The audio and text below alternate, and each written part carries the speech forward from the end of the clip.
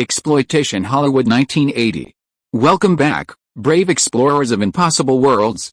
We are excited to have you here to continue this odyssey together. Before we continue, everything you'll hear is pure fiction. So please don't try to replicate combat techniques at home. This wonderful story in all its rights belong to its brilliant original author. We are only the messengers of entertainment. Want another dose of adventure? Subscribe to our YouTube channel so you don't miss a single chapter. And if you can't wait, our Patreon has exclusive surprises you'll love. Chapter 126: The Madness of Fat Director Semino. Kathryn Bigelow was a tall woman, a full 6 feet, 1.82 meters, with flowing blonde hair. She wore a white shirt, suit jacket, and trousers, a director's viewfinder around her neck, giving her a dashing air. "This is Willem Dafoe. I asked him to prepare for my new film." Kathryn introduced Ronald to her prospective leading man. Hello. Ronald shook hands with both of them. "To be honest, I think you're more of an actor than a director." Ronald felt Kathryn Bigelow's face had a three-dimensional quality under the lights, making her good material for a movie star. "I'm better at directing," Kathryn Bigelow said, hating it when people ignored her directing talent and only saw her beauty.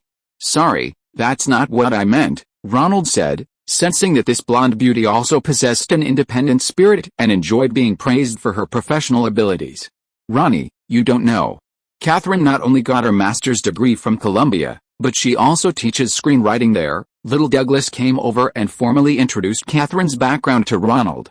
"Last year she also made a short film, and a Hollywood director admired her." "You're already a teacher at Columbia University." Ronald looked at Kathryn. This blonde beauty still looked more like a college student.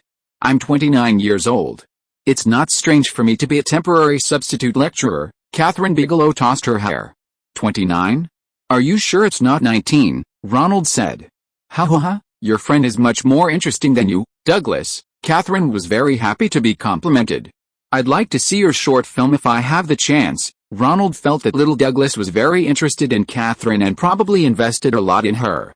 "What's the story of your new film?" "It's about a gangster on a motorcycle who helps a girl from a small southern town avenge her father's murder." He didn't expect the plot of a beautiful woman making a movie to be so retro and full of male hormones. "William is the male lead I've booked. Now we're looking for investment for the film." Ronald glanced at Douglas. Providing a few $1,000s to fund a short film was one thing, but for a feature film, it was far beyond what he could afford. "Sounds really great, kind of like Roger Corman's movies." "Have you secured funding?" No, I'm not making an exploitation film. I want to make a film with profound humanistic themes." Kathryn Bigelow began to explain her aesthetic design and plot conflicts for the film. Ronald was a little distracted. If it were an exploitation film, maybe someone would invest, but if it incorporated profound humanistic themes, the funding prospects weren't so good. It would be better to talk about how many exciting scenes, violent gunfights, and motorcycle chases there were. However, the male lead she found was truly distinctive. The actor, Willem Dafoe, had a naturally villainous face.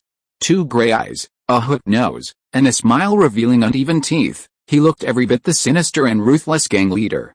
"So, what are your plans for financing?" Ronald pulled himself back to reality and asked Kathryn about the source of funding for the film. "I'll keep trying until Lady Luck smiles on me." Kathryn understood the difficulties a new director faced in securing funding for their first film. "Tell me, how did you find a suitable male lead like Willem Dafoe?" Ronald shifted the topic to Willem Dafoe. Willem was usually quite amiable, but his smile was a bit of a mood killer. "I just came from the set of Heaven's Gate. Kathryn contacted me to discuss her new film, and after reading the script, I agreed." "Wasn't Heaven's Gate the new film produced by Michael Cimino, the fat guy who won the Best Director Oscar last year, and it was a film financed by United Artists?" Ronald remembered seeing the news about the start of filming back in April. It was already October and they still hadn't finished? "This film took so long to shoot?" "What's the subject matter?" "It's about the Johnson County War of the last century," Willem Dafoe explained, seeing Ronald still didn't understand. "It's a war between local farmers and new immigrants. The director wanted to show a forgotten part of American history." "That's great, we'll be able to see you on the big screen soon," Ronald said politely. Ha. Willem Dafoe and Kathryn Bigelow laughed together. "No, Willem's scenes were cancelled, he was kicked out of the crew." Ronald sensed something was off. "Why do you seem so happy?" "You don't know, Cimino is a madman. I'm so glad I'm finally free from that crazy crew and I even got paid." Willem Dafoe took a sip of his drink, and the group sat down to continue their conversation. Willem Dafoe swirled his wine glass, seemingly organizing his thoughts. Cimino's attention to detail was insane. Every morning we had to leave the hotel at 4 a.m., drive 2 hours to the location to practice horseback riding and rollerblading. Meanwhile, he himself, at the same time every day, would be partying like mad with the female production manager and the lead actress, the Frenchwoman Isabelle Huppert. Rumor had it that they needed a Coke to get out of bed in the morning. His obsession with detail was also extreme. Because a constructed street wasn't wide enough, he ordered all the antique wooden buildings on both sides of the street, which cost over $2 million, to be demolished and rebuilt. I simply said that if it wasn't wide enough, we could just demolish one side of the buildings, and Cimino fired me on the spot. I spent months learning the rules of cockfighting in the American Midwest 100 years ago, and actually fought quite a few cockfights with the crew's animal handlers. I wonder how many of my poor cockfighting scenes he'll still have left. Ronald grew increasingly gloating as he listened, until he heard that Cimino had to tear down and rebuild the set because it didn't meet his requirements.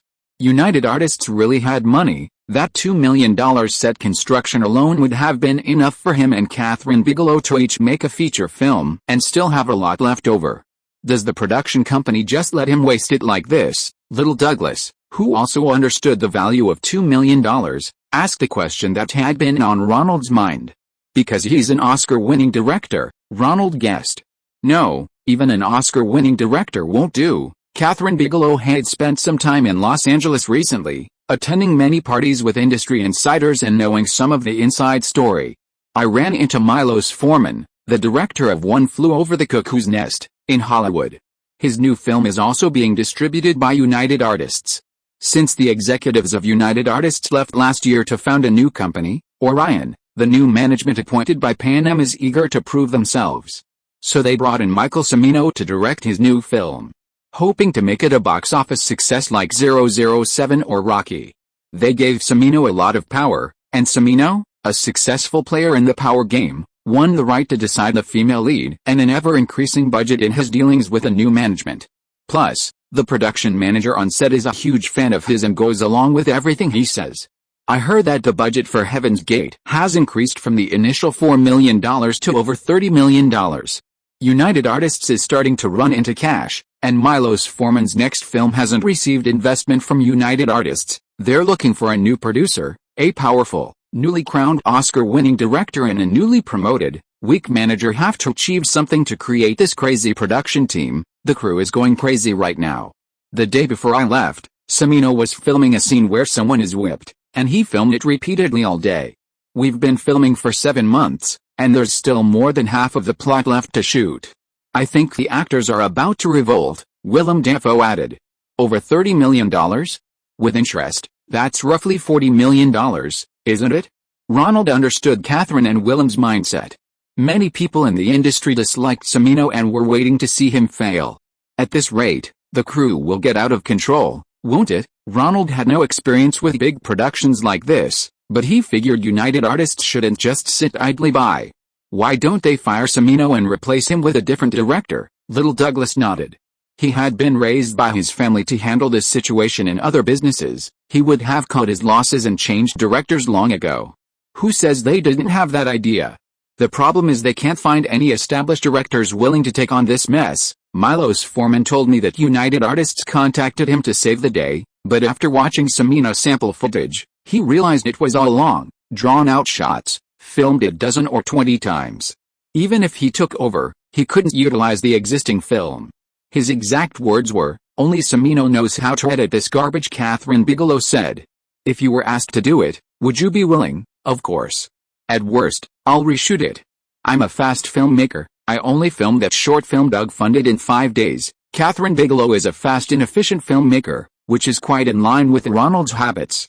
I heard they were trying to persuade the legendary British director, David Lean, director of Lawrence of Arabia, to take the project, in exchange for United Artists investing in Lean's next film, Captain Bligh and Mr. Christian. Mr. Lean has been planning that film for 3 years. The group sighed over Heaven's Gate, especially the two aspiring directors, who were calculating how many films they could make with $30 million.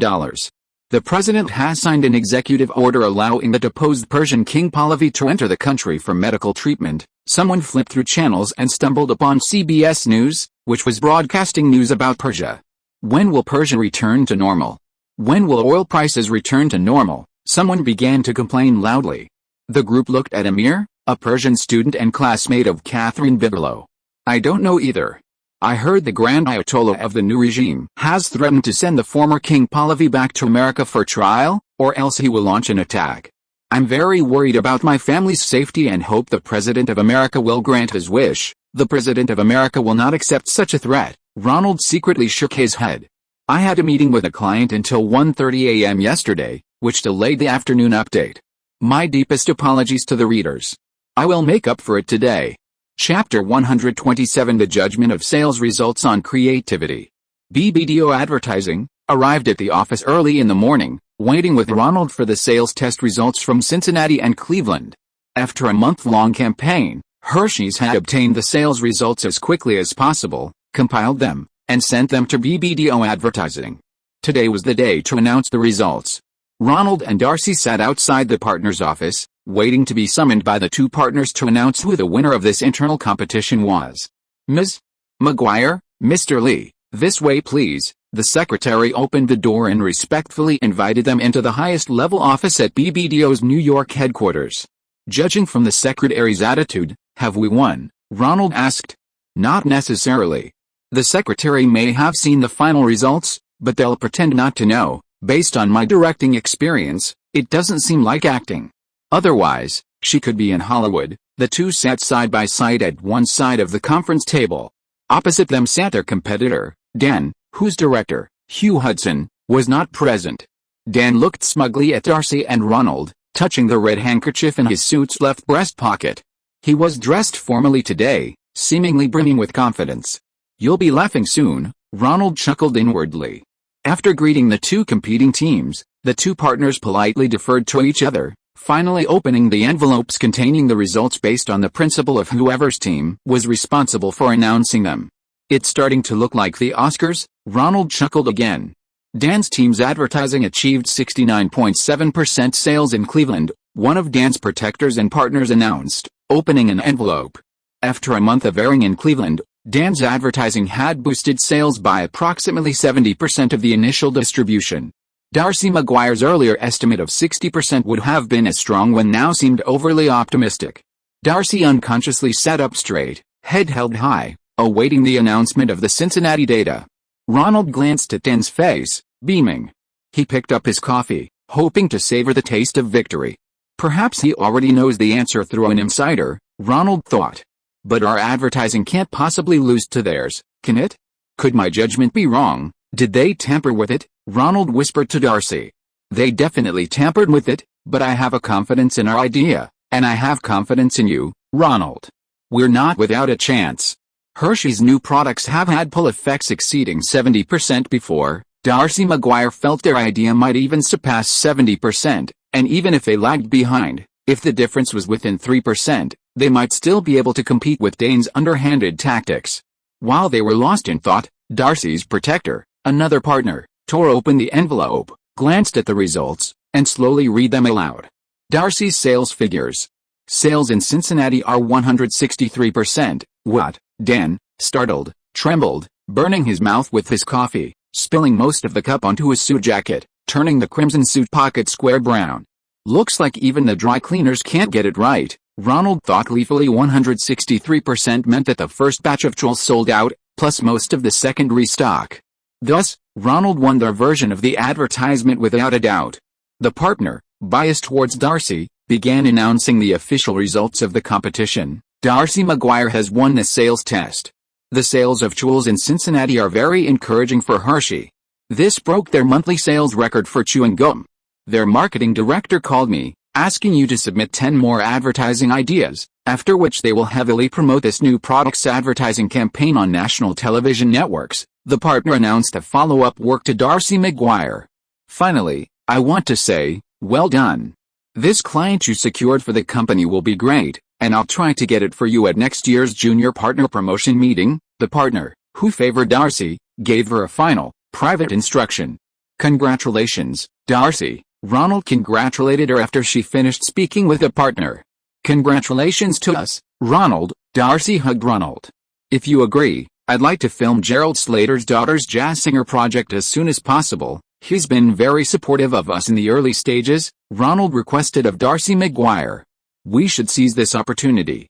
Plan the storyboards and filming locations, and I'll go with you to meet Gerald. Darcy knew that such connections with high-ranking officials at a national television network were rare. Of course, we'll go together. Gerald values his daughter's debut project. Ronald didn't mind sharing this connection with Darcy McGuire. They were partners, not direct competitors. The next day, having arranged a time with Gerald's secretary, Ronald arrived at PBS's New York headquarters with new storyboards and Darcy McGuire. Gerald Slater, dressed in a light-colored suit, smiled slightly upon seeing Ronald. I heard you won, Ronald, a resounding victory. We sold more than twice as much chewing gum as the other side, Ronald said, pulling out a chair. This is my partner, Ms. Darcy McGuire, Creative Director of Advertising at BBDO. Hello, Mr. Slater. Just call me Darcy. Darcy opened a folder, taking out advertising concepts specifically created for Helen Slater and several photos of the filming locations. This victory was resounding, and no one at BBDO dared to obstruct the process anymore. Filming locations and creative proposals all received a green light. Hershey's was also satisfied with the several advertising campaigns Darcy submitted, immediately allocating a larger-than-expected budget. This sales performance may have broken some records for new product launches within Hershey's, greatly exciting the managers of the chewing gum division. He'd been given the maximum shooting budget. Want a drink? Gerald Slater bent down and took a bottle from the wine cabinet below. It was half full. A blue stripe ran from the front of the bottle to the cap, and the label read Martel. He uncorked it, poured some into 3 glasses, handed one to Ronald and Darcy, and raised a glass for himself.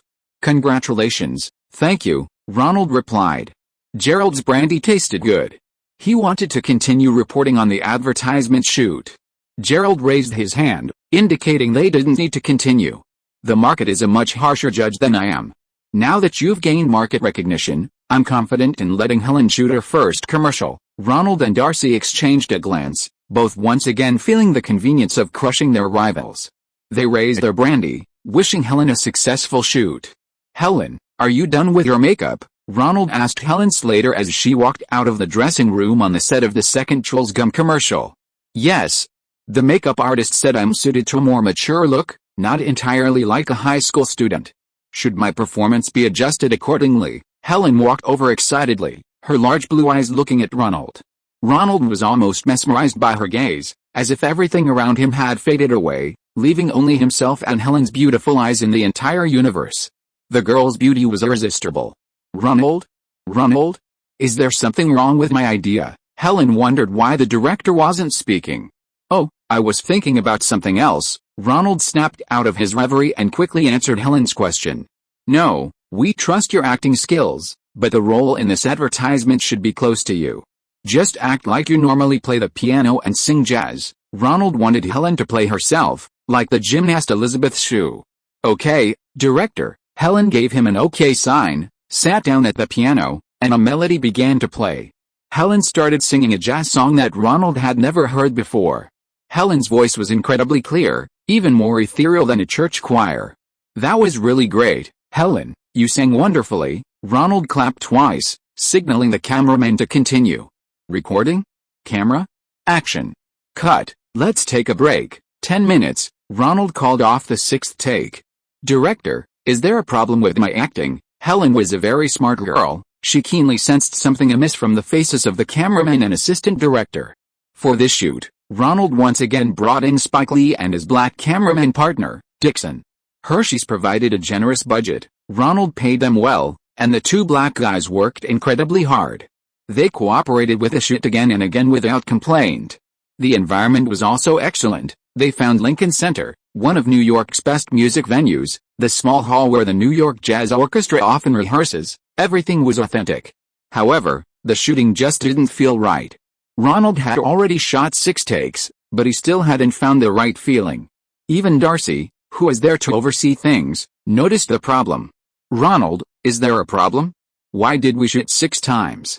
Last time with Elizabeth Shue? You only did 3 takes before wrapping up." Ronald glanced at Helen, who was looking over, and deliberately said loudly, "No problem. I just had a bigger budget, so I raised the standards a bit. We filmed like last time, and we're done now." Hearing this, Helen smiled again and ran into the dressing room to rest and touch up her makeup. "What went wrong?" Darcy asked Ronald softly as Helen ran off. "It's a problem with the performance. Helen's singing just doesn't feel right, and I can't figure out what's wrong." Ronald was a little anxious. They had only applied for 2 days at Lincoln Center, 3 hours of filming time each day. If they didn't find the right performance feeling today, they could only pray to God that Helen would find her groove tomorrow. Thinking about this, Ronald turned to Assistant Director Spike Lee. "What do you think is the problem, Spike?" Helen Slater is indeed a singer and has even released 2 albums featuring her own vocals and guitar playing. You can listen to it on NetEase Cloud Music. Chapter 128 Italian language TV station in New York. "To be honest, she's not suited to singing the jazz music we black people invented." Spike pointed to the issue of musical style. "She should sing pop songs by your white singers." Karen Carpenter: "Right, Helen's vocal range is a bit narrow, which is actually more suitable for Carpenter's songs." Photographer Dixon agreed. "When she sings black songs with a wide vocal range, she actually needs to engage her body to sing with power in the high notes. But that makes Helen's body tense and not relaxed enough, so her true voice doesn't come out." Ronald thought about it and it seemed to make sense. "Okay, next time I'll have her sing a Carpenter song, and you can secretly record it while Helen is rehearsing. I always feel like she's acting a bit too much." "Helen, can you sing Carpenter songs?" Ronald walked to the piano and asked Helen, who had returned to the piano bench after her break, across the piano. "Of course, she's my favorite singer. Sing one of her songs and get a feel for it." "Okay, which one do you want to hear?" Helen was clearly a huge Karen Carpenter fan. "Sing the song your heart most wants to sing right now," Ronald said. "Why do birds suddenly appear whenever you're nearby? Like me, they long to be near you. Why do stars fall from the sky whenever you walk by? Like me, they long to be near you." Helen picked up the piano and sang Karen Carpenter's old song, "Close to You." Her vocal range was higher, starting an octave higher than Carpenter's, but her voice was still just as beautiful. The photographer, Dickinson, winked at Ronald, indicating that the rehearsal footage had been recorded. "Good, very good, sing it with that feeling. Don't lean towards jazz." Recording? Camera? Action. This time the result was much better than before. After Ronald saw Helen and Darcy out of Lincoln Center and had Darcy drive her home, Ronald rushed into the filming location. Dickinson, let me see how the Carpenter song went." Cinematographer Dickinson pulled up the playback. Ronald leaned closer to look. The black and white image had low resolution and flickered a bit, but Helen's posture was indeed much more relaxed. Singing her favorite song, her emotions were more fully and naturally expressed. "How about this one? We'll reshoot Helen's line to the camera tomorrow. The script calls it jazz, but you can get them to change it if you want." Spike Lee knew a bit about Helen's background. Her father was the third most powerful executive at a national television station. A Karen Carpenter song. Cover rights aren't cheap, are they? Ronald thought of the cover rights issue again. Spike and Dickinson exchanged glances. They didn't know the costs of using song copyrights in movies or commercials. Realizing he'd asked the wrong person, Ronald waved his hand, deciding not to think about these issues. He'd show Gerald both the jazz and Carpenter versions after editing, letting them worry about those things. Because Trolls tastes better, Helen received a new chewing gum Spike handed her, woke from her frozen pose, and uttered the advertising slogan. The second day of filming was still bumpy. Helen Slater seemed to be acting somewhat deliberately. Ronald used his old method again, having Dickinson secretly film her during rehearsals. Helen's performance during rehearsals was much more natural.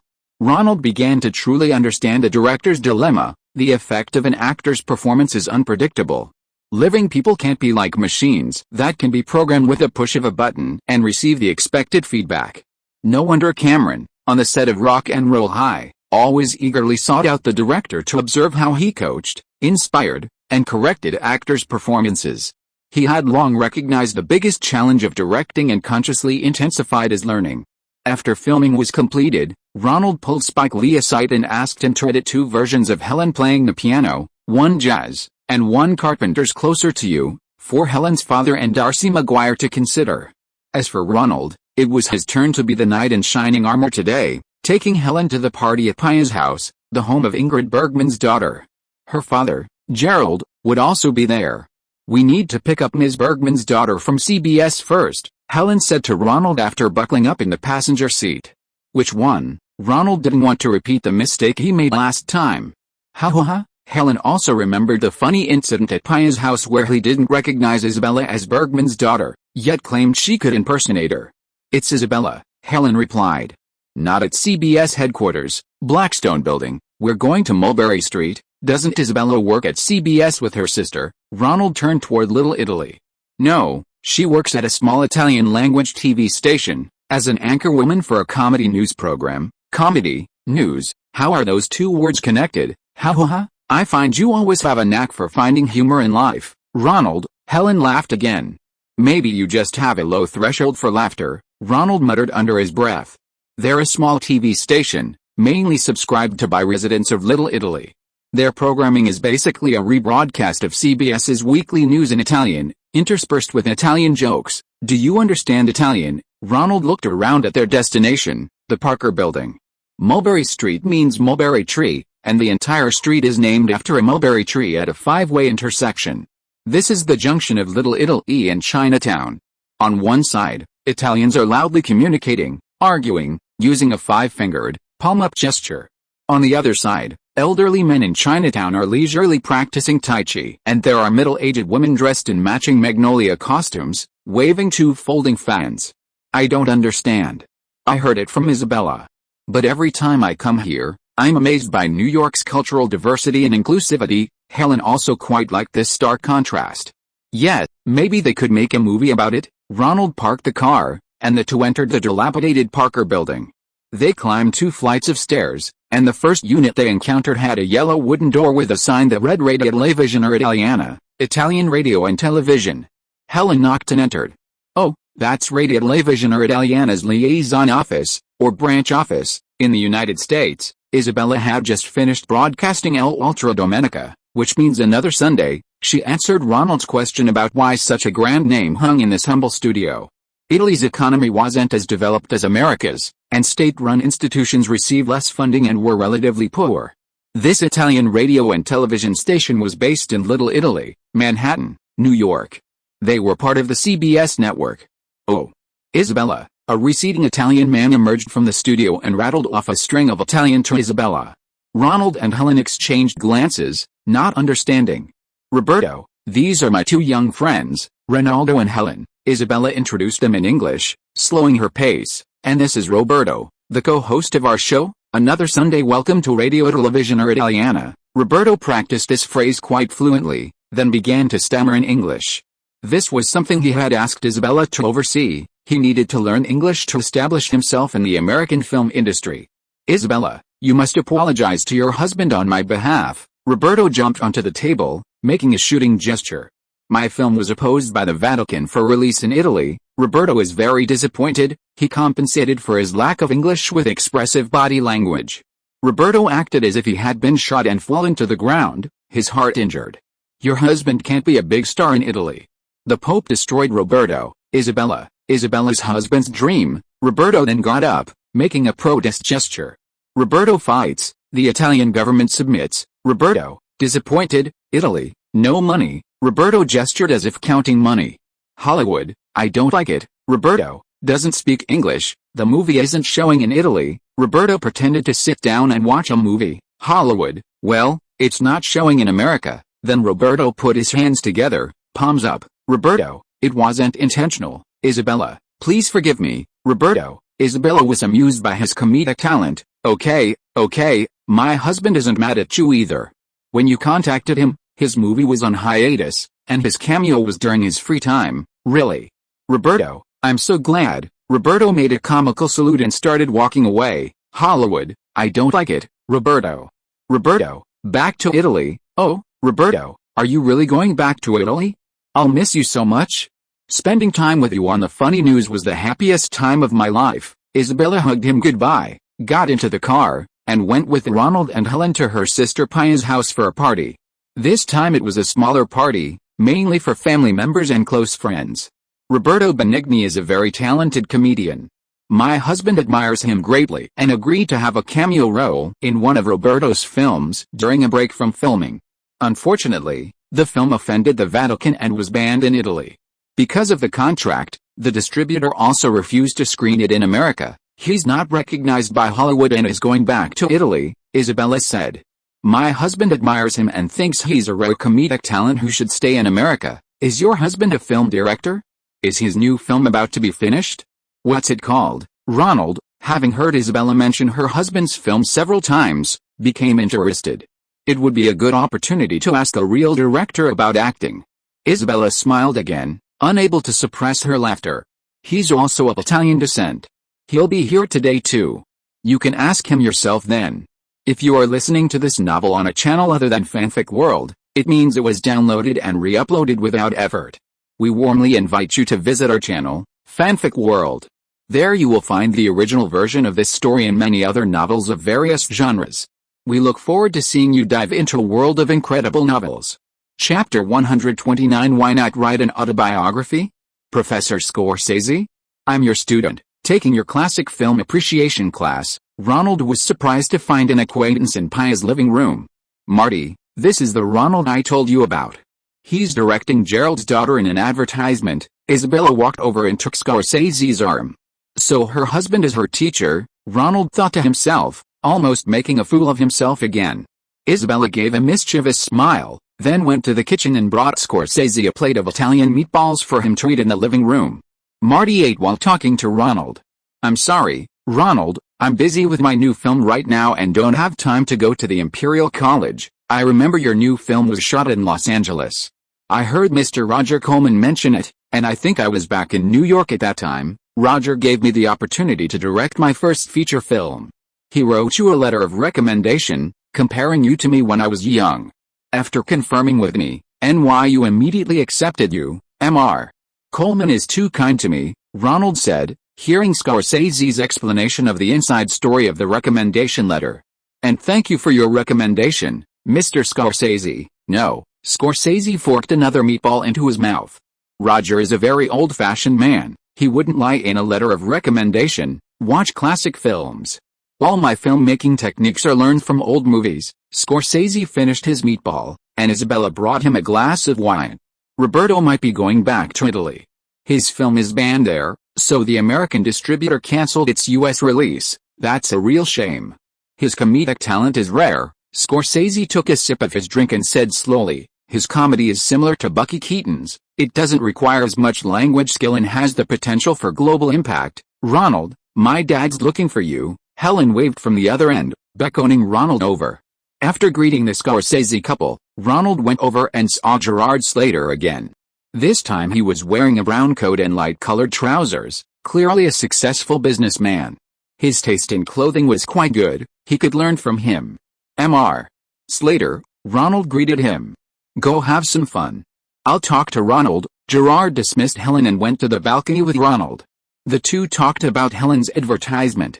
I just finished the second day of filming and I'm editing now. Ronald poured himself a glass of soda. Helen seems to sound better singing Karen Carpenter's songs, but the Carpenters' cover rights might be expensive. The Carpenters mostly cover old songs, so buying the original cover rights wouldn't be too expensive. But I don't want Helen to go down the path of a pop star. It's too tough. Gerald explained his plans for his daughter's acting career. I've already gotten her a role in ABC's after-school series, and she could star in an episode next year. This dad really has paved the way for his daughter, but she might not listen to him when she's older, Ronald thought to himself. All right then, I'll use the footage of Helen singing and playing jazz as the basis for editing this commercial. I'll send the finished master tape to your secretary, Stella, for a look. Gerald nodded, indicating that he was done with this. This party was much smaller than the last one, mainly consisting of Pia and Isabella's connections in New York, plus some relatives from Bergman's previous two marriages. Ronald, seeing a gathering of New York television executives on one side and Italians from New York's arts and culture scene talking on the other, felt he couldn't join in either and prepared to leave. Wait a moment, Pia said, seeing Ronald was about to leave. My mother wants to thank you in person. The drink you recommended made her feel much better. Ronald, thank you for the gift. Now, when I'm not feeling well, I drink a small glass of the drink you gave me. and it helps me sleep better at night." Half an hour later, after Ingrid Bergman had greeted the guests, she specifically called Ronald into the inner lounge to thank him in person. "You don't need to do that, Ms. Bergman. This is a remedy my aunt gave me. I'm very happy it worked for you. I don't know how to thank you. Since my second surgery last year, my body has been constantly unresponsive," Bergman said in her charming Swedish accent, which the American audience particularly enjoyed. "My Aunt Karen is a huge fan of yours. I wonder if I could get her a signed photo?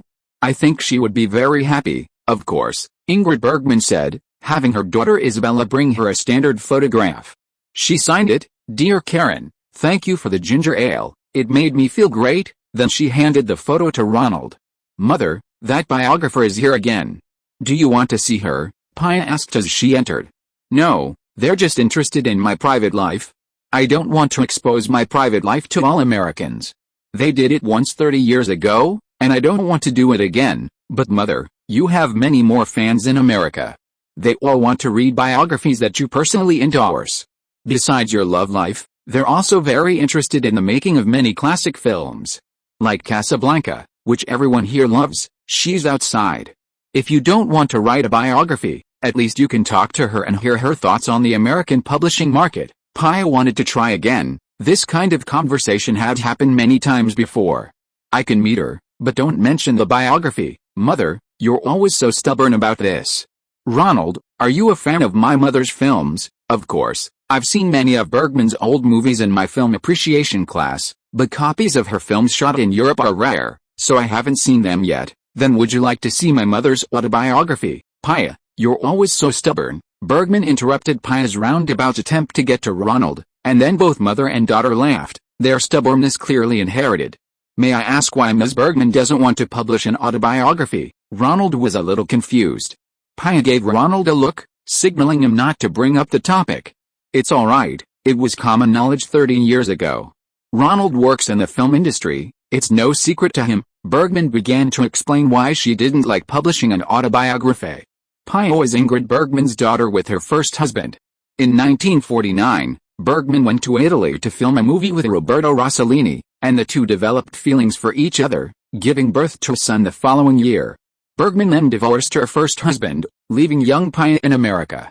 This was considered unconventional in the 1950s, and some American politicians used it as an opportunity to portray Bergman as a bad example for women, passing a resolution in the Senate condemning her.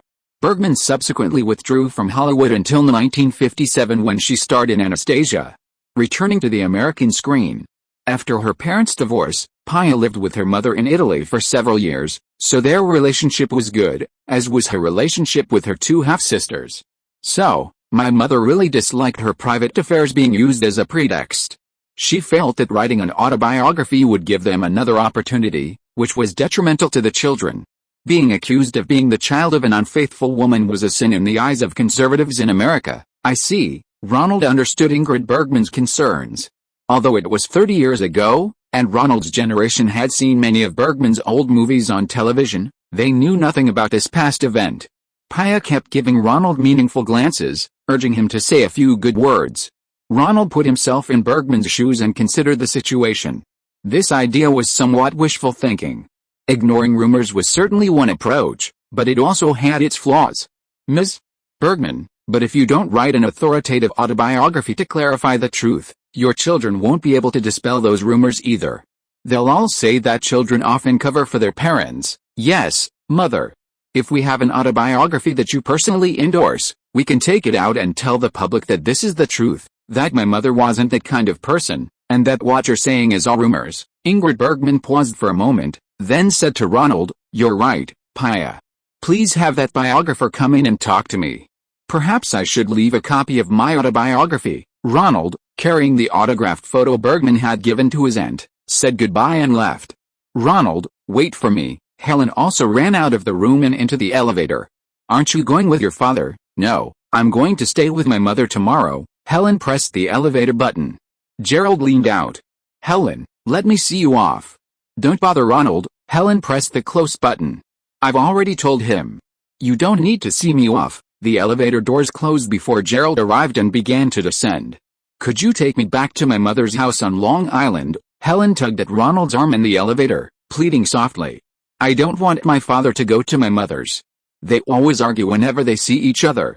They argue about me, about my brother, and about their new partners. Helen's plea, coupled with her clinging to his arm, reminded Ronald of Antonia and Elizabeth Shue, whose parents were also divorced. Why are there so many divorced families these days? Is it a problem with the entertainment industry, or is the divorce rate in America ridiculously high? Don't shake my arm. I'll take you to Long Island, but you'll have to give me directions. I don't know the area well. He took Helen home and greeted her mother. Helen's mother, a lawyer and anti-nuclear activist, didn't have a good impression of people in the film industry. She only thanked him verbally and didn't invite Ronald in. After waving goodbye to Helen, Ronald found a phone booth and thanked Roger Coleman in Los Angeles. I hadn't realized Coleman's recommendation letter praised me so highly, comparing me to Scorsese. It seems the recommendation letter was the most important factor in my acceptance. Hey, is this Ronald? I was just about to look for you. Amazing news. High School Rock in New York's rental fee exceeded $1 million. You made money. Of course, that also means I made even more money. Ha ha ha. Just got back from a business trip. Updates have been a bit inconsistent these past few days. Let me adjust. Chapter 130 Petition. 3 days later, Ronald received a $10,000 check from Roger Coleman, the largest single check he had ever received. Anticipating more checks from the advertising project, Ronald went to see his personal lawyer, Lindsay Dahl. Lindsay called to tell him that he needed to sign documents for company registration, and that his newly hired accountant would also speak with him to check the completeness of his tax returns for the year. This is your company registration document. The name is Ronald Lee Film Production Company. This is the application for a taxpayer identification number. This is the application for an employer identification number, to facilitate tax filing for your employees, including yourself. This is the document for applying for a business license from the New York City government. Following the lawyer's instructions, Ronald signed each of the large stack of documents. Then my paperwork will be done. Lawrence will take you to the bank to open an account and then help you organize last year's tax documents. Okay, thank you, Lindsay. You're getting busier and busier. I have to make an appointment to see you. Yes, I'm so busy. My skin is getting rough, and I have to go for a pampering treatment with a friend later. Lindsay Dahl began to complain about having too much to do. Well, a lady's beauty is the most important thing. I'll call you if I need anything else. Ronald said goodbye to the lawyer. Which bank do you prefer? Asked Lawrence Wang, Ronald's newly hired accountant. After meeting several accountant candidates introduced by Lindsay Dahl, Ronald chose a Chinese one. His father came to New York after World War II and had been working as an accountant for several wealthy Chinese families. Lawrence, who was in his 30s, followed in his father's footsteps. Since marrying a white woman, he had separated from his brother's family business and was no longer limited to Chinese clients. Because of his ethnicity, he couldn't get many clients of other races and was now handling tax matters for several small businesses. After talking to several candidates, Ronald found Lawrence to be the most knowledgeable, straightforward, and efficient. If it weren't for his ethnic background, which made him unpopular with both the Chinese and white communities, his business would be even better. Considering his own ethnic background from his previous life, Ronald decided to hire him to handle his and his company's tax matters. My personal account has always been with Wells Fargo. Then let's open an account at Wells Fargo. Lawrence accompanied Ronald to open the business account, then returned to Ronald's apartment to organize his accounts for the past year, preparing for the tax season in April. You've kept all your documents very complete, and you've made copies of all the checks you've written. That's a very good habit. The company's accounts should be handled this way too. It will save you a lot of trouble in the future. Many small business owners are reluctant to spend money on photocopies, which causes problems when filing taxes. It's harder for the IRS to investigate, but having copies of the checks makes things much easier. You've also neatly categorized and pasted all your receipts, which is also a very good habit. If I hadn't seen your camera, I would have thought I was dealing with a fellow professional. Lawrence praised Ronald's good habits highly. It's just my habit. Ronald didn't know where this habit came from. Maybe I used to submit expense reports frequently in my past life? You've handled your Los Angeles photography business income very well. I'll handle your New York tax returns next year. The IRS is unlikely to investigate you for this. However, starting next year, it's best not to handle your business income in New York State this way. Cash is the biggest loophole in taxation. The IRS hires undercover agents every year and accepts whistleblower reports from company employees. We have other legal ways to handle this. I don't know what you mean by the Los Angeles business. You're very cautious, Ronald. But my father, 2 brothers, and a sister are all accountants, and after dinner, our family discussions revolve around tax law and company accounting. You can trust my professional abilities, and I hope I can prove myself worthy of your trust over time. Okay, as you say, Lawrence. Ronald liked Lawrence's way of handling things. Whether he was trustworthy could be left to time to prove. He'd wait and see. Ronald gave Lawrence a cup of coffee, turned on the TV, and waited for Lawrence to process the receipts and accounts. I've looked at them all, no other problems. Remember to collect the receipts for the remaining 2 months, so I can help you with the taxes next year. Lawrence took a sip of his coffee. At 6 a.m. local time in Tehran on the 4th, hundreds of radical militants supported by the Grand Ayatollah stormed the U.S. Embassy and took staff hostage. It is reported that a total of 66 U.S. citizens were detained in this incident. My God, have the Persians gone mad? Attacking an embassy protected by international treaties, Lawrence exclaimed. The Grand Ayatollah gave a speech praising the action as a courageous act against the Great Satan, referring to the U.S. The Grand Ayatollah also called on America to extradite the exiled former King Pahlavi back to Persia for trial and promised to release all hostages as soon as Pahlavi returned to Persia. Photos from the scene appeared on television, a hostage blindfolded, next to a bearded Persian man holding his briefcase. According to Persian television, shredded documents were found inside the U.S. Embassy. After careful piecing together, the Persians claim these documents belong to the U.S. State Department and the CIA, attempting to collude with internal Persian opposition to overthrow the newly formed Persian coalition government headed by the Grand Ayatollah. Ronald was stunned. These Persians were bold enough to face America without fear. Ronald, are you signing this? A few days later, Spike Lee came to him. Signing what? A statement urging New York University and Columbia University not to succumb to pressure from white supremacists and expel Persian students from their film departments. Amir, who came with Catherine Bigelow at the last party, is Persian. He was beaten up by students from his school the day before yesterday. Isn't this something the president should handle? Why deport Persian students? They have nothing to do with the Grand Ayatollah and those holding hostages. Right, exactly, you're absolutely right, Spike said to his classmates. I told you you'd sign it. His fraternity doesn't discriminate against blacks, Latinos, or other minorities. Ronald hastily signed the petition. Our signatures are useless, we're just small fry. You need to find someone influential to sign. Yeah, let's go find Martin Scorsese. He's in New York editing his new film. Yeah, let's get Scorsese's signature. A group of people impulsively jumped onto a minibus, which turned around and drove out of campus. Who are they? Why are they acting so impulsively? A bunch of equality activists. They wouldn't let me go. Luckily, you were quick-witted and managed to get them to leave. Let's go see Amir. He's with Catherine. Where's your beard, Amir? At Catherine's house, Spike saw Amir, a Persian student, and exclaimed. Ronald also noticed that Amir had shaved off his usual Persian beard. Damn it, I got beaten up because of this beard, Amir said, his face still bearing some bruises. According to named sources, the president is considering signing an executive order to stop oil imports from Persia, freeze $8 billion in Persian government assets in U.S. banks, and expel all Persian students staying in the U.S., a CBS special report came on television. Oh my God, Amir said, covering his face, I don't want to go back. Don't worry, Amir, the equality organizations spoke up for you today, someone comforted him. But everyone knew that pressure from some racial groups was one thing, but this was the president of one of the world's 2 superpowers. If he spoke up, schools that allowed Amir to remain would face immense pressure.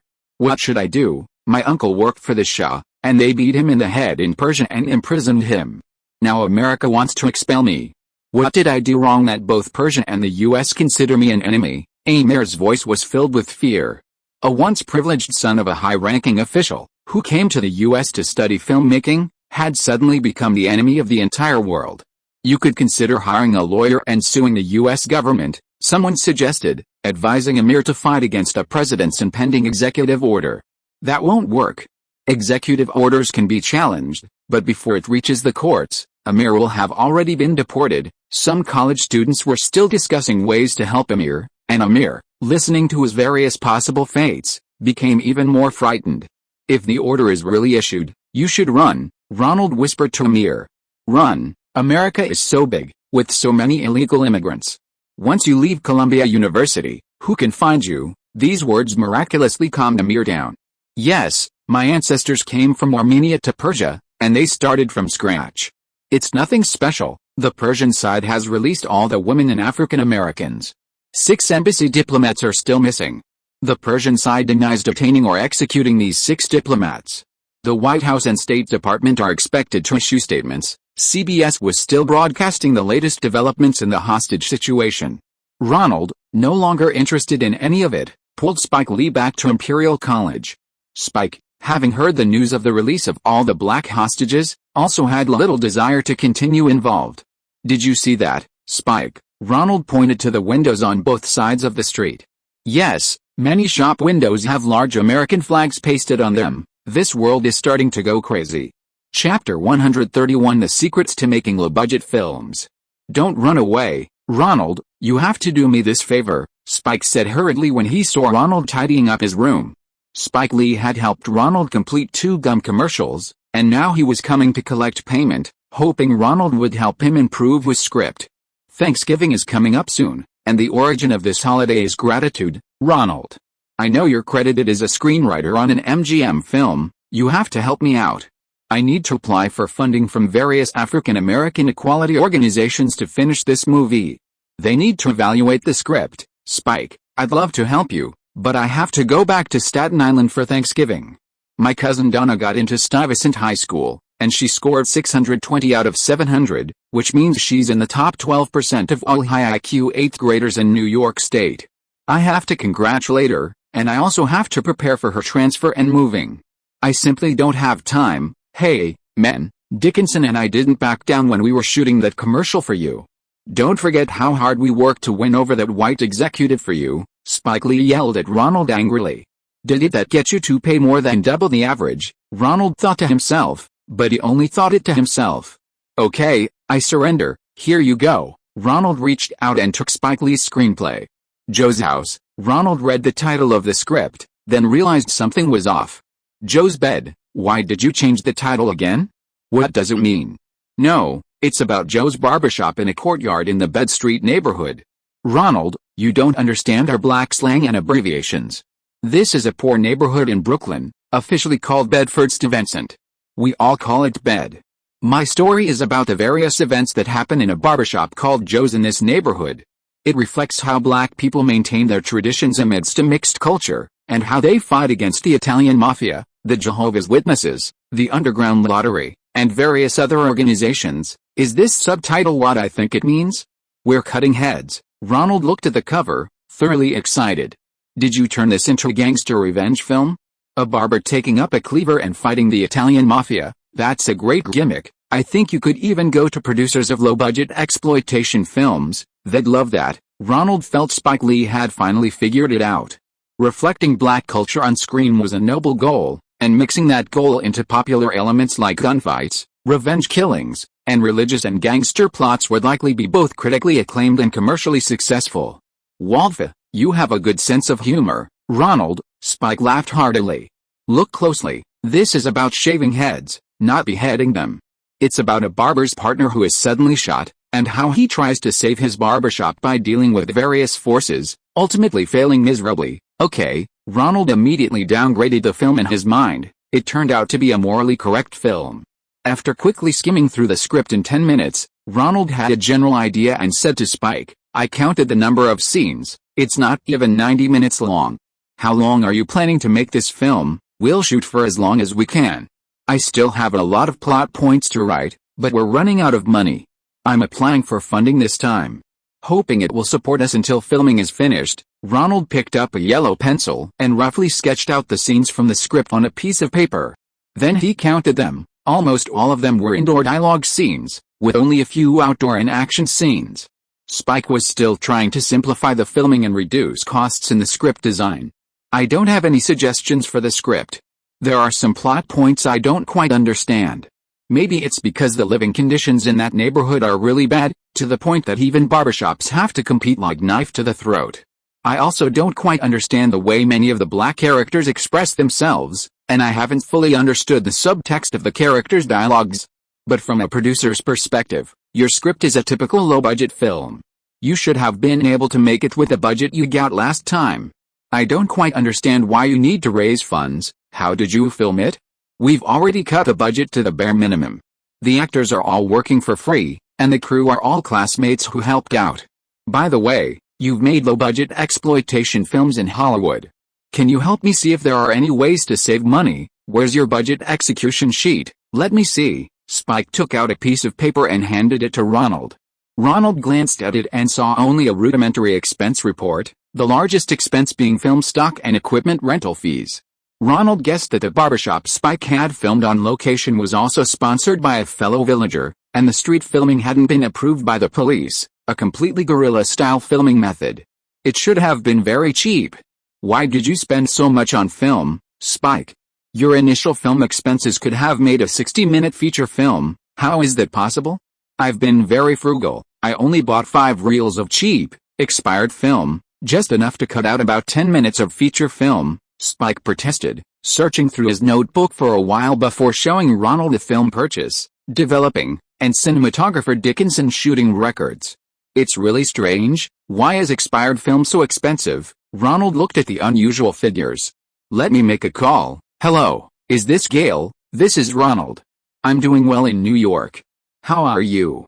Still so busy. Are you free now? I have some questions I'd like to ask you, about film prices. Why are they so expensive? Does Roger have special connections? Okay, what about the developing fees? I understand, thank you. Well, Spike.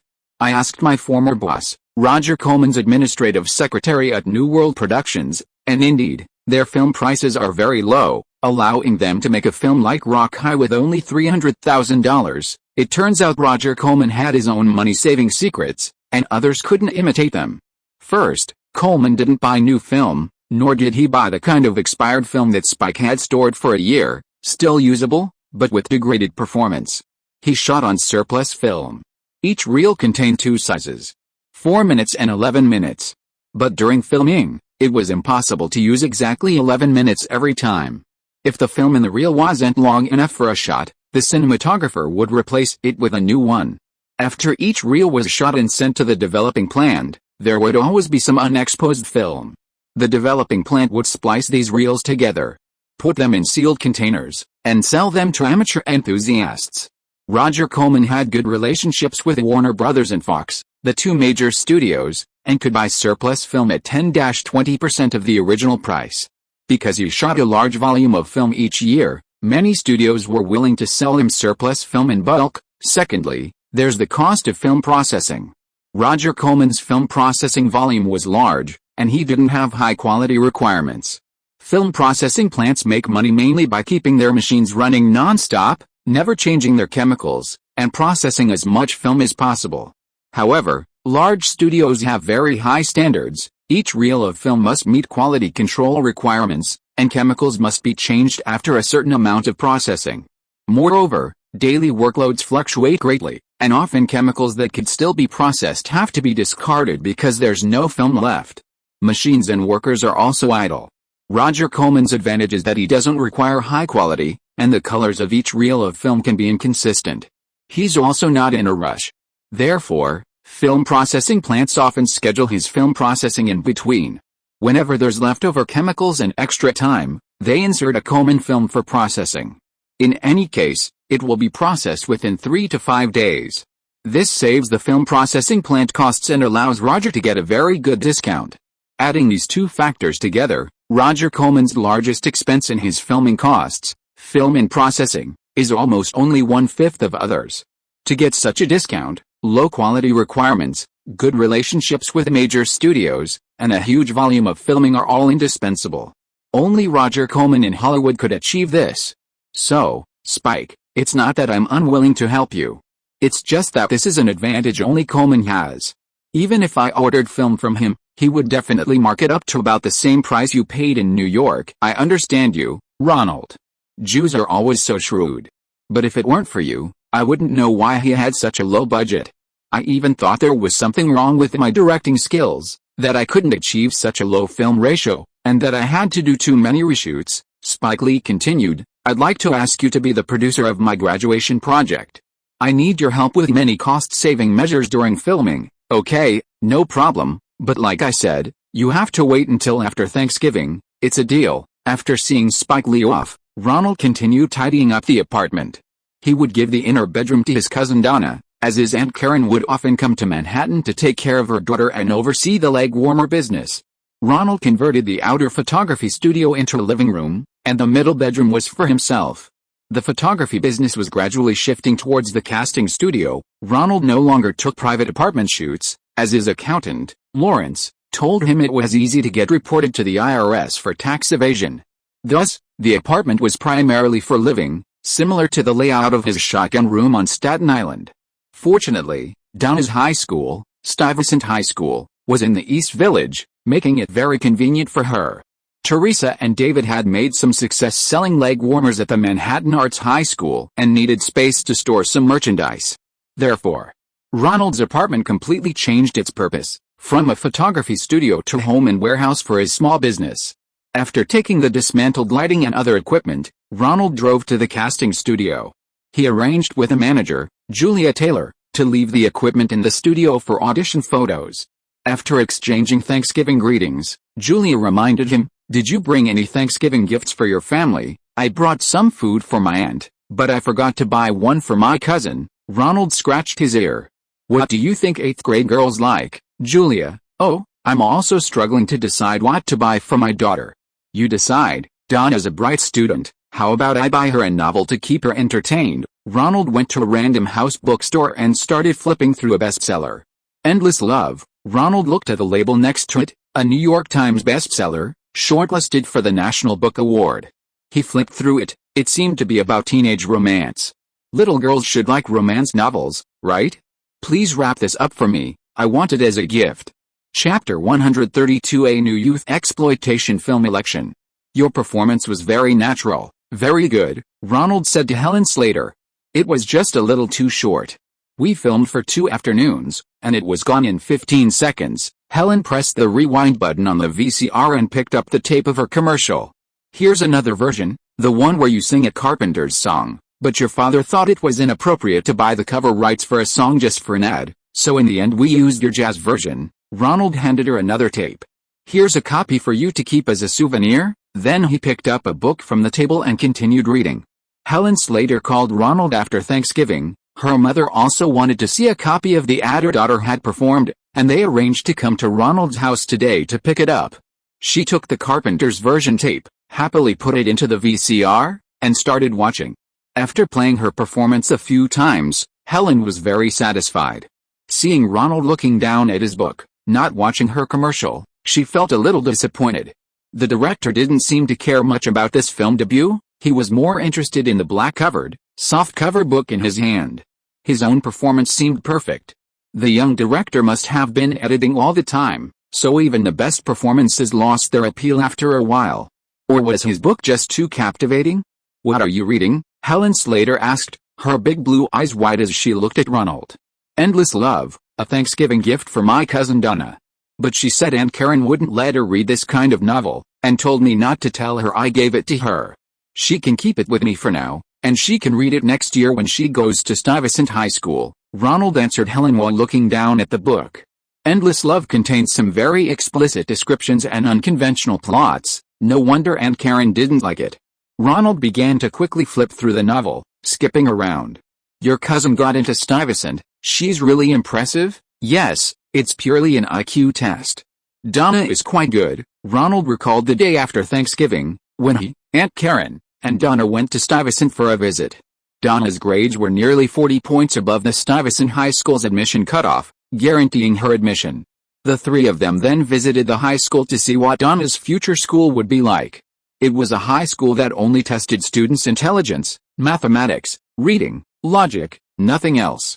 Historically, Jewish students made up the majority of the student body, but they saw many Chinese students, and heard that the proportion of Chinese students enrolled had been rising rapidly recently. There were virtually no Latinos or black students. The school also offered over 50 advanced placement, AP, courses, allowing students to earn college credits while still in high school.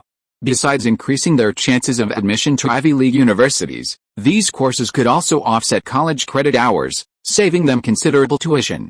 In addition to math, science, and English, students studied 3 foreign languages, art, music, and other subjects. Besides academic courses, there were also skills courses such as gymnastics, fencing, horseback riding, health management, and public speaking. It was essentially a public school with a curriculum similar to a private preparatory high school, designed to cultivate elite talent. And it was free for New York State residents. In short, Aunt Karen and Donna were very satisfied, and Ronald was also very happy. Your performance was perfect. I actually preferred this version of singing Carpenter's songs. Ronald finally finished reading the novel and looked at Helen, who was rewinding. Has Gerald given you a new role? No, Daddy said I have to wait until I take more acting classes. Helen already had her own plans for her acting career. I'm going to my mom's now, I'll see you off. Ronald got up and picked up his coat. After seeing Helen off, Ronald went to the casting studio for his weekly photo shoot and to return the old script he had borrowed last time. Julia Taylor, who worked at the studio, had seen him reading the old script last time and promised that he could take one home to read each time and return it next time. Ronnie, you're here. We're about to get busy. There's another teen movie that requires a nationwide casting call. Be prepared, there will be a lot of young girls coming to take photos. Julia Taylor saw him and immediately assigned him tasks. Like the Blue Lagoon movie? Ronald asked. The casting scope is even larger than that one. This time, we may need to target ordinary people without acting experience, Julia Taylor said. What movie is it that requires such a large-scale audition? Romeo and Juliet. Ronald couldn't think of any movie that would require nationwide auditions for teenagers. Something like that, it's an adaptation of a romance novel, Julia Taylor replied. Because the production company, Casablanca Records, is venturing into filmmaking for the first time, this is part of the film's marketing plan, so they really would cast ordinary people with no acting experience but outstanding looks. Ronald found it a bit unbelievable. Directing Helen Slater himself was already a huge challenge. Finding someone with no experience would be incredibly difficult. The possibility is very small, but it's not unheard of in film history. Quite a few girls have risen to fame overnight, so which novel is it? Jane Austen, or Dickens? Ronald became curious. Neither, it's the recent best-selling romance novel, Endless Love, Julia Taylor replied. This is the novel. Ronald waved a book in his hand. It's hardly even a romance novel. The author writes very controversial things. It's more like a novel about life and the world. Besides underage sex, Endless Love also features highly controversial plots such as arson, a teenager committing a serious crime and being sentenced to a mental hospital, and a mother seducing her daughter's lover. Ronald didn't believe this novel could be adapted into a purely romantic film. Sometimes adaptations are like this, they only borrow the title and the main characters, and everything else can be rewritten. But I can't say for sure, it depends on what Casablanca Records decides. Julia Taylor hadn't seen the script yet and wasn't sure either. Casablanca Records has prepared an $8 million budget, and they've secured a $100 million grant from Polygram for the film. So they're definitely going to go all out with this movie. I heard they've invited Paul Schrader, Martin Scorsese's go-to screenwriter, to direct it. Julia Taylor told Ronald about the production company's background. If we can get the casting right for this movie, we'll be sure to get involved in every Casablanca-funded film in the future. Don't worry, I'll do my best. I did well on all 4 of my first semester courses. Christmas is coming up, which means winter break and Christmas holidays, so I can dedicate more time to this. Great. This is another teen exploitation film, and there are expected to be quite a few nude scenes. You're a world-renowned credited screenwriter. If you have time, could you also help us look at the audition candidates? The intuition of your peers is the most accurate. Ronald took the invitation to direct a film by Scorsese's screenwriter seriously, as he was also preparing to follow that path. Paul Schrader was the screenwriter for Scorsese's critically acclaimed film Taxi Driver, and also the screenwriter for Scorsese's new film, which he was currently working on post-production for. Ronald planned to ask Scorsese how to truly become a screenwriter and transition from screenwriter to director. Mr. Paul Schrader, I'm Keith Barish, the producer of Casablanca. Our invitation is very sincere.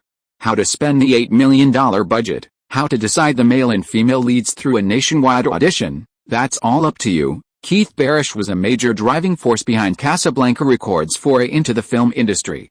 Seeing the huge success of Robert Stigwood's musicals, Saturday Night Fever and Grease, which also boosted his RSO Records sales by tens of millions of records, especially the Bee Gees' Saturday Night Fever soundtrack, which remained at number 1 for 28 consecutive weeks from January to July 1978, with 5 singles from the album reaching number 1 on the singles chart.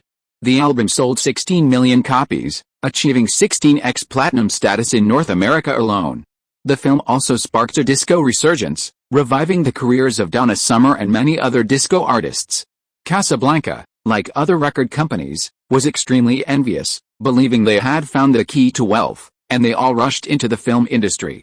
This is the real reason why Hollywood began investing in musicals again starting in 1979. Even Gene Kelly, the Hollywood dance king of the 1940s and 50s who had long since retired from acting, was called back by film companies to make a comeback, and recently announced that he would be making his first musical in many years. Keith, Can I Call You Keith, Paul Schrader, with several blockbuster screenplays under his belt, was currently in high demand, and film companies were begging him to direct. You know, I just finished post-production on my film, American Gigolo, which is scheduled for release next February. I also need to be involved in the film's promotion, so why don't we talk about your new film then? If it's a box office success after its release, Paul Schrader's net worth will be much higher than it is now. Producer Keith Barish, although a newcomer to the film industry, understood the calculations of these directors very well. Their negotiations for contract renewals with singers were no different. Mr. Schrader, this is Casablanca's first film, and we value it highly. That's why I'm here to ask you to collaborate. We believe in your artistic talent. Paul Schrader had actually read the novel Endless Love before. Although it was controversial and critical of American society, he felt it wasn't powerful enough. At least it was far inferior to his own directorial work, American Gigolo, which was about to be released.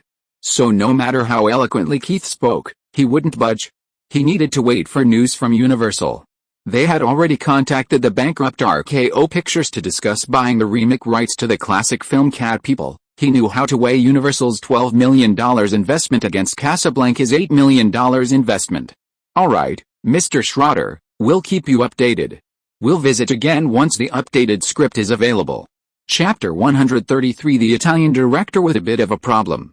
Former California governor and former movie star announces his candidacy for the next presidential election. CBS was reviewing the acting career and political journey of this Hollywood star with the same name as Ronald. Ronald put down his pen, stood up to stretch, and took a break to watch the news. On the CBS political talk show, two guests were debating the prospects of the presidential election. California is, after all, an entertainment hub, and neither of them was optimistic that the former California governor could gain popular support outside of California and win the Republican primary. If a movie star could become president, wouldn't the other elites in America be ashamed? One guest favored the Republican Party's political star, the former ambassador to the United Nations and director of the CIA. The other guest leaned towards the Democratic Party, emphasizing that it was extremely rare for an incumbent president to lose re-election. While listening to the political talk show, Ronald was actually waiting for the classic movie segment that followed. During this period, apart from classic film appreciation, Ronald hardly spent any energy on other courses, since his usual performance was good enough. After watching dozens of classic Hollywood films from the Golden Age, and borrowing scripts from Julia Taylor, Ronald compared the final films with his scripts, gaining a more intuitive understanding of screenwriting. Everything written in the script had to be filmable. You couldn't just write, Adam sees his father's pocket watch and remembers he was a kind man. The camera could only capture Adam's expressions and actions. His thoughts and memories couldn't be directly shown. Even using flashbacks to depict memories wouldn't capture what it means to be a kind person. There's a Hollywood adage, show, don't tell. This is the fundamental principle of screenwriting. To show someone's kindness, you could film them giving money to a beggar or helping an old lady cross the street. These things had to be in the script. In Scorsese's class, Ronald's favorite was Billy Wilder's films, not only for their captivating plots but also for their frequent plot twists, making them very enjoyable to watch. Unfortunately, Wilder's films were made early, and the casting studio didn't have scripts for comparison, a source of deep regret for Ronald. So after watching the movie, Ronald started writing a plot summary, outlining the entire story in a few hundred words. This was also a way for him to train his screenwriting skills. A couple of days ago, Scorsese showed Orson Welles' breakthrough film, Citizen Kane. This movie had long been forgotten, only recently being strongly promoted by director Peter Bogdanovich, allowing the film industry to rediscover its value. Ronald was quite engrossed in it. Citizen Kane tells a suspenseful story about a newspaper tycoon who dies, uttering the word rosebud before his death. The film attempts to understand the true meaning of this word through different people.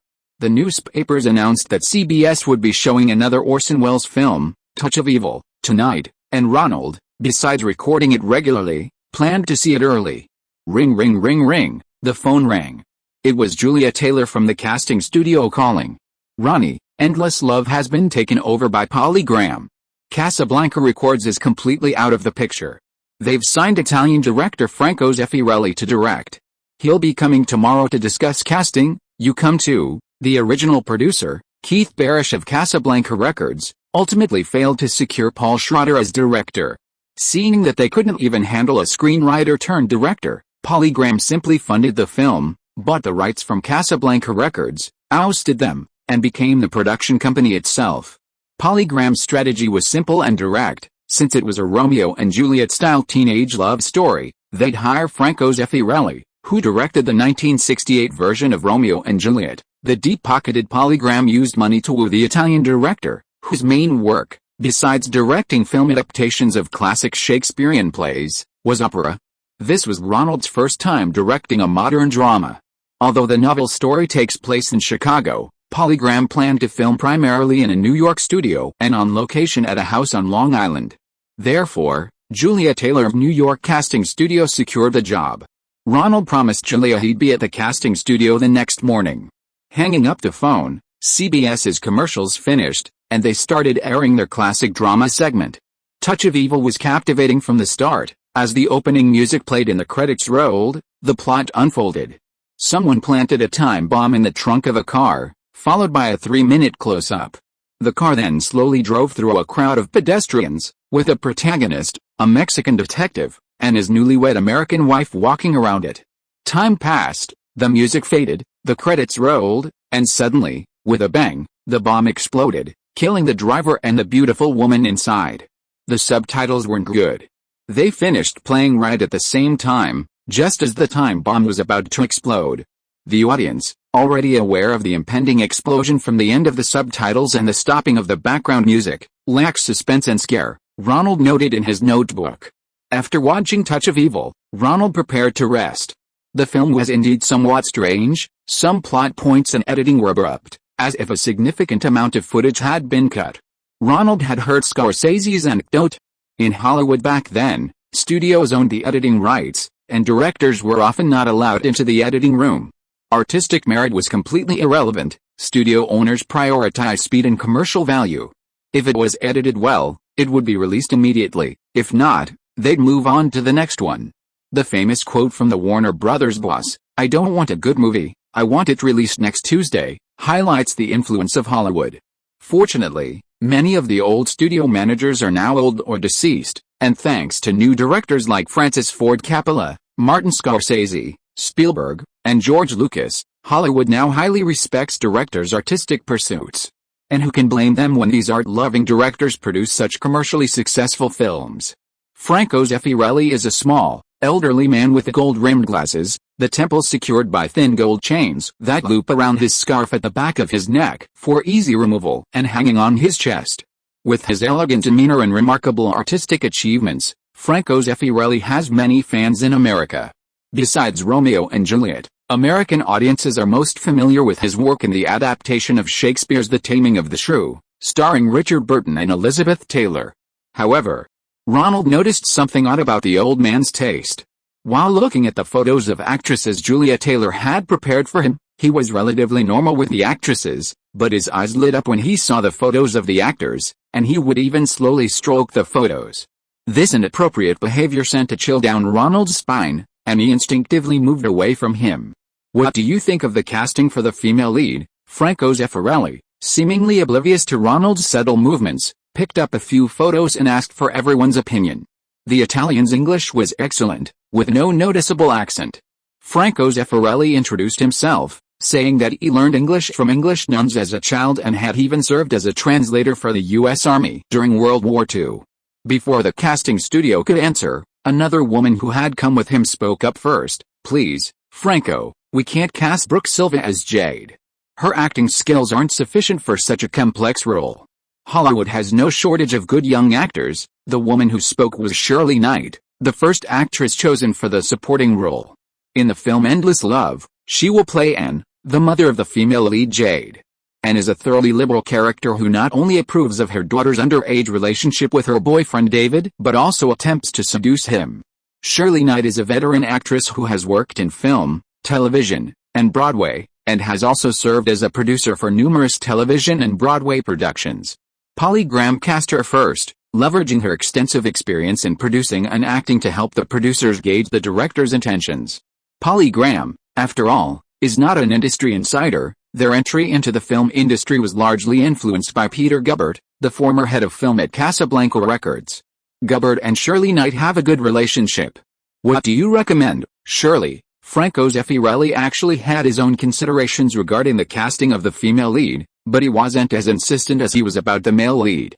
"I think there are a lot of girls in Hollywood right now with superb acting skills, like Jodie Foster who played a taxi driver, Bo Derek who played a perfect man, Carrie Fisher who played Star Wars, and Deborah Winger and Jennifer Jason Leigh who acted in TV series.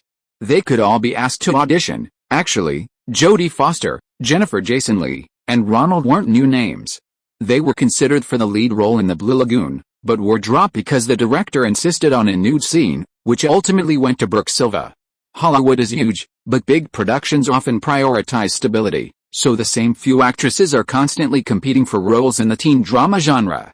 "We'll send them audition invitations as soon as possible," Julia Taylor agreed, then hesitated before asking, "Should we send an audition invitation to Brooke Silva?" "Send one too." Franco Zeffirelli ignored Shirley Knight's complaints about her acting and decided to ask Brooke Silva to audition as well. "As for the male lead, I plan to." Franco Zeffirelli put on his glasses, found Ronald's direction, deliberately looked him up and down a few times, and then said, "We'll hold a public audition." This is a publicity strategy proposed by Polly Graham Film CEO Google. "Before the auditions even begin, we'll let the audience know that the film adaptation of the novel Endless Love is about to start filming." Note, the last sentence appears to be a separate, unrelated comment. "Starting today, I'll adjust the update time. Mornings will still be 9 a.m., afternoons will be 5 p.m. Chapter 134 Insiders and Outsiders. Endless Love was beginning its full-scale auditions for the male and female leads, was released through the media. Ronald suddenly became very busy. Countless young men and women, dreaming of overnight fame, wanted to try their luck. This audition was different from the slaughterhouse-style auditions of fame where thousands auditioned simultaneously. Endless Love didn't have many extras or ordinary actors to recruit. There were only one male lead and one female lead to be selected. Therefore, the auditions were announced through various performing arts groups, acting schools, theater companies, and agencies. After initial screening by these organizations, the auditions were sent to the casting studio for the director and producer to choose from. Even so, a lot of photos of actors were still collected. Over the next few weeks, director Franco Zeffirelli and supporting actress Shirley Knight would take time to come, and Julia Taylor would recommend candidates to them. The established practice was that Julia and the director would work together, mainly looking at the male lead, while Ronald and Shirley Knight would work together, mainly looking at the female lead. The apparent reason for this collaboration is that Ronald, being a 20-year-old, would have a natural, intuitive sense of the female lead, whether she's sexy, alluring, or the kind of woman who attempts someone to commit a crime. In the film, the male lead, David, goes so far as to fake arson to get closer to the female lead, Jade, intending to burn down her house. If Ronald couldn't sense that Jade was tempting someone to commit a crime, this main plot wouldn't hold water. David, in the script, is also a walking embodiment of masculine hormones. Not only does Jade defy her father and brother's objections to be with him, but after her father's accidental death, Jade's mother, Anne, also tries to seduce him. What kind of male lead would such a character have to look like? Perhaps Julia Taylor, a middle-aged woman, has the most accurate intuition. As for the real reason, Ronald didn't want to be paired with director Franco Zeffirelli, that old gay man, and Shirley Knight wanted to avoid the director's interference and prevent Brooke Shields from being nominated. This 15-year-old girl was too beautiful. Any middle-aged woman appearing around her would be like a candle flame in sunlight, completely ignored by the audience. Director Franco Zeffirelli was quite relaxed, the pay was good, and he could return to Italy after filming to direct his beloved opera, while also getting to know the young and handsome male leads, a pleasant surprise. Regardless of what the two of them said in the first issue of Variety magazine in 1980, that endless love was a masterpiece comparable to Shakespeare's Romeo and Juliet, and how hard they would try to make it a classic, they each had their own private calculations. After a long 2-month casting process, Ronald understood even more clearly that the casting for this film, especially the leads, wasn't just about the fit between the actor and the role, nor solely about commercial considerations. More importantly, it was about the personal interests of those involved. To get onto the final audition list, besides not getting in anyone's way, an actor's background and connections were also crucial. For example, within the Endless Love production team, the director and Shirley Knight essentially divided their respective spheres of influence. Director Franco Zeffirelli could decide the final shortlist for the male lead, while Shirley Knight, through her relationship with Google, could exert significant influence over the female lead shortlist. Because of this power dynamic, Ronald's casting process for the female lead essentially fell into two categories: insiders and outsiders. Those industry insiders were people whose parents were well-known figures in the entertainment industry, possessing extensive connections and influence. For example, Jennifer Jason Leigh, the daughter of famous actor Vic Morrow and Jewish, was considered unsuitable by Ronald. While beautiful, she lacked any allure, appearing more like a girl next door. Could such a girl inspire arson in her boyfriend? No audience would believe it. However, with a single phone call from Vic Morrow to Google, Jennifer Jason Leigh was forced onto the final shortlist and directly entered the final audition. Ronald didn't have a problem with the girl or her father, but she was clearly unsuitable for the role. Forcing her into the part would be a disaster for both the film and the actor, a miscast in the casting industry, a guarantee of box office failure. Another candidate was even more outrageous: Melanie Griffiths. She was the daughter of Hitchcock's leading lady, Tippi Hedlund. Ronald had seen her mother in The Birds and Marnie, a true stunner. He had high hopes for her daughter. However, while Melanie inherited her mother's blonde hair and looks, she didn't inherit Tippi's alluring figure and charisma. She was overweight. Ronald secretly gave her 2 words: fat white. Unless she lost 20 pounds, she simply couldn't play Jade. Her name, meaning Jade, had absolutely no relation to the lead actress. She looked more like some kind of white jade. However, Tippi's second husband was the well-known agent Noel Marshall, who was involved in producing one of the 3 major talk shows, The Maeve Griffin Show. When a producer of a popular talk show calls, the production team has to think twice. After all, if you're in the industry, you'll need marketing sometimes. Giving them face will benefit everyone later. So, the chubby girl made it to the final audition. Outsiders are those beauties whose parents aren't in the entertainment industry and who don't have powerful connections. Brooke Shields, for example, despite her fame, is technically an outsider. Her mother, Terry, was a mediocre model and actress, and not particularly attractive. But the magic of genes is that ordinary parents, through a magical combination of features, can produce a stunning beauty. Brooke Shields is the kind of beauty that's simply breathtaking. Unfortunately, Shirley Knight strongly objected, otherwise she would have been shoo-in for the lead role. But without connections, even a middle-aged supporting actress can get away with something. If Ronald were in charge of casting, he'd probably contact Brooke Shields first. Only if she didn't act would anyone else be considered.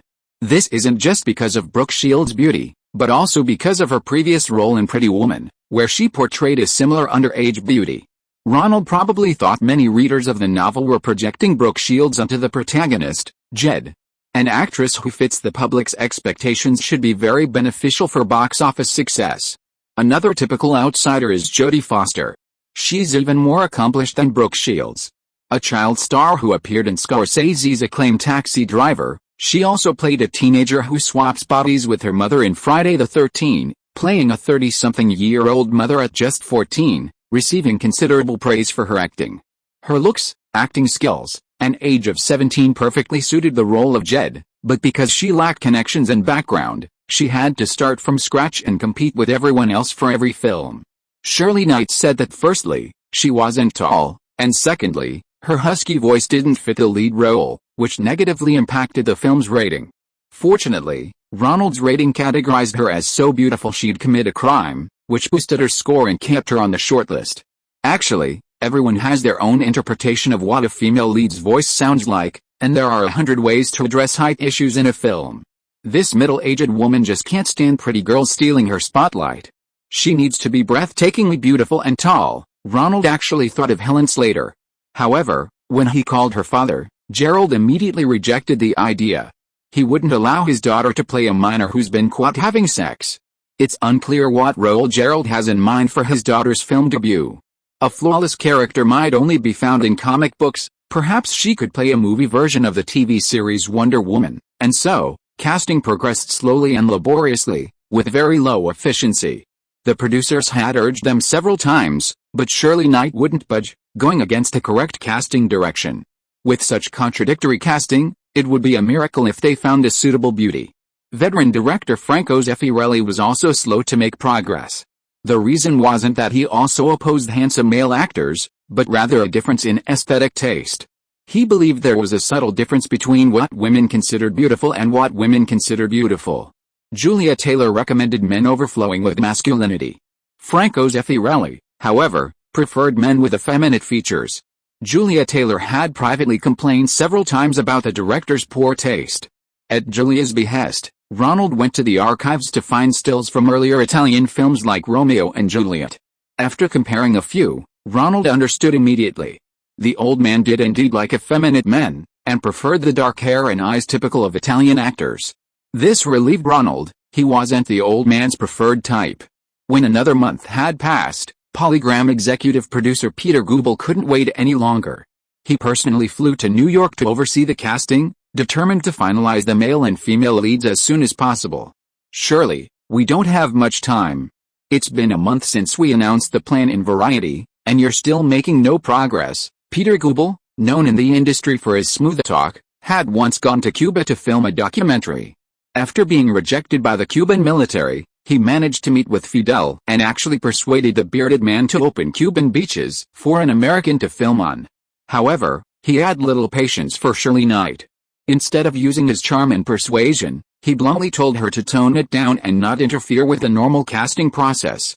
Shirley murmured something, but Goebel ignored her and started looking at the casting materials.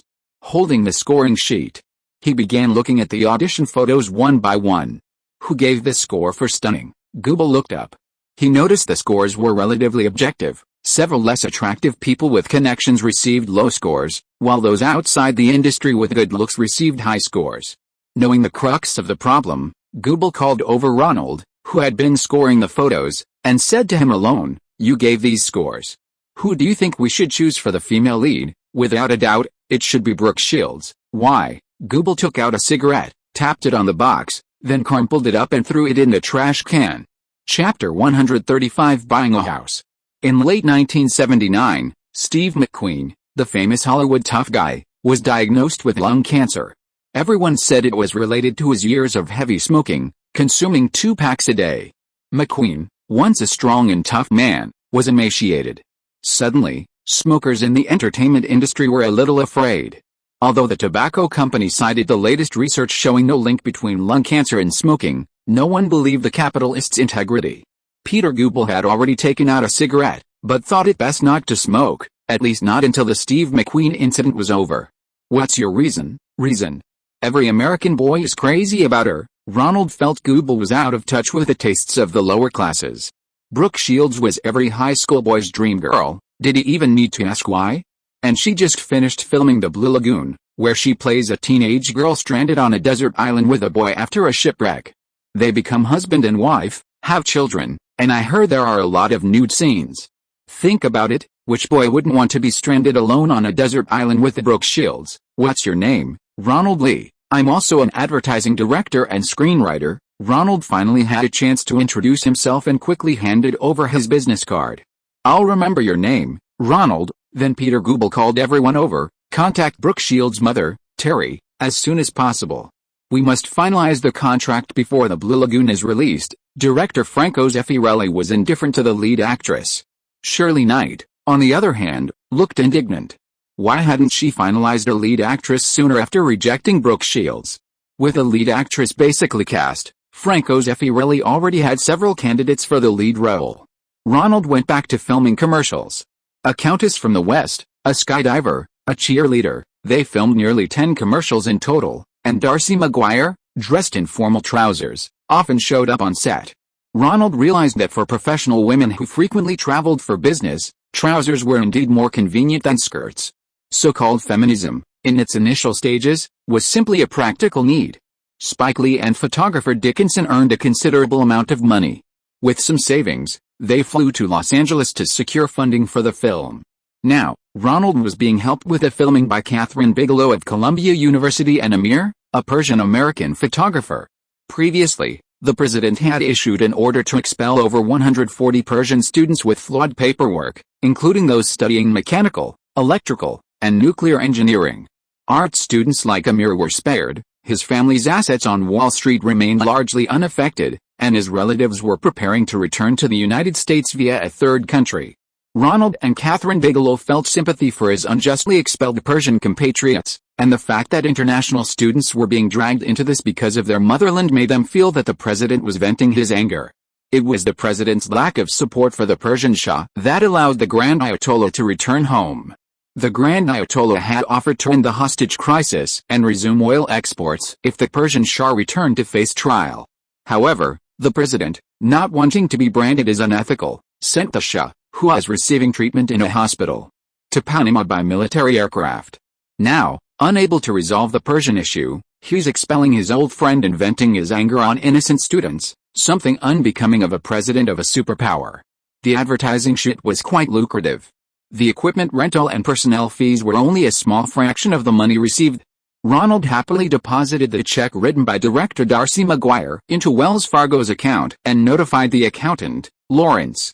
You need to invest this money again, otherwise, when tax season comes, your federal and state income taxes will eat up half of your income, accountant Lawrence reminded Ronald. What? I don't remember the tax rate being this high. Lawrence began to explain to Ronald that income tax includes federal and state levels, as well as corporate and individual income taxes, all progressively higher. Ronald's filming company had taken on 10 advertising campaigns in a short period, and the income had already exceeded the second highest tax bracket, which would be taxed at over 50%. The remaining portion would also be subject to 30–50%. Wow, that's too high, Ronald said, feeling a little uncomfortable. I never noticed before. You used to be a low-income person living on subsidies, relying on these taxes, Lawrence said with a smile. Okay, what should I invest in? Stocks? Bonds? That's up to you. Besides those, real estate is also a good investment, it can hedge against inflation. Stocks might lose money, bonds might not keep up with inflation, but real estate can outpace inflation and you're unlikely to lose money. That's why Chinese Americans love buying houses, Lawrence said. You're right. We should buy a house, Ronald thought of his aunt and Donna, they should also have a place to live in Manhattan. Renting wasn't bad, but if he could afford it, he should buy. After consulting a real estate agent, Ronald realized he couldn't afford anything decent with his limited funds. The only option was a condominium. All the residents in a building form a homeowners association, sharing the costs of utilities and security. They own the apartment and pay their own property taxes annually. The advantage of condominiums over traditional apartments is that the homeowners association is merely a management body. It doesn't have the power to decide whether to admit new residents. They can decide whether to resell or rent it out themselves. Of course, the downside is also this: if a large influx of black people occurs, property prices will drop. After much deliberation, Ronald finally made his decision after Catherine Bigelow's party. She had waited in line for a rent-controlled apartment in Upper Manhattan, passed a homeowners association's review, and moved into what was considered an upscale community.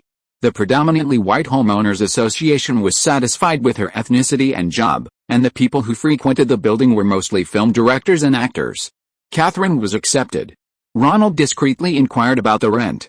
This traditional apartment building was built before 1974, and the law stipulated that rent could only increase by a very small amount each year, such as 1–2%.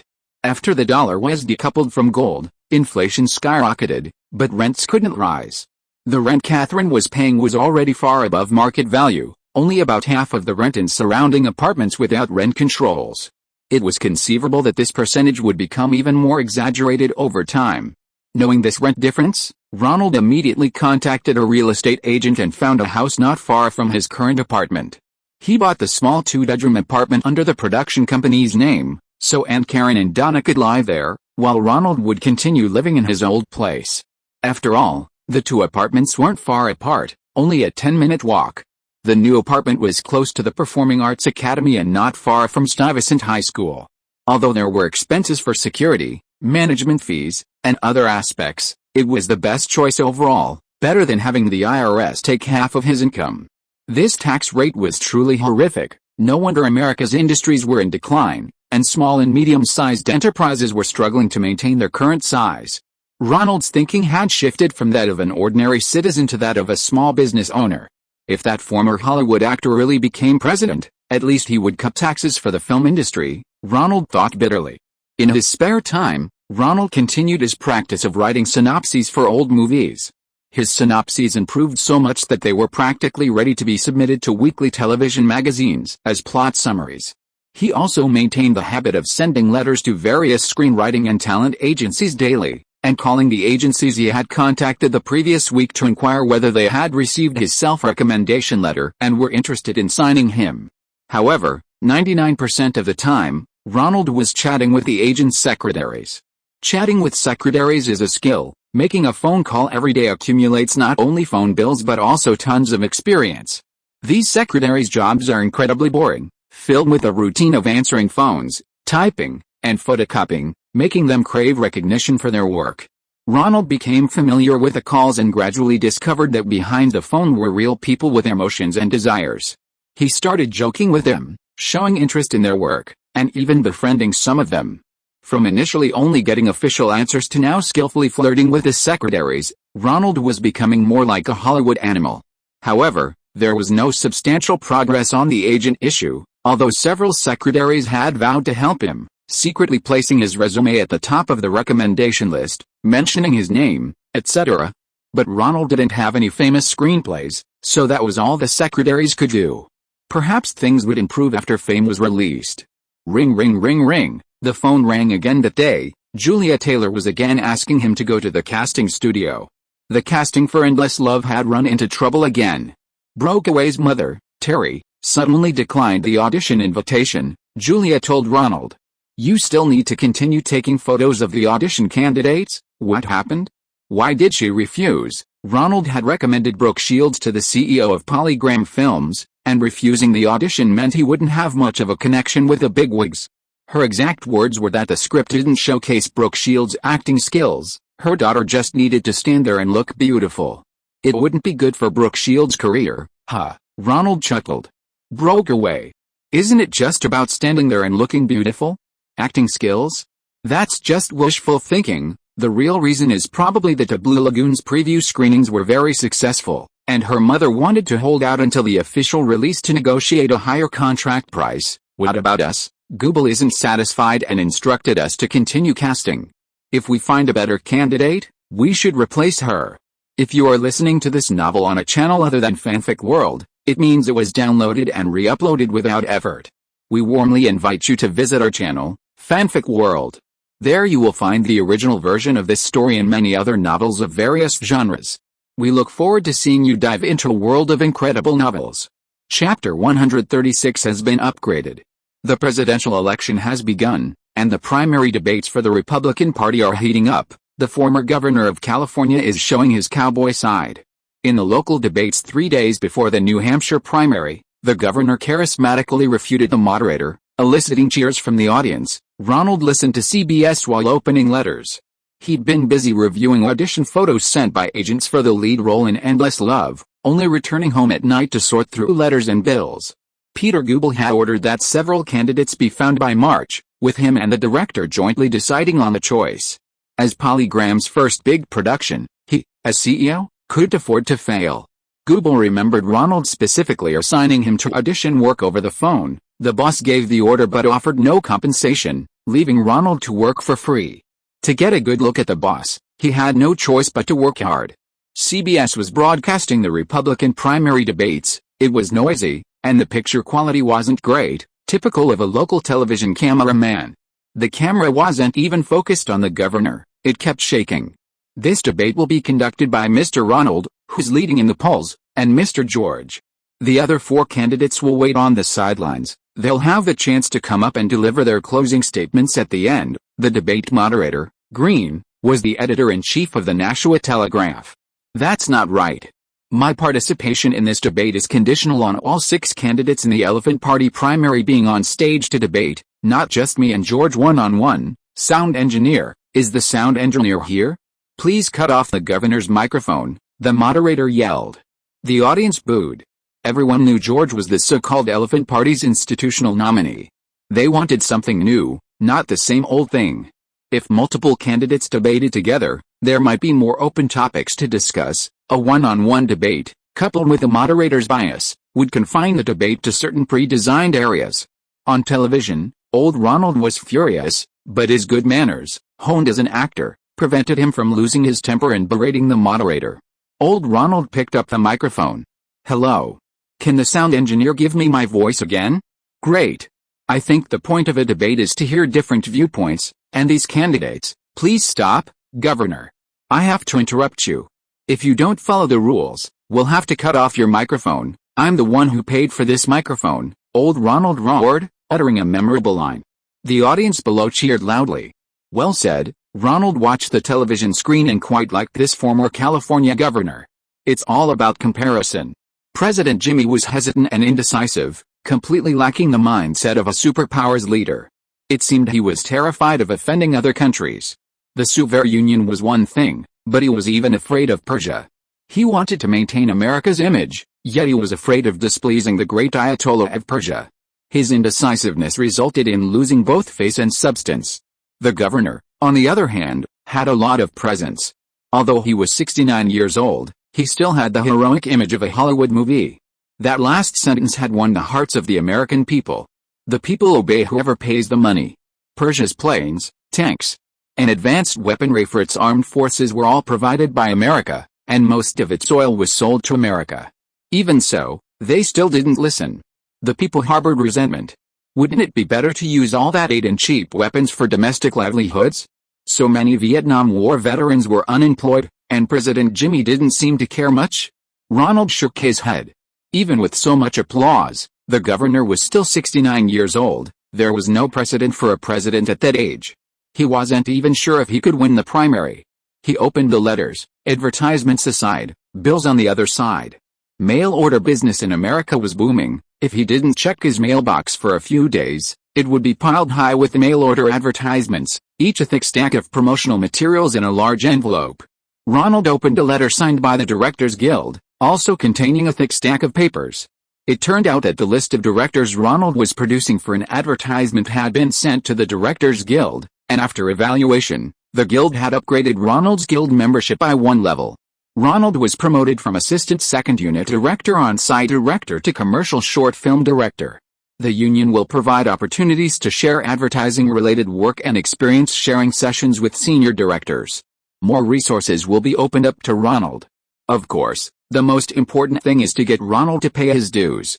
In addition to paying dues according to the standard for advertising directors, he must also pay the difference between the dues for the time he was a union member as a second unit director and the dues for the previous 2 levels of directors. To prevent their dear members from going bankrupt, the directors union thoughtfully put the payment deadline within 12 months, and installment payments are also possible, truly considering the needs of its members. Ronald's savings have decreased significantly after buying a house, but fortunately he has a long-term income as a photographer. According to the amount in the promotion notice, he wrote a check and sent it to the directors union to pay the dues. The money in his checking account has decreased again, and he needs to find a way to earn money. That's all for CBS Evening News. Today is the 87th day that our hostages have been trapped in the Persian embassy. Since last Christmas, CBS News anchors have been reporting the hostage situation every day at the end of the program, and patriotic fervor is high in America. During Christmas and New Year's, the Stars and Stripes were the best-selling item, with every household buying them to display in support of the hostages. Donna's school even organized students to send greeting cards to the hostages, writing blessings on them. No one knew where those cards ended up. They certainly didn't reach the U.S. Embassy in Persia.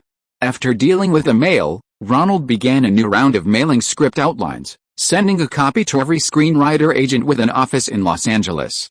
Having witnessed a multiracial coexistence at the intersection of Italian Quarter and Chinatown, Ronald had some ideas for writing a script about multiracial integration.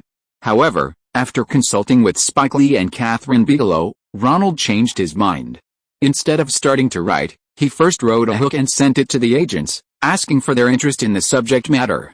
Dear Mr. Nisida, I have just finished polishing the script for Crossroads, a romantic comedy about an Italian-American female assistant district attorney who falls in love with a Chinese man in Chinatown, only to discover he is the heir to a Chinatown gang. I would like to know if you would be willing to read the script and become my screenwriter agent. I also previously served as credited screenwriter for MGM's new film Fame, and received praise from Mr. Woody Allen. Thank you. Yours sincerely, Ronald Lee. Ronald himself had worked as a script reviewer and knew that in Hollywood, a script had to pass through several stages before reaching a producer. First, an agent had to be interested in the script before signing it and then pitching it to various studios. Then came layers of bureaucracy. First, there were the script reviewers. Ronald had worked as high school or college graduates who would read a script, write a 5-page report, and earn $10. Scripts selected by them would then be sent to script editors. Script editors are often just unsavory screenwriters who will nitpick your writing, not point out its merits. Only after they've satisfied you will the script pass their review and be passed on to the development manager. The development manager is often a woman who has worked at the production company for many years. She has children and husbands to care for, and often only has time to read your script late at night. If she falls asleep while reading, poof, your script is rejected. After passing these stages, the script finally reaches the producer, but there's already a mountain of scripts piled up on their desk. Often, those scripts have endorsements from famous directors, star actors, or company executives, skipping the earlier steps and landing directly on the producer's desk. Your script has to compete with those scripts that have already gained the attention of stars and directors and are highly likely to secure funding. Waiting 5 years is not an exaggeration.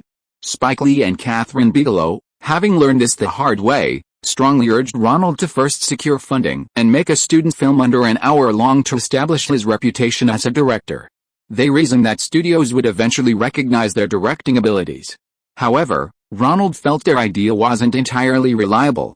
Hollywood is extremely enamored with established directors. If you've made a blockbuster, you'll have several scripts to choose from for your next project. But with student films, winning awards is one thing, but would any studio really be willing to try their luck? He decided to focus on screenwriting. With Roger Corman's connections, if the script was good, getting a low-budget film shouldn't be a problem. Before that, he'd cast a wide net with various screenwriting agencies. Ronald had a story in mind, but hadn't written it yet. He'd send the script hooks to his agents. If anyone was interested, he'd write it. If not, he'd try a different idea. Spike and Kathryn both told Stallone's story. His Rocky was sent to all 8 major studios and countless independent producers, going through 3 rounds of auditions before finally being made. It won multiple Oscars, and Stallone is now a top action star. Before Rocky was made, who could have imagined that a third-rate actor making Roger Corman's exploitation films would become a self-written and self-starring A-list celebrity? In Hollywood, anything is possible. In the film industry, he had already climbed several steps. As long as he persevered, he would succeed. Ronald sealed several envelopes, ready to mail them out. I'll definitely succeed, Ronald encouraged himself. Ring ring ring ring, the phone rang, interrupting Ronald's daydream. He answered. It was Julia from the casting studio calling again. The audition is scheduled for Friday. Google will also be there. This round of auditions includes Jennifer Jason Leigh, Melanie Griffiths, Bo Derek, and Kelly Preston. The casting for the female lead in Endless Love has also been upgraded. Everyone attending is a well-connected figure in the industry. Today is double the monthly votes, so please vote if you have any. We're just 200 votes away from another chance to win a prize. Thank you so much. Chapter 137 Male Hormone Test. All 4 actors were accompanied by family members or elders on the sofas outside the audition room. All four had considerable audition experience and were familiar with the process and the level of competition. No one was naive enough to deliberately curry favor with their competitors, eavesdrop, or try to mislead them. Everyone sat quietly and waited.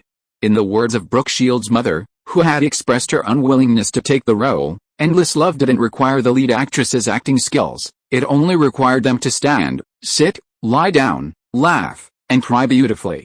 Therefore, the focus of this audition wasn't on the quality of the performance, but on whether the actors were photogenic and fit the role's requirements. A film camera was placed inside the audition room to film a segment of the actors. Facing the auditionees were company executive Peter Guebel and director Franco Zeffirelli. Shirley Knight sat on the other side. She had been stripped of most of her power in deciding the lead actress and was only there as a figurehead.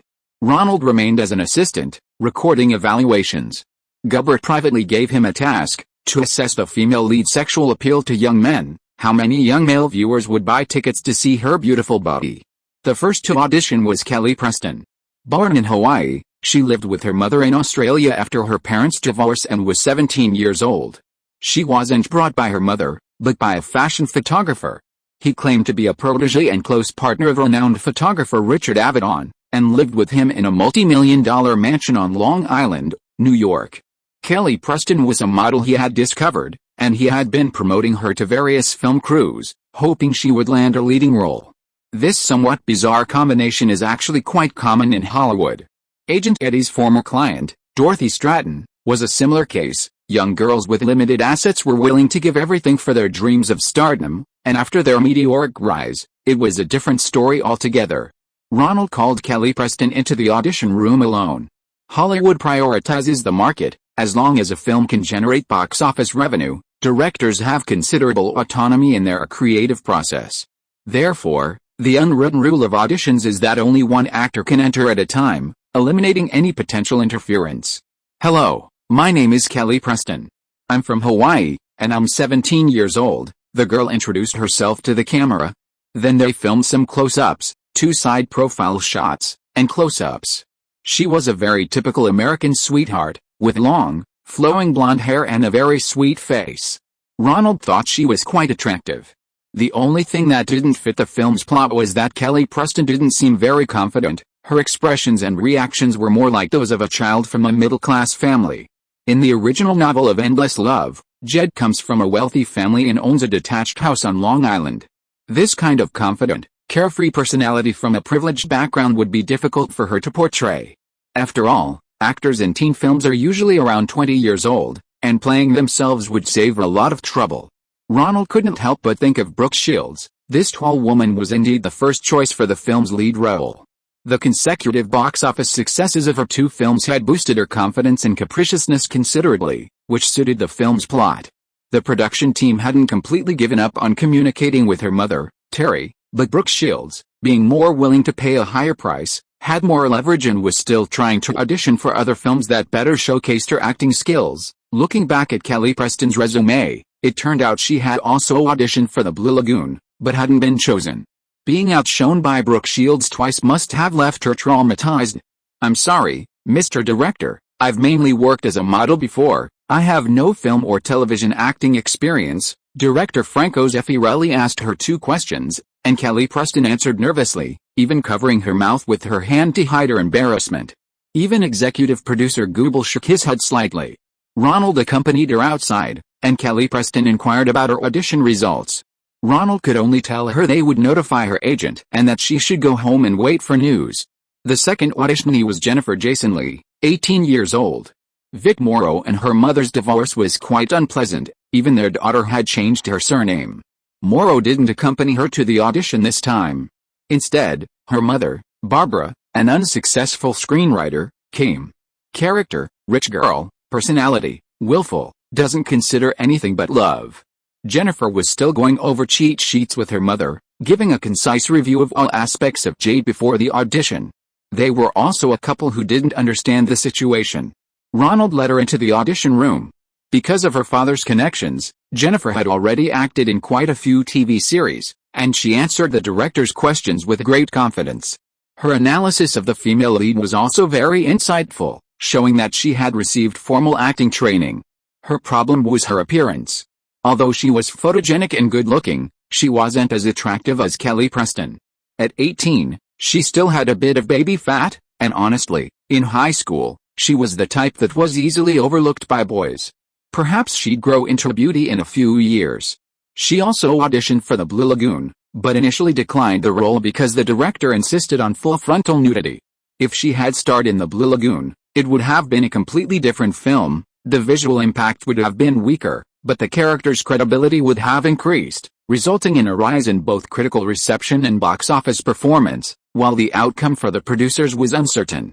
Director Zeffirelli clearly admired her, speaking with her for quite some time. Shirley Knight was also willing to have her in the role, hoping to steal some attention in scenes where they shared screen time. However, Gubble was less satisfied. In terms of appearance, Jennifer Jason Leigh was inherently inferior. Ronald, as usual, saw her off, while her mother, Barbara, pulled her aside, quietly discussing the audition process. Hearing her daughter's conversation with the director about the character's personality, Barbara seemed quite pleased. Her years of education had paid off.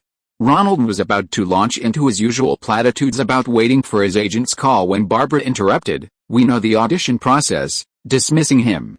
Ronald could only smile. Many actors were too fixated on the importance of acting skills, and it seemed Barbara had taught her daughter the same thing. But does a film's success truly depend on a single actor's performance? Perhaps different types of films have different focuses. Shakespearean stories have been performed thousands of times, audiences know how the story unfolds, and the actors' performances determine the drama's success. While Endless Love is a bestseller, its readership is still a minority compared to the number of moviegoers. Readers and non-readers are primarily drawn to the love story of the young couple. The captivating beauty of the characters is perhaps the key to audience appreciation. The third auditionee was Bo Derek. Ronald had seen her in Perfect 10, and was deeply impressed by the scene where she emerged from the sea in a flesh-colored swimsuit.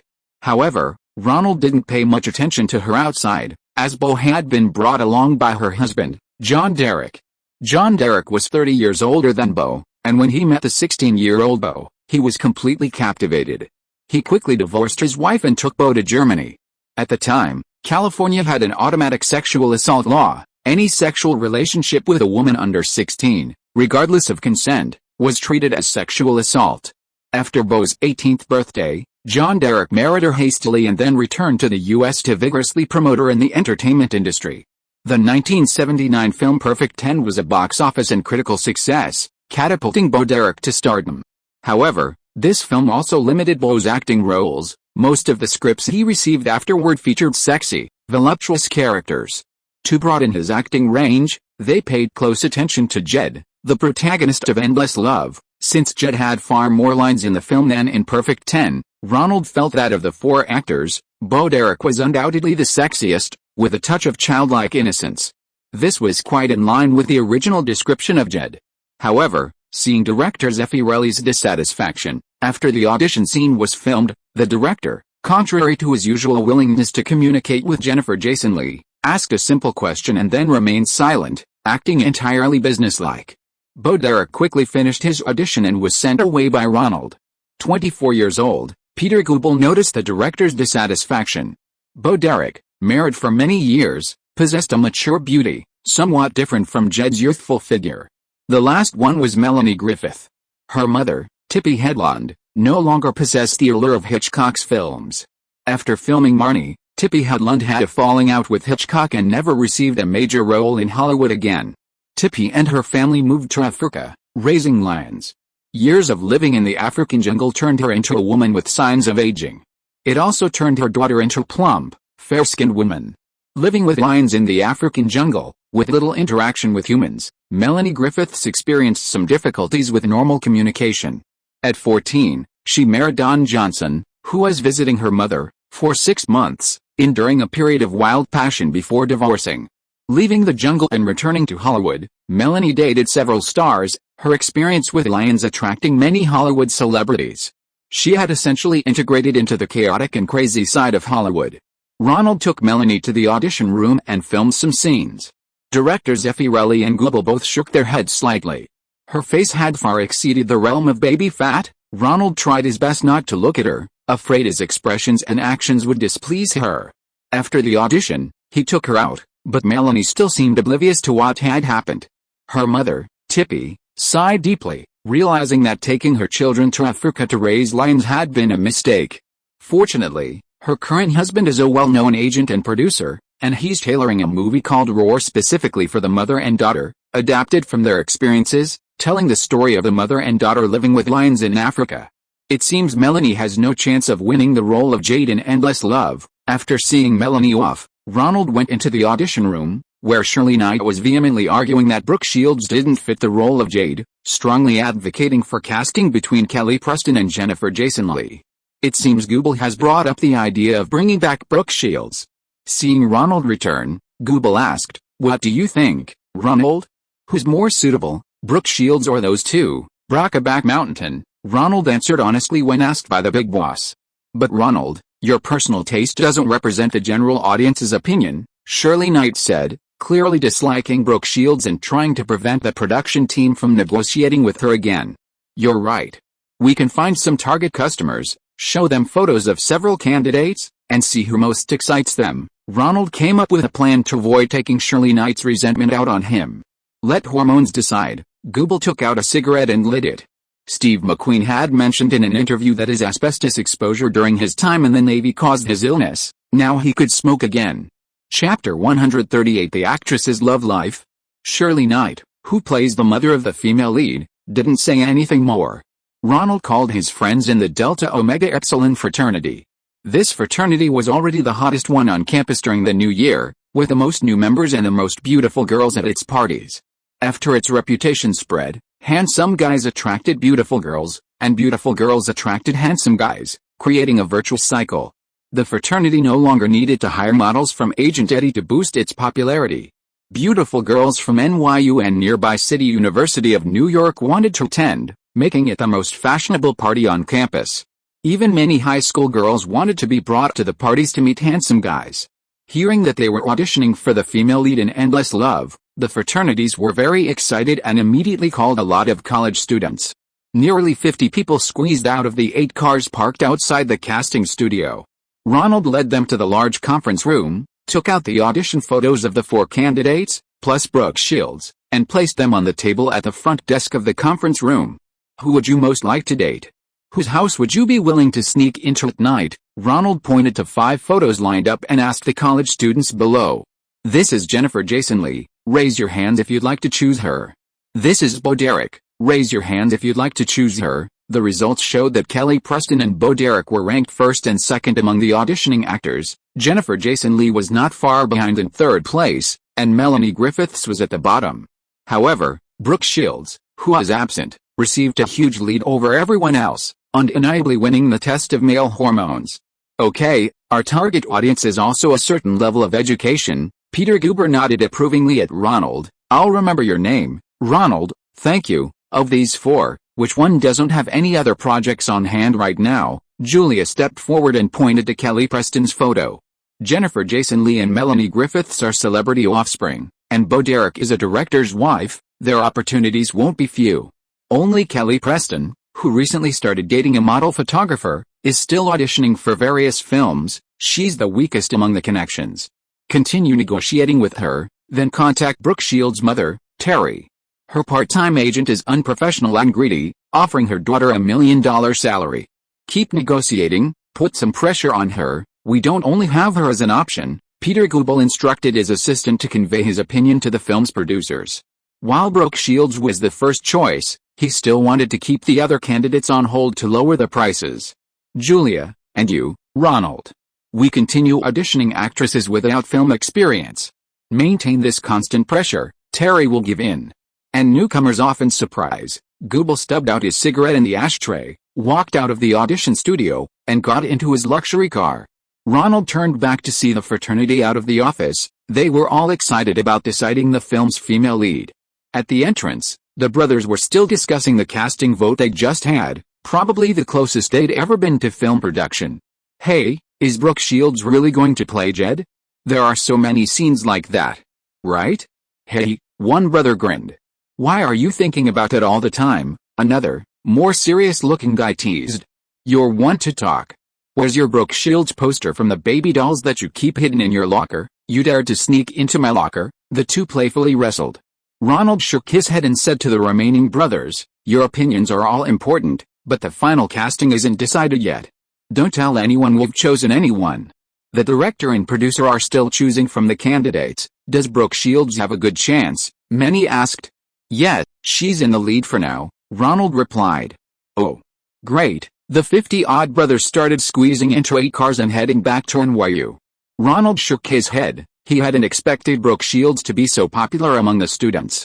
Back in his office, Ronald organized the files of the 4 actresses. Of the 4, Kelly Preston's situation was the worst. Unlike the other 3, she didn't have the stable relationship of blood ties or marriage with those who had promoted her. She was playing a dangerous balancing act between the photographer, agent, and powerful figures in the auditions. But this girl had the best potential. Given the right role, she would stand out. We'll send out more audition invitations to various agencies. Blonde, beautiful, with the air of a rich girl. "Ronald, you need to come back," Julia Taylor reminded him. They still had many non-connected actresses to audition. Compared to them, Kelly Preston is lucky. At least she can go directly to the later rounds of auditions, Ronald thought. An actress's prime is much shorter than an actor's, so the competition is extremely fierce. Those newcomers who get their debut film need to be incredibly lucky. On his way home, Ronald browsed the Barnes & Noble bookstore. Some bookstores now publish film scripts for film enthusiasts to collect. These scripts weren't necessarily the original versions. Some were rewritten after the film's release, making them closer to the novel. Ronald would often come to browse in his spare time, buying suitable original scripts he'd seen the film in for his own study. Today, the bestseller stand outside the bookstore had a new book, Ingrid Bergman's autobiography. With the help of biographers, Ingrid Bergman's autobiography was quickly written and published, and the American people hadn't forgotten this Swedish superstar, making it a bestseller in 1980. Ronald bought a copy too. After all, it was a biography born from his own experience. Bergman didn't hold back, writing down her romantic affairs over the years in their entirety. Robert Capa, Bergman had an affair with this war correspondent too. Ronald's eyes lit up. Gregory Peck, you little punk, taking advantage of filming Dr. Edward to hook up with a leading lady. Bergman, being handsome has its perks. Spencer Tracy also had a relationship with you? What do you think her girlfriend, Katharine Hepburn, think? How explosive. Gary Cooper had a scene like that in For Whom the Bell Tolls? After filming, I couldn't even get through on the phone. I can't believe how heartless Ingrid Bergman is. Look at how she described Humphrey Bogart in Casablanca. I kissed Bogart, but I don't know this man. Looks obsessed, looks obsessed. Bogart is ugly, so she says she doesn't know him. Ronald finished reading Ingrid Bergman's autobiography in one go. It was already dark in New York. He made a cup of tea, sipping it while thinking about the plot of Bergman's autobiography. Bergman, on the one hand, would have a romantic affair with an actor or a director every time she made a film, but after filming, she would return to her doctor husband, becoming a housewife and raising her daughter. If it weren't for her affair with director Roberto Rossellini in Italy, it's hard to say whether Bergman would have returned to New York to continue living with her husband after the passion subsided. This might be determined by the working conditions of actresses, working on a film set for months in isolation, and actors being a group full of emotions and overflowing with hormones. It's easy for sparks to fly. But once a film is finished, everyone goes their separate ways. Actors have more freedom. They can take on the next film immediately after finishing one, and the couples from the same film might not have the opportunity to work together again for 2 or 3 years. It's no wonder that there are many fleeting affairs on set. For a relationship with an actress to last, one either needs exceptionally high moral standards, an extremely deep emotional bond, or to rarely take on acting roles after marriage, or to only work with their husband. Roberto Rossellini, in his autobiography, exemplifies this. His films were box office flops, yet he wouldn't allow Bergman to work with any other directors. In the end, Bergman had to subsidize his living expenses out of her own pocket. This is probably not just male chauvinism, but a profound insight into the lifestyle of the film industry. However, constantly not earning money isn't sustainable either. Art is good, but it can starve. Ingrid Bergman, after having a son and 2 daughters with him, still divorced him a few years later. You can ask the naturally beautiful Bergman to stop buying cosmetics, but without other luxuries, custom-made clothes, and a high-class residence. How can a relationship last? It seems that to date a star, 3 conditions must be met. First, one must be reasonably good-looking. Secondly, he needed money. Thirdly, it would be best to collaborate with them on a film. It seems my love life is looking pretty good, Ronald thought, resting his chin on his hand. Antonia Francisci would be back soon. Fame was scheduled to premiere in early May at the Ziegfeld Theater in New York, but Ronald hadn't received an invitation yet. It was probably the stingy director's doing. Antonia's career was thriving. Ronald knew from the company director that she had performed exceptionally well in the understudy role and was being courted by 2 ballet companies. Regardless of their future prospects, a few days together to rekindle their romance would be nice. There was also Jean Ray, who played Leroy, Coco, who played Coco, Irene Carla, who sang the theme song, Maureen Tiffany, who played Dorothy, and composer Michael Gore. Aside from the annoying director, having the opportunity to reunite with old friends was a happy thing. Ring ring ring ring, the phone rang, interrupting Ronald's reverie. This is William Morris Agency, WMA, looking for Ronald Lee. That's me. Ronald perked up immediately. Was this his agent calling? Hello, this is Mr. Rick Nisita's secretary. He received your application and is very interested in your script. He would like you to mail it to him, of course. I'll revise it as soon as possible and mail it to him. Okay, what's your address? I need to send you a waiver of liability. Please sign it and send it with you. Ronald gave his address, hung up, and jumped up. It's here. My spring has arrived, Ronald's spring. Chapter 139 Speculative Script. Writing a script and then pitching it to producers is called speculation writing. Speculation means starting to write a script without knowing if anyone will buy it. Speculation writing is prohibited by the Writers Guild of America because it leads to legal piracy issues. If a producer sees your script, feigns rejection, and then has it altered and sold, it becomes their own. Such behavior is difficult to define, and the Writers Guild cannot protect its members' intellectual property. The Guild's approach is to simply ban it outright. The bureaucratic thinking is simple: if this doesn't happen, there's no need for protection. The prohibition is achieved by declaring speculation writing illegal in Guild rules and by pressuring buyers, producers, and agents of speculative scripts. Several court battles have resulted in producers losing cases for buying speculative scripts, making producers reluctant to read scripts submitted by new writers. However, newcomers, wanting to enter the industry, often have no choice but to write and submit their own scripts. Therefore, before submitting, they usually include a disclaimer, stating that they are not liable for any legal disputes arising from the reader's reading of their script. Many producers and agents won't even look at a script without this authorization letter to avoid trouble. While it's supposed to protect screenwriters, this bureaucratic red tape process actually makes new screenwriters more vulnerable. Sometimes, they blatantly rewrite their opportunistic scripts, and because of the prior disclaimer, they can't be sued. Having received the secretary's notification, Ronald wasn't in a hurry to write and submit. Anyway, the agent had no shortage of opportunistic scripts. Ronald could spend a few months polishing the script, and when he sent it to the agent named Rick Nisita, he would still read it. Ronald wanted to write a romantic love story between a Chinese-American gangster and an Italian-American female assistant prosecutor. The Chinese-American man, as the heir to the gang, wanted to transform the gang into a legitimate business and didn't tell the Italian-American woman his true identity. The Italian-American woman, because of her work, often scared away men of her own ethnicity and didn't tell them she was a prosecutor. The two fell in love without knowing each other's identities. Ronald told Spike Lee the script synopsis. Isn't this just Lubitsch's The Corner Shop from 1940? The man and woman don't know each other's true identities, fall in love with each other's false identities, their true identities are enemies, their false identities are romantic lovers, and in the end, the truth is revealed, and everyone is happy. Spike criticized Ronald for plagiarizing an old plot. Haven't you seen it? It stars Jimmy Stewart. Then he roughly recounted the plot of The Corner Shop. I really haven't seen it, Ronald protested. It's only the core similar, my details are completely different. He then consulted Catherine Bigelow, a multi-talented writer and director. I really like the dramatic core of this script, but why does the ending have the female lead giving up her prosecutor position and marrying the male lead, running the company together? Don't you think the male lead's background is complicated? Shouldn't he give up his mob heir status, find a normal job, and support the female lead? This The audience won't like this, Ronald muttered. These people are professionals, they analyze the script from a screenwriter's perspective, suggesting how it should be written and revised, completely unlike the reaction of the normal audience. Ronald decided to stop asking them and start asking ordinary people what they thought, beginning with a newsstand owner. Jimmy, let me tell you a story. A Chinese man, he's the heir to a gang. Oh, why would a gang heir have thoughts of leaving the underworld? Look at The Godfather. Michael succeeded the old Godfather. I'd give her an offer she couldn't refuse. Isn't that cool?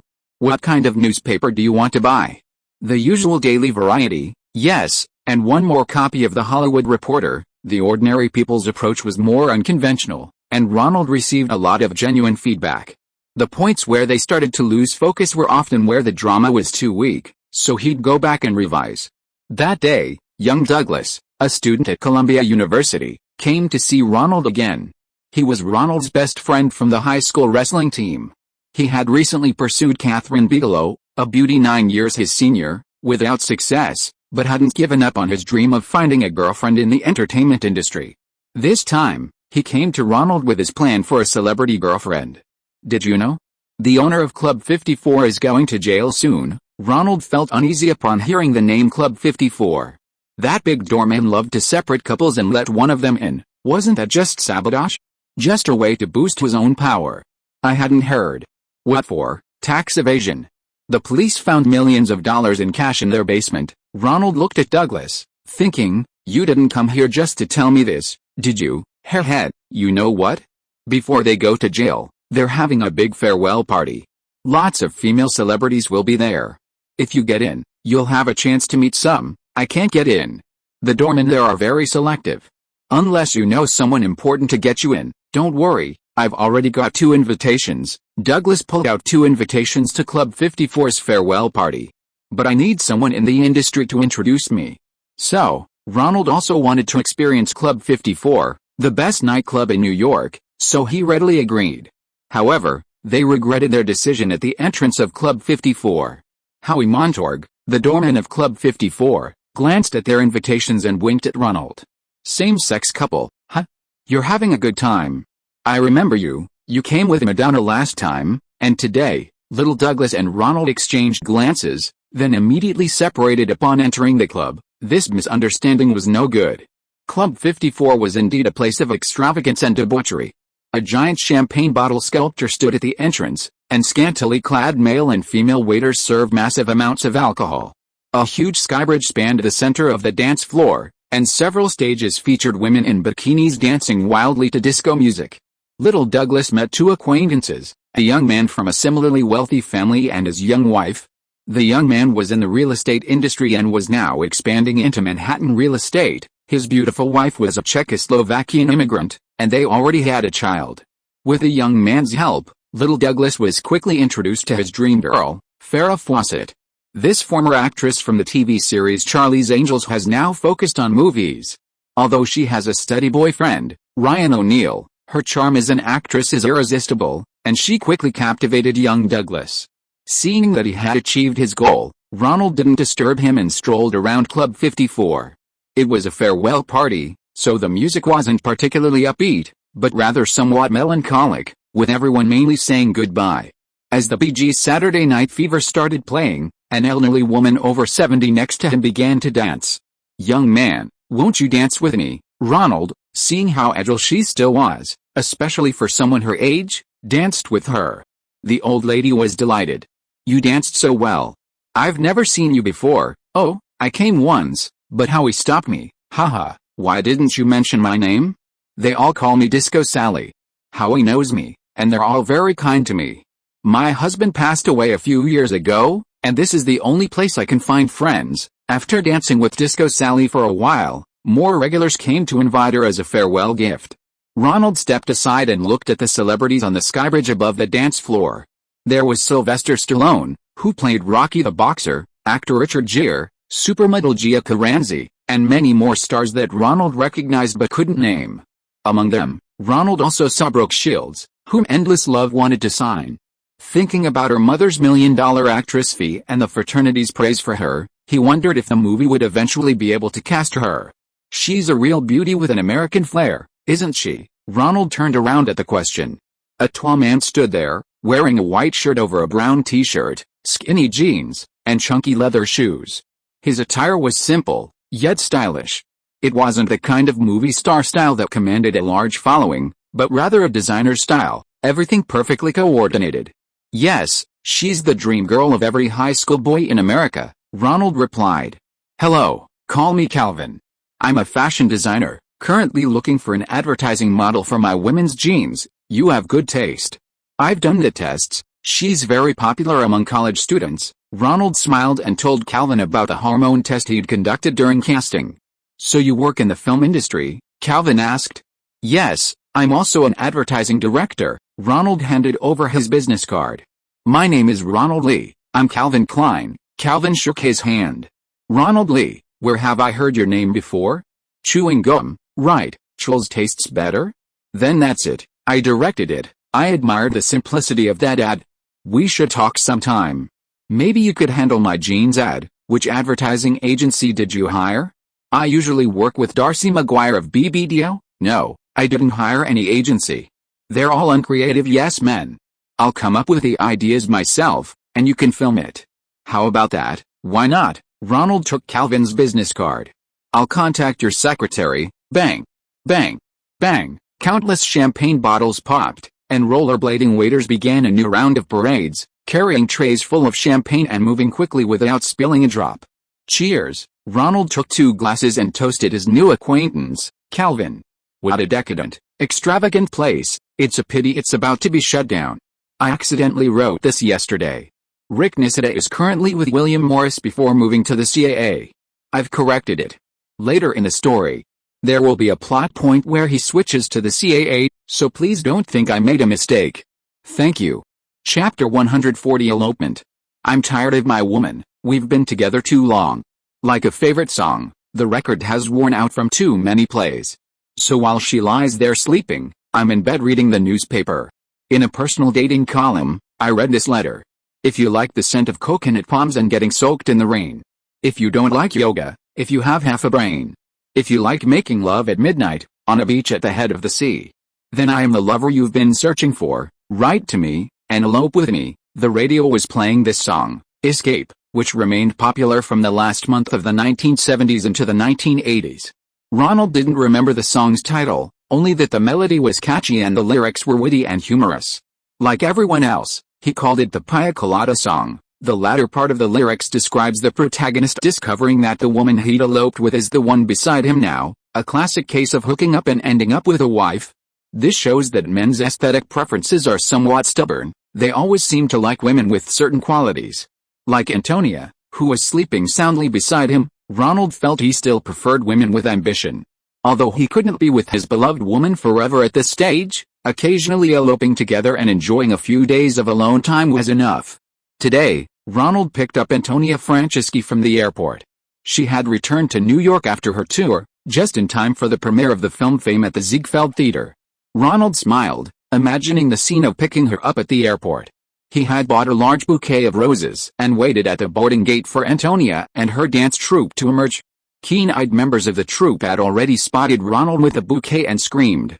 Everyone stopped to let Antonia go first, allowing them a brief reunion. Antonia smiled happily and hurried forward.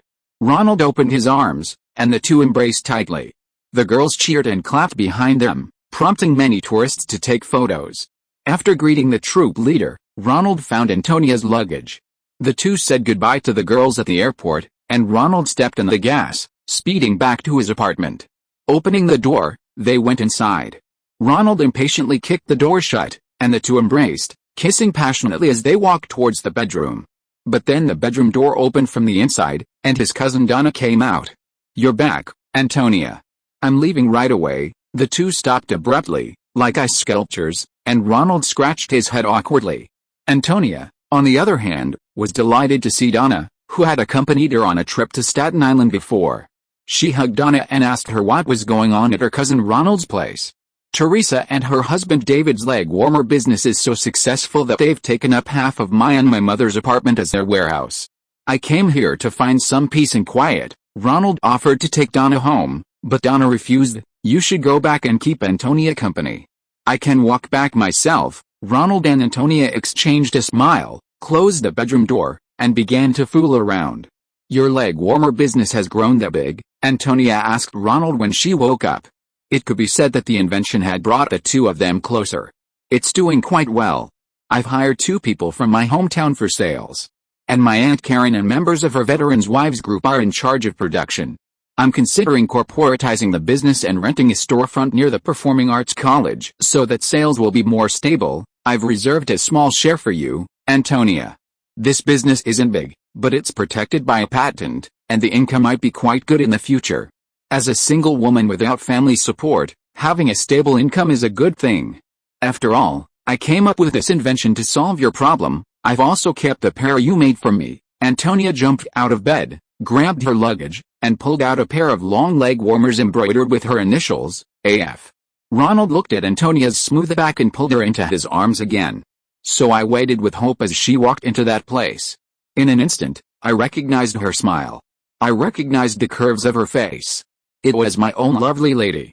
She said, "Oh, it's you." Then we laughed for a while. I said, "I never knew you liked the scent of coconut palms, getting soaked in the rain, if you like making love at midnight on the dunes of the Cape. You are the woman I have been searching for. Run away with me." Seeing that Antonia was awake, Ronald turned up the volume of Rupert Holmes's Runaway. He helped Antonia fasten the buttons on her back, then suddenly his hand froze on her back. "What's wrong, Ronnie?" Antonia sensed his unusual behavior. "I really want to just abandon everything and elope with you, like this song says. We can go back to Staten Island and run a leg warmer business together. God has been good to me, Ronnie." We shouldn't ask for more. Ronald knew in his heart that Antonia, like him, was someone with strong career aspirations, so he stopped talking and quietly embraced Antonia, enjoying this moment of peace and happiness. "I really want to find a man and elope with him." At the airport, Diane Lane complained to her father, Bert. Breakaway Shields took that role in the Blue Lagoon, and the director didn't even let her do a full nude scene. "You should have been more assertive." Bert knew his daughter Diane was throwing a tantrum and saying things in anger. Her previous westerns had done poorly at the box office, and the scripts sent to him were fewer than when she had just finished The Bridge at Sunset, and the quality had also declined. Rumors in the industry were that the test screenings of the Blue Lagoon had been very successful, and it might be another low-budget, high-grossing film. Brooke Shields' mother and agent had already asked for $1 million salary. For actresses of this era, such a price is unimaginable. The 8 major studios produce only so many films each year, and only a handful of roles are suitable for a 15-year-old. Diane Lane and Brooke Shields have become 2 of the frequent competitors vying for these roles, and with Jodie Foster added to the mix, they almost always meet in every film. Furthermore, his daughter, who is a late bloomer, is now experiencing the surge of puberty hormones, becoming increasingly rebellious and temperamental. Bert felt it necessary to change his attitude towards his daughter. Previously, in order to teach her acting, he had given Diane Lane too much freedom to make her own decisions. However, in the cutthroat world of Hollywood, such freedom isn't necessarily a good thing. We've already had one flop. Now we need to carefully select some scripts. I've heard that Hollywood is a 3 strikes out system. If 2 more flops in a row, I'm finished. Diane Lane began to worry about her acting career. "Don't worry, we have many options," Bert reassured his daughter. The 3 strikes out principle isn't a hard and fast rule, but 3 consecutive box office failures certainly make it difficult to get good scripts. As renowned Hollywood screenwriter William Holden once said in his biography, "In Hollywood, nobody knows anything." This refers to the patterns of box office success in film. Many factors determine a film's box office success: whether the script is interesting to audiences, whether the performances are well received, whether it includes action, dance, youth, or science fiction elements, how much marketing resources the studio invests, and whether there are strong competitors at the same time. All these influence the final box office. Before filming begins, no one knows which factor will be the key to box office success. Hollywood studios have summarized many principles, from initially relying on star power to attract audiences, to the control of famous directors starting with the New Hollywood movement in the 1970s. However, every principle has its failures. Currently, there are rumors in Hollywood that Heaven's Gate will be a huge flop, with United Artists putting all its cash into this massive hole. Even Martin Scorsese's masterpiece Raging Bull lacks the funds for Oscar campaigning. Only Robert De Niro, through his connections and the support of Italian-American actors, has a chance of getting a Best Actor nomination. Last week, Burt took advantage of the Western promotion to attend a party hosted by Michael Douglas with his daughter. The party was filled with artistically inclined directors and actors, the kind of people United Artists traditionally invests in. These included Milos Forman, director of One Flew Over the Cuckoo's Nest, Faye Dunaway, star of Chinatown, and Jack Nicholson, all of whom vehemently criticized Cimino for squandering money on set and lining his own pockets. The ranch used for filming was one Cimino had bought beforehand and then leased to United Artists at a high price, making millions. All that money had been invested in Heaven's Gate, and now United Artists executives were in a bind. They could only succeed, not fail. If Heaven's Gate didn't turn out well, even without the investors' intervention, the other United Artists productions that had halted production and marketing due to Cimino's wasted and embezzled funds could devour him, ensuring he would never again receive a directing opportunity in Hollywood. After much struggle, United Artists couldn't find any established directors to replace Michael Cimino. However, through their lawyers, they found a loophole in the contract. They treated Michael Cimino as a United Artists employee, meaning if he couldn't film and edit Heaven's Gate within the stipulated time, he'd have to pawn his pants and pay compensation. This limited the indefinitely protracted filming period, and subsequent filming proceeded smoothly according to schedule. This also proved one thing: Michael Cimino wasn't incapable of directing properly, it was just that the new management at United Artists didn't know how to limit the director's power. "Daddy, I need to attend more parties and social events to find more acting opportunities. Are there any movie premieres in New York recently? Famous and The Blue Lagoon both got premiere invitations, which one do you want to attend?" Chapter 141 Premiere. Ronald arrived at the Ziegfeld Theater, wearing his best suit jacket. He only had one premiere invitation, sent by the world-renowned producer David Da Silva. The producer hadn't forgotten his connections. The letter enclosed the invitation invited him to discuss the spin-off TV series at the premiere. Director Alan Parker seemed to have forgotten him, not giving him an invitation. Antonia had originally intended to share one with him. Tanya's nominal foster mother was missing, leaving her and her brother to fend for themselves. She had no one to deliver the few invitations she received. Ronald looked around. The Ziegfeld Theater was the largest theater in New York. The cube-shaped theater was on the second floor, with a pillar-supported open space below.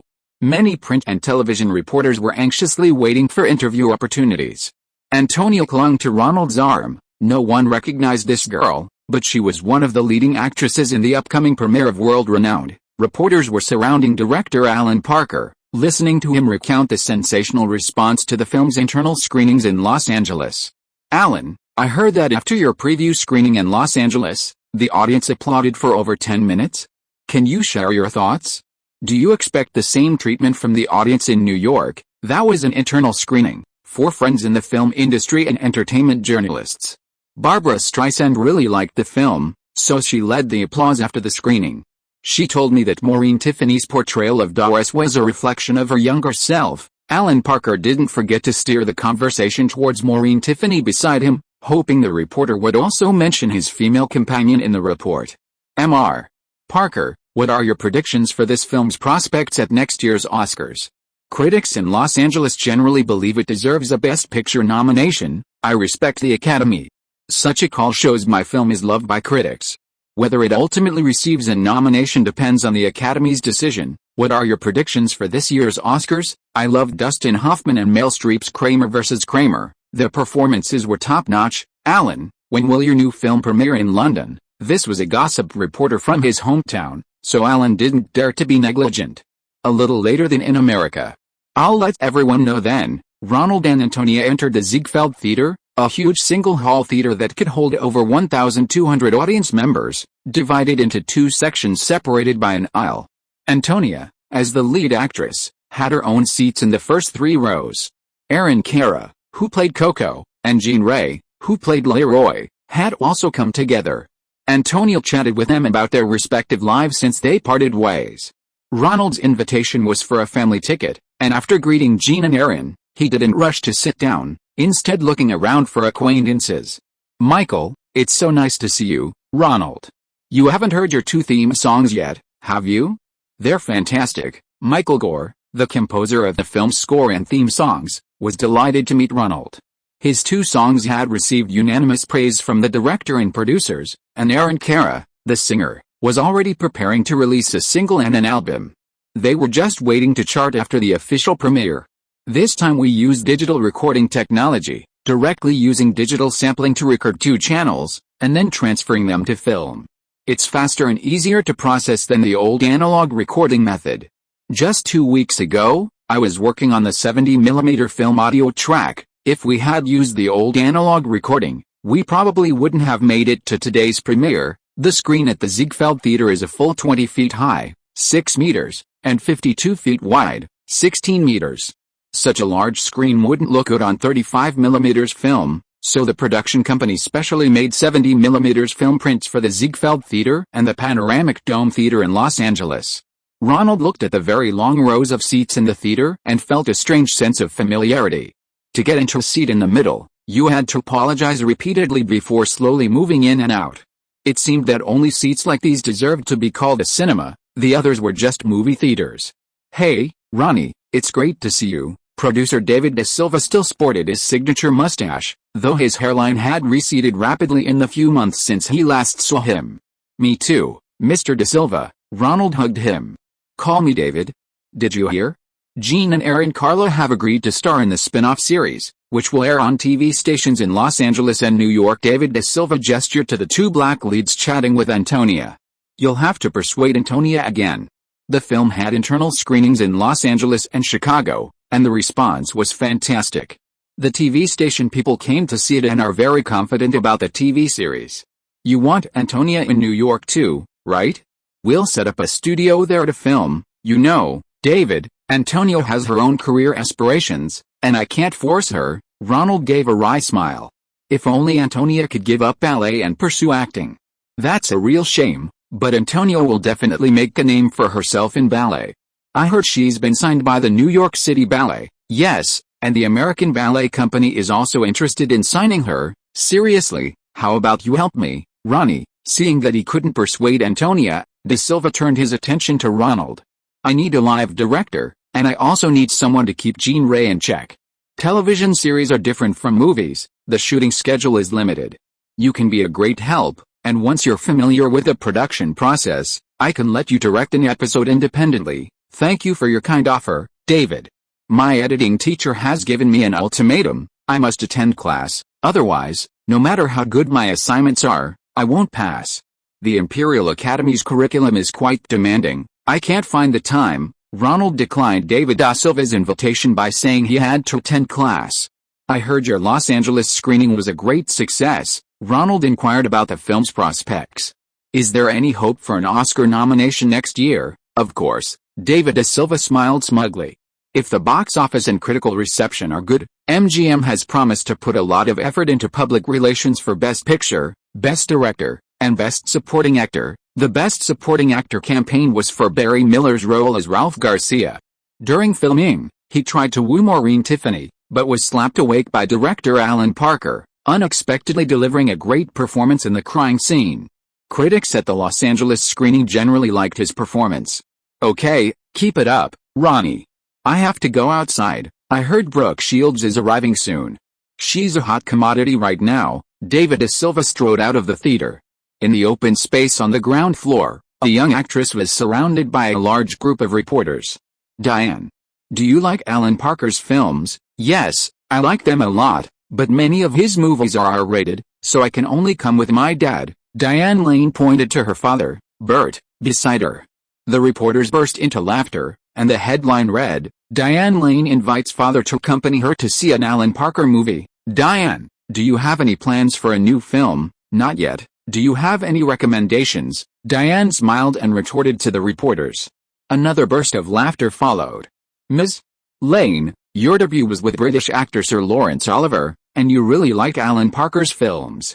Will you continue to act in British films in the future?" "Of course, if there's a good script and director. I don't mind who the production company is. Even Japanese or Chinese films are fine." Ha ha ha. Diane Lane was a child star, participating in off-Broadway plays and world tours from the age of 5 or 6. She had long since honed her skills in dealing with reporters. "Breakaway is here," someone shouted, and the reporters suddenly swarmed to interview her. Diane's expression remained unchanged, but her inner emotions were terrible. Her father, Bert, patted her arm to comfort her. "Don't worry, Brooke just likes to be in the spotlight. We're all just MGM sidekicks, here to help make a name for herself. She won't have many scenes on TV." The speaker was Christopher Atkins, the male lead of The Blue Lagoon, who was also attending the premiere of Famous at the World's Fame. "Hello, Mr. Bert, I'm Chris Atkins," he introduced himself to Bert. Bert knew he was the male lead of The Blue Lagoon, and judging by the hype, the box office of The Blue Lagoon wouldn't be inferior to today's Famous at the World's Fame. He quickly went forward to greet him. "Do you need to film completely nude in Fiji?" Diane Lane and Atkins entered the theater and began to inquire about the Blue Lagoon crew. "No, Brooke doesn't need one. She has 2 body doubles for those scenes. Every morning her dressing room takes care of her wigs and attaches them to her breast covers, so it's actually very safe during filming," Atkins replied. "Then you?" Diane Lane sensed his implication. "You can see the movie then," Atkins smiled. The recent screenings of Blue Lagoon had been excellent, and many industry girls were actively seeking him out for conversation. "I really envy Brooke. She gets to film on a tropical island. I'm filming westerns in Mexico, and it's tough." "Really? My agent is picking out my next film, a story about child marriage within the Mormon fundamentalist movement. The male and female leads will run away together in the end. It's a happy ending romantic love story. You could give it a try." "Really? What's it called?" "Child Bride of Short Creek." "I don't know if there are any unsuitable scenes. My father doesn't allow me to take on certain roles." "Didn't you know that minors over 15 can declare their independence in the newspaper? As long as you can find an adult to be your guardian." "Really?" Diane glanced at her father, Bert, who was lagging behind and chatting with the world-renowned producer David Da Silva, and kept this information in mind. Chapter 142 Premiere. Fame quickly dismissed Diane Lane's father, Bert, and hurried out of the Ziegfeld Theater to greet Brooke Shields. Fame is a realistic teen film. Although the test screenings received positive reviews, MGM executives didn't want to invest heavily in marketing and instead adopted a similar strategy to The Deer Hunter. The plan was to screen it for a week in the 2 largest theaters in New York and Los Angeles to generate positive word of mouth. Then, a smaller, more localized release would continue to spread the word. If, after a month of limited release, the reviews remained positive and the box office was satisfactory, a nationwide release would follow. If the reviews were poor, that was it. David Da Silva, lacking a marketing budget, had to figure out how to get free media coverage himself. Inviting teen stars to the premiere was a good strategy. In Los Angeles, he planned to cast Jodie Foster. In New York, he hoped to bring in Brooke Shields, who was extremely popular with teen audiences. Her appearance at the premiere would definitely make the entertainment news, and if she could be persuaded to say a few good words about the film, that would be even better. Brooke Shields' mother, Terry, was not an easy manager to deal with. Not only did she demand a high appearance fee, but she also laid out a whole bunch of rules, including a list of questions she couldn't ask, and she couldn't appear in the same frame as the lead actors, etc., making her quite difficult to manage. However, all of this was resolved after Diane Lane's father, Bert, took the initiative to contact the production team and agreed to attend the premiere. Brooke Shields stopped causing trouble and readily agreed to attend after learning that Diane Lane would be attending. It seems that only competition is the best weapon against poor supply. David Da Silva still valued Brooke Shields, who was currently enjoying unparalleled popularity. The Blue Lagoon would premiere in June, and media coverage of this film far exceeded that of Fame, a dark work reflecting many of America's realities. "One last question," Brooke Shields' mother, Terry, announced to the surrounding reporters, then pointed to a familiar reporter from The Hollywood Reporter. "What's your relationship like with Christopher Atkins, the male lead of Blue Lagoon?" "We're good friends, we call each other often, and I heard he's coming to the premiere today."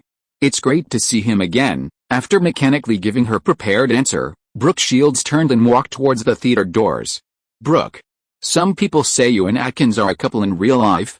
How do you respond?" Terry was displeased with her daughter's curt reply, a far cry from the firm yet graceful attitude she had taught her towards reporters. However, she stayed to respond, "These are just boring rumors. My daughter is Catholic and has vowed to remain chaste before marriage." Brooke Shields was furious.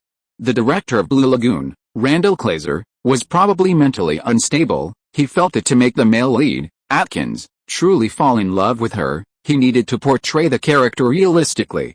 Before Brooke Shields joined the cast, she had plastered Atkins' room with her posters, trying to make him fall in love with her. Before becoming an actor, Christopher Atkins was a gamer.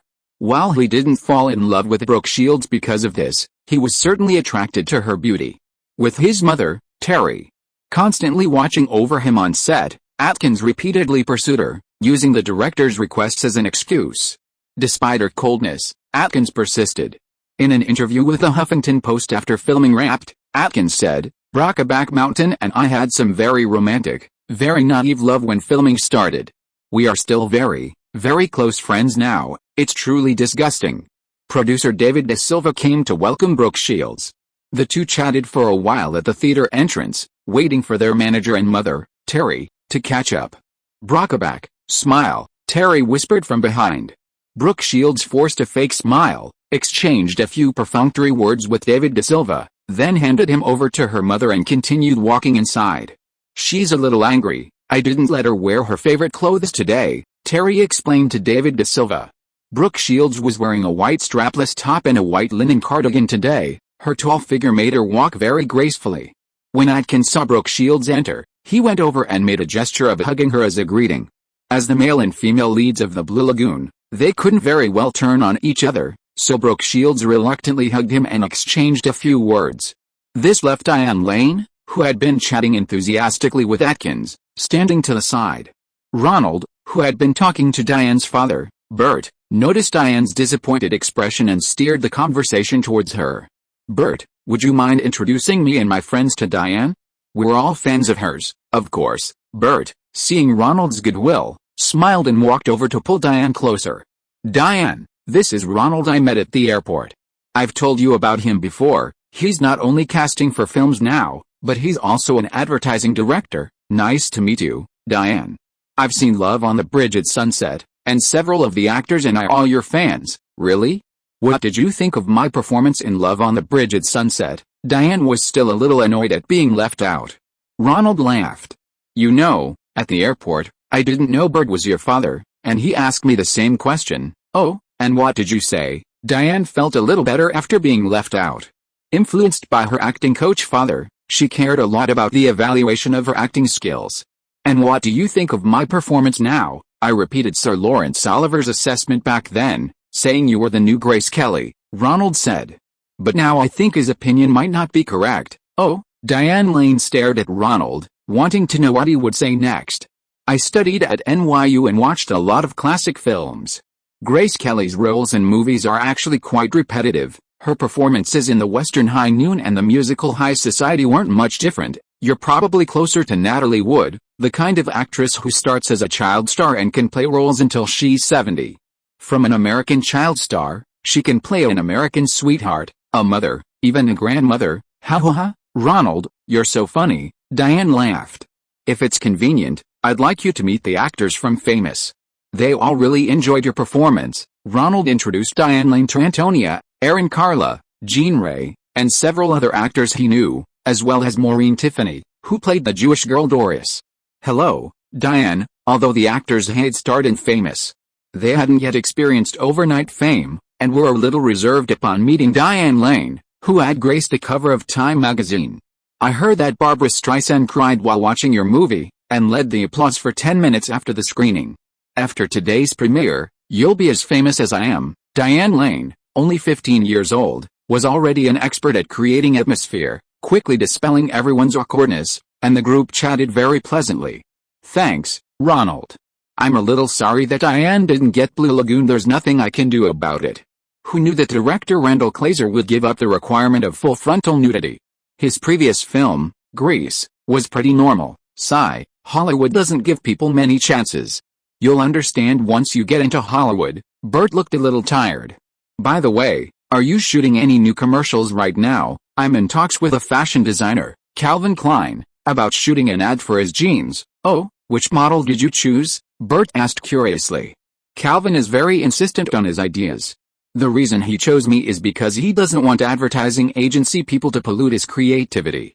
He has to decide all the shooting content and casting himself." Ronald glanced at Brooke Shields not far away.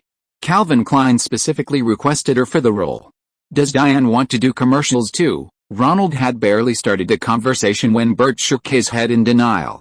No, she's determined to pursue a film career and won't do commercials. Ha ha ha ha. Diane Lane and the other lead actors burst into laughter again, attracting Brooke Shields' attention. This girl is my rival. She's good at making friends, unlike me who's always restricted by my mother. I can't be like that, I can't get too close to her. Brooke Shields also had her own worries. I didn't expect Ronnie, you and Antonia to be a couple, Diane said, inviting Ronald into their circle. I heard your cousin is at Stuyvesant High School. Yes, she just got accepted and will start in the fall. She wanted to come to the premiere, but the movie was rated R, and my aunt won't let her. I've always envied students who go to regular high schools.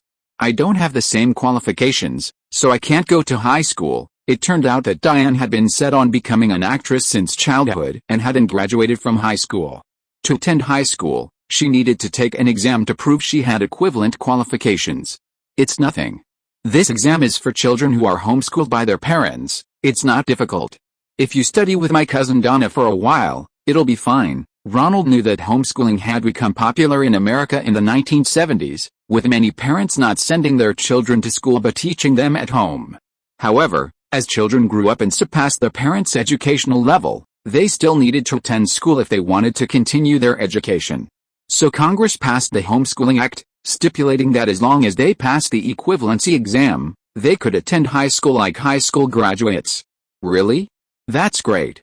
My dad also wants me to receive a high school education. Diane Lane wasn't just being polite. Ronald looked at Bert, who nodded as well. Yes, we've decided that Diane will receive a high school education. She can ask for leave if she has filming commitments. The premiere's host began to take the stage. And the lights dimmed slightly. Ronald and Antonia secretly switched seats, sitting in the front rows near the aisle, waiting for the movie to begin. After a brief introduction, the lights dimmed, and MGM's famous line roar appeared on the screen. The screen went black, revealing the white title Fame against a black background.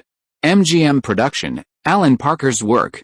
Suddenly, a sound came from the back of the projection room, a loud bang, like something flying out and then hitting the wall. The credits on the screen disappeared, and everyone turned around to see what had happened. If you are listening to this novel on a channel other than Fanfic World, it means it was downloaded and re-uploaded without effort. We warmly invite you to visit our channel, Fanfic World. There you will find the original version of this story and many other novels of various genres. We look forward to seeing you dive into a world of incredible novels.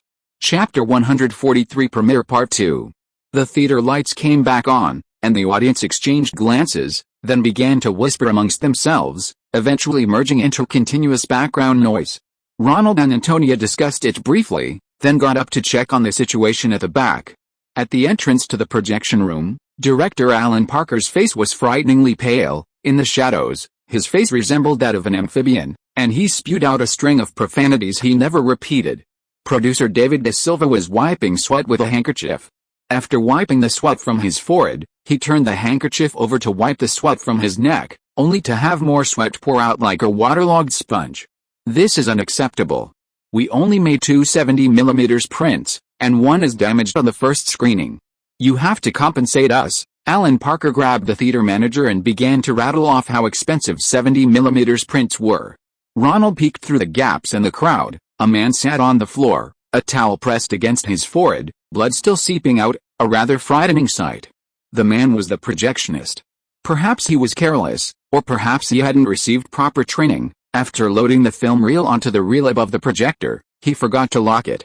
With the high-speed motor activated, the shift in the center of gravity caused the film to break, the entire reel flying out and crashing into the wall. The reel's axis also flew off, hitting the wall separately before bouncing and striking the projectionist in the forehead. Now is not the time to assign blame. There are nearly 1,000 audience members and guests outside. Let's think about how to continue the screening, Ronald said, pulling producer David De Silva aside. Right. Can the film be pieced back together? We need to continue the screening, David De Silva realized. If the premiere couldn't be held, it would be headline news tomorrow. And this wasn't the kind of headline film marketing needed. The cinema manager and his staff discussed the situation briefly, then carried the injured projectionist out and replaced him with another projectionist. beginning the process of reassembling the film on-site. Ronald shook his head and walked back. The aisle was already surrounded by onlookers. "What bad luck, a movie premiere with an accident," Ronald muttered. "No, it's a good omen," said Bert, who had also come to watch the spectacle. "Huh?" Ronald looked up and saw Diane Lane and Bert, and chatted with them for a bit.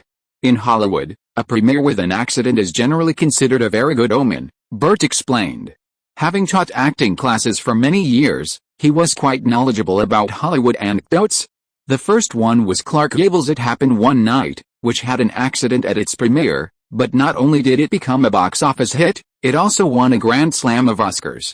It took home the 5 most prestigious awards: Best Picture, Best Director, Best Actor, Best Actress, and Best Screenplay. Then there was Gone with the Wind, which reportedly also had an accident at its premiere, and it still holds the record for the highest audience attendance, winning 4 of the 5 Oscars. "Ronald, I heard you're credited as a screenwriter too. I think you have a chance to win one," the three joked as they returned to their seats. "It's just an accident, I guess we can start again soon," Ronald whispered to Antonia. The two waited patiently, hand in hand, in their seats. 10 minutes later, the lights dimmed again. After the MGM roar, the film reel was abruptly cut short due to the stitching, and Ronald felt the screen jump, skipping the credits for Alan Parker's work.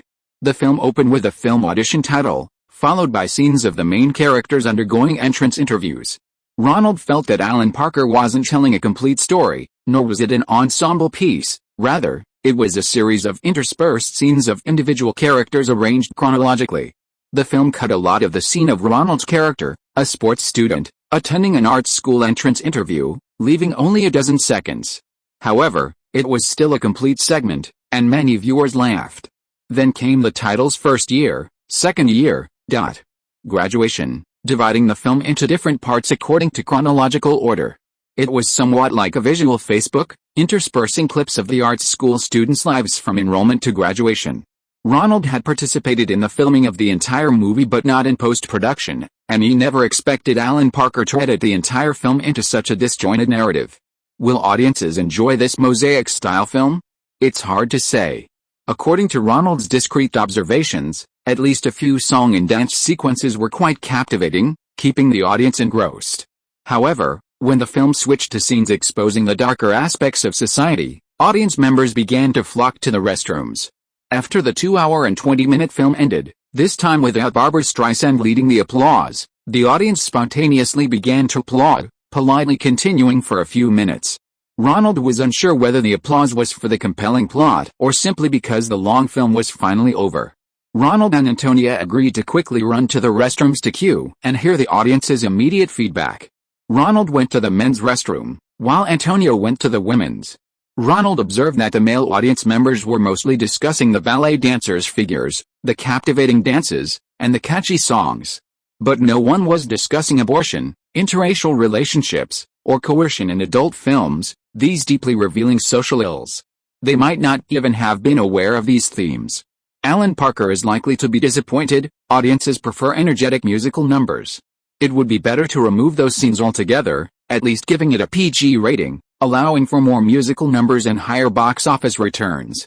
The lines for the women's restrooms are much longer. Ronald was waiting for Antonia in the aisle when he bumped into producer David Da Silva, who was also there to eavesdrop on audience feedback. "What do you think, Ronald?" David asked nervously, trying to ease the tension and hoping for a reassuring answer.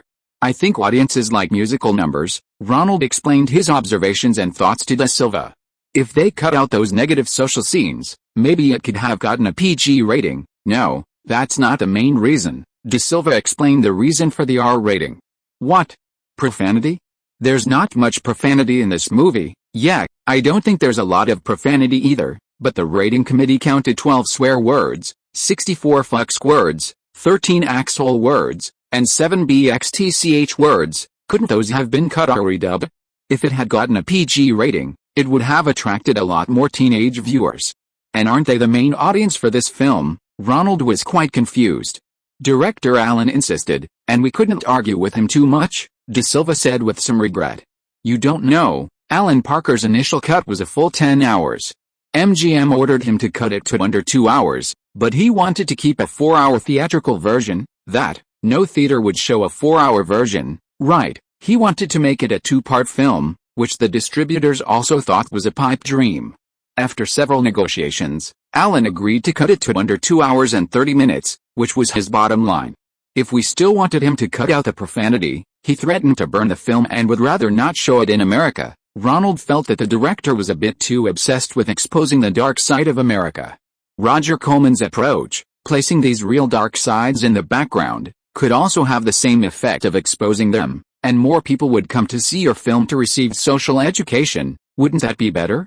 As Ronald was thinking, he heard Antonia calling for help. Ronald, help! Antonia had been recognized in the restroom, surrounded by female audience members who were shouting the name of her character, Hillary, and demanding her autograph.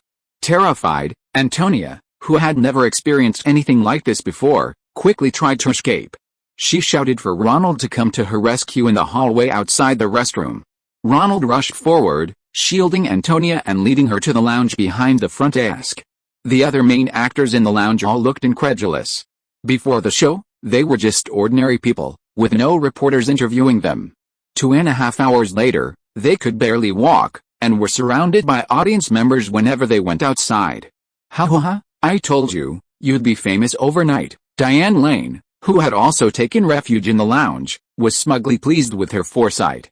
So, this movie is a success, Ronald thought to himself. After comforting the frightened Antonia, Ronald went out to find producer De Silva to ask about the actors' evacuation arrangements. As soon as he stepped outside, he was surrounded by dozens of spectators. Seeing that he wasn't the lead actor, they all sighed in disappointment. Of the remaining people, Jean Ray was the first to react, locking the door behind him. However, he quickly broke into a dance to celebrate his newfound fame. Aaron Carla played the piano in the lounge. Being young, everyone quickly realized their impending stardom and joined in the celebration. Ronald found producer De Silva in the VIP lounge on the other side and told him about the lead actors being surrounded by spectators demanding autographs. I'm afraid they absolutely have to sign autographs for the audience. If we avoid them, they'll be very disappointed, said Brooke Shields' mother, Terry. De Silva wholeheartedly agreed and quickly went out to arrange autographs and photos. He still had a whole bunch of lead actors to arrange. Mom said you're going to ask me to shoot a clothing ad. Is it one of those woolen socks you wear on your feet in the movie? Brooke Shields' pleasant, clear voice rang out. No, Miss Shields, it's Calvin Klein jeans. Jeans. Brooke Shields instantly lost interest. It's the tight-fitting style, very fashionable. Brooke Shields' interest was rekindled. Mom, okay, said her mother and manager, Terry. Ronald, could you send some samples to my daughter first? Size 4, sure, no problem. Ronald looked Brooke Shields up and down. A girl nearly 6 feet tall, wearing a size 4. Her waist is only 26 inches, equivalent to 1 foot 9 inches in Chinese measurement, and those woolen leg warmers. Brooke Shields hadn't forgotten the fashionable items from the movie. Those are called leg warmers. I'll send them to you together, Ronald said. Chapter 144 Leg Warmers Giveaway. Wait a minute, Terry called out to Ronald, and as they walked out, he whispered, I think you understand. Brooke is first and foremost a model, then a rising star actress. She needs to carefully consider any endorsement she takes. I understand, Ms. Shields. Ronald understood Terry's implication. The Calvin Klein jeans, I only sent samples. The real collaboration is up to you and Calvin to discuss. I'm just following your instructions and directing the photoshoot. As for the leg warmers, that's just a small gift. It's a thermal accessory that dancers wear during rehearsals, not suitable for any other outdoor or indoor occasions. I won't be taking any photos of Brooke with the leg warmers. Can I trust you, Ronald? I haven't seen any advertising linking Brooke to the leg warmers anywhere. You can rest assured, Ms. Shields. It's just a niche product sold to dance students. JCPenney rejected us. We only have a small shop next to the Performing Arts High School. We can't afford to hire Brooke for an ad, and this small market doesn't need advertising. Brooke Shields' mother, Terry, wasn't entirely clear on the business logic here. She only understood one thing: Ronald's leg warmers were a small business. He couldn't afford to hire her daughter for an advertisement, nor would he want to take photos of Brooke wearing them. We also want to make a decision about the Calvin Klein jeans after June, Terry said, being very cautious about her daughter's public appearances. I know Brooke's new movie, The Blue Lagoon, will be released in June, And you don't want to make any decisions before then, lest it affect her commercial value, Ronald said. How did you know? Besides directing commercials, I've also been shooting audition photos at casting studios. I know the Endless Love production team is also inviting Miss Brooke Shields. Ronald revealed his other role. Finally, someone understands me, Terry sighed. Actually, besides the movie, Brooke will also be on the cover of next month's Vogue magazine. She's the first model under 15 to appear on the cover of Vogue. Terry took the business card Ronald offered and exchanged hers for her own. You can send the jeans and leg warmers to this address. Remember to call me before. Back in the large dressing room where Antonia and the others were, the audience at the door had already happily received autographs and photos with many of the main actors. Some were still muttering, "It's clearly Hillary, so why is the autograph on Antonia's?" And Leroy, he signed Jean Ray, stroke by stroke. Ronald knocked on the door. "I'm Ronald, let me in." Jean opened the door, excitedly saying, "Hi, Ronald, we're really stars now. Yeah, you need to practice your autograph. I heard some audience members say yours is too formal." "What were you all talking about?" "What were the girls in the restroom talking about?" Ronald found Antonia and asked about the conversation she had overheard. "Mainly talking about leg warmers. The girls all think they were really nice and don't know where to buy them," Antonia said with a smile. Ronald wondered if there were many art school students at the premiere. Ordinary people couldn't wear these anyway, could they? Like wearing them over jeans? Ronald quickly dismissed this strange thought. "Ronald, do you know where I can buy leg warmers?" Diane Lane jumped in to ask. Antonia said you know where to buy them. "It's a shop my Aunt Karen, another saleswoman Teresa, and her husband run," Ronald introduced with a smile. "It's in the East Village, not far from the Performing Arts College. If you like, you can go and have a look, it's all on my tab." The dancers had all worn leg warmers and knew they could enhance their beauty while dancing, so they all clamored to take advantage of Ronald's offer. Okay, 3 for free each, and 20% off any extras.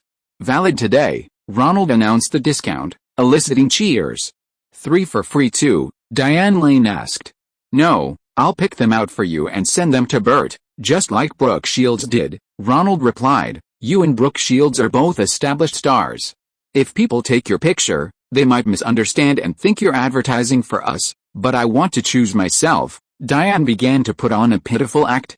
"That requires Bert's permission." Ronald had just witnessed Terry's comprehensive control over his daughter Brooke Shields' commercial value. "It's okay, I'll go with you. Just don't use Diane's photos for commercial purposes." Bert is now quite doting on his daughter. After all, she just lost a potentially hit movie lead role.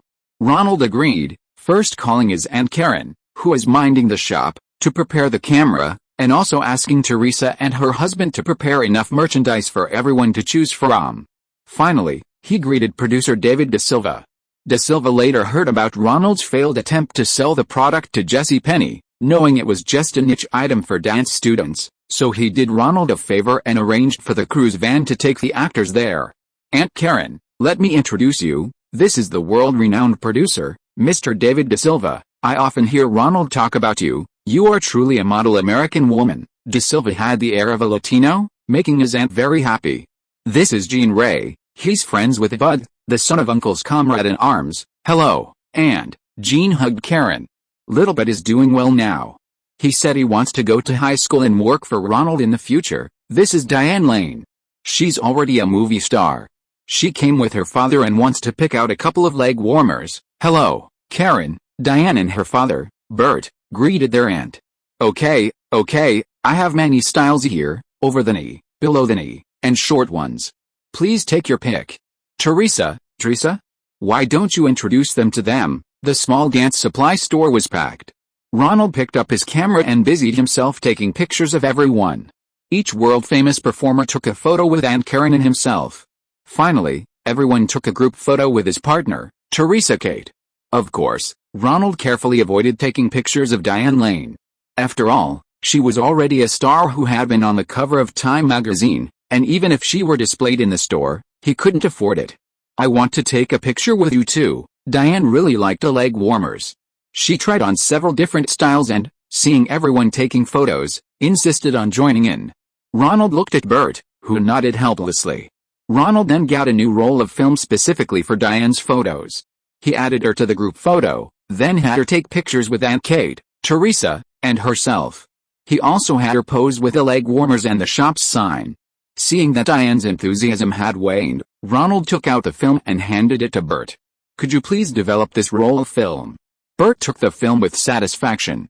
"I'll give you her photos. Actually, I don't mind if you use Diane's photos in the shop. She's quite happy with these new accessories." "No, we're just a niche product. We can't afford to advertise in magazines or on television, so our store tries to be as close to our target customers as possible, like dance students at art schools," Ronald explained his business logic. "I told Brooke Shields the same thing, and her mother asked me to send her 2 pieces too. We also need to discuss an ad campaign for CK Jeans with her." "Why Brooke Shields for the ad?" Diane, hearing Ronald's words, pouted, somewhat dissatisfied. "Because Calvin Klein's first choice is her. She has high popularity among college students," Ronald replied. He immediately realized, if you also want to advertise for CK Jeans, I can mention it to Calvin. Diane just filmed a Western, and jeans are a selling point. "No, I don't do ads. I'm an actress, not a model like Brooke," Diane Lane commented on her competitor, Brooke Shields, and then ran off. "Why? It seems quite common for celebrities to do product ads these days," Ronald asked old Bert. "Veteran Hollywood stars, to maintain their image and to make their on-screen characters believable, only do ads that match their screen image," Bert replied. "Character actors simply don't do commercials, to prevent the audience from associating them with their advertising personas and not being able to connect them to the movie, or even laughing on set." Diane is only 15 years old and hasn't yet established her image on the big screen, so I don't let her do commercials. Although it reduces her exposure, it's very beneficial for her acting career. That makes sense. I've noticed that Dustin Hoffman and Meryl Streep don't do many commercials. Ronald pointed to the male and female leads of Kramer vs. Kramer, the film that was considered the front-runner for the Oscars that day. "Yes, Diane acted in a Broadway play when she was little, working with Mel. I hope she can become an actress like Mel in the future." After seeing off the actors who received various leg warmers, Ronald finally had time to spend with Antonia. Antonia was about to go to the New York City Ballet for training, and neither of them wanted to waste time. "Why did you give everyone several sets? That must have cost a lot of money," Antonia asked. "I always feel that you have a deeper meaning." "Yes, partly because we became friends after the photoshoot. Partly, I wanted to take a gamble. If Mingayan becomes a huge success, and I hang these photos in the shop, then our shop will be the most authentic Mingayan-style leg warmer shop in all of New York, even the whole country. Only our shop can sell the most authentic ones, not ours. It's yours and Aunt Teresa's," Antonia corrected. "I said, of my 60% share, you'll have 5%, Ronald said. "Don't refuse yet. It's not a huge fortune, just something to supplement your income and make your ballet career smoother." Chapter 145 The Missing Scriptwriter. "So, you and Antonia?" "Yes, she's been very busy since joining the New York City Ballet, with training and performances. It's not easy for a freshman." Although Ronald wanted to offer Antonia some security, she ultimately declined his offer. Ronald knew she didn't want to involve money in the relationship, preferring to leave it as a beautiful memory. The person asking the question was Ronald's high school wrestling teammate, Douglas Jr., and the two were sitting on the mats in the wrestling gym, panting. Having contacted his old friend, Ronald felt he should continue exercising. Douglas Jr. happened to work out at a good gym and introduced Ronald to it. After more than a year without regular training, Ronald felt his skill level had declined significantly. Fortunately, the gym Douglas Jr. recommended had a coach named Ivan from the Soviet Union. Ivan had been a member of a Siberian local wrestling team, a Slav who claimed to be Jewish, and had come to America from Israel through connections. Ivan was highly skilled, his training was scientific, and his English was passable. Best of all, he tailors training plans to each client's skill level, ensuring they don't find it too strenuous or boring. Both young Douglas and Ronald were very satisfied, training here weekly and regaining some of their skills. "Your pose for photos with customers for your leg warmers is quite good. Who taught you that?" Young Douglas, from a family with 3 generations in business, naturally understood Ronald's pose and greatly admired it. "I figured it out myself," Ronald replied. "Jesse Penny's purchasing manager told me that patents don't protect my intellectual property because any mother could easily modify a wool sock into this product. So I came up with this method to protect my rights. Yes, If it becomes famous worldwide, everyone will buy the genuine leg warmers, not the ones they knit themselves, or other counterfeit products, young Douglas nodded. However, your product needs to be slightly higher in quality than others. Only then can the authentic reputation be worthwhile. If customers buy it and like it, word will spread, and your business can grow. Tisk, that's a bit difficult. It's a very small market. I can't use machines. Right now, I've only organized a group of Vietnam War veterans' widows and wives. It's nominally a military family cooperative, but in reality, we're paid by the piece. Ronald lowered his voice. Piecework in America is prohibited by law by the unions, but by using the name of Vietnam War veterans' families, it has a nominal protective umbrella. The scale is small, so no one will cause trouble. Yes, it's a pity. Your business naturally has a small market, unless one day the fashion industry suddenly goes crazy and everyone starts wearing leg warmers. That's impossible. Wearing leg warmers with a suit is an aesthetic disaster. Let's not talk about that. Teresa hasn't figured out your trick yet, has she? She can't go it alone. Little Douglas brought up the saleswoman Teresa Kate's desire to go solo. No, she's quite satisfied that I let her take a stake in the company at a discount, using her sales channels. Ronald was a little smug. Getting the cast of the famous TV series into the company was a win-win situation. Previously, Teresa Kate had shown a slight inclination to go solo, so after discussing it with Douglas Jr., Ronald simply gave Teresa some shares, forming a company. This time, getting the cast into the company effectively nipped her in the bud. The patent applied for through lawyer Lindsay Dahl had been approved, and her patent was used as 20% of the shares in the company. Combined with the shop rent, this gave them a total of 60% ownership. Aunt Karen and his veteran wife's production network held 10%, and the remaining 30% came from a small amount contributed by Teresa Kate and her husband David, along with a discount on the sales network. The shop was simply called RTKD Dance Supply Store, the initials of the four main shareholders. Despite the name, it mainly sold leg warmers. Photos with the cast members were displayed on the walls, including one with Diane Lane. Bert agreed to put a photo in the shop, as long as it wasn't enlarged. Famous Around the World is still showing on a small scale, but many students have come to see it because the teachers from the Performing Arts High School are involved, and they buy their food here instead of having their mothers make it. Because this is the most authentic. Her husband, David, probably figured it out, but he also knows that if we work together, the pie will be bigger, so he didn't object. Idiot, Jimmy, that bitch, he actually boycotted the Olympic Games. That bitch, the Winter Olympics Federation didn't boycott it at the beginning of the year. How dare Jimmy boycott the Summer Olympics? Coach Ivan walked in cursing, still cursing the president. He even got NBC to stop broadcasting it. I was going to show you guys that Siberian monster. Ivan had told them long ago that a heavyweight wrestling prodigy named Carolyn had emerged from Siberia. Legend has it that he can use a reverse backlift, a move usually only lightweight wrestlers can do, and Ronald and Doug Jr. were waiting to see this amazing move. Why boycott the Olympics? The two turned on the television next to the wrestling ring. The president's image was displayed in the upper right corner. The host quoted the White House spokesperson as saying that as long as the Suvar alliance did not leave Afghanistan, America and its allies would boycott the Olympics in Moscow. Is this because of the failed hostage rescue operation a couple of days ago? Little Doug was very perceptive, connecting this to the previous hostage rescue operation that had greatly embarrassed the president.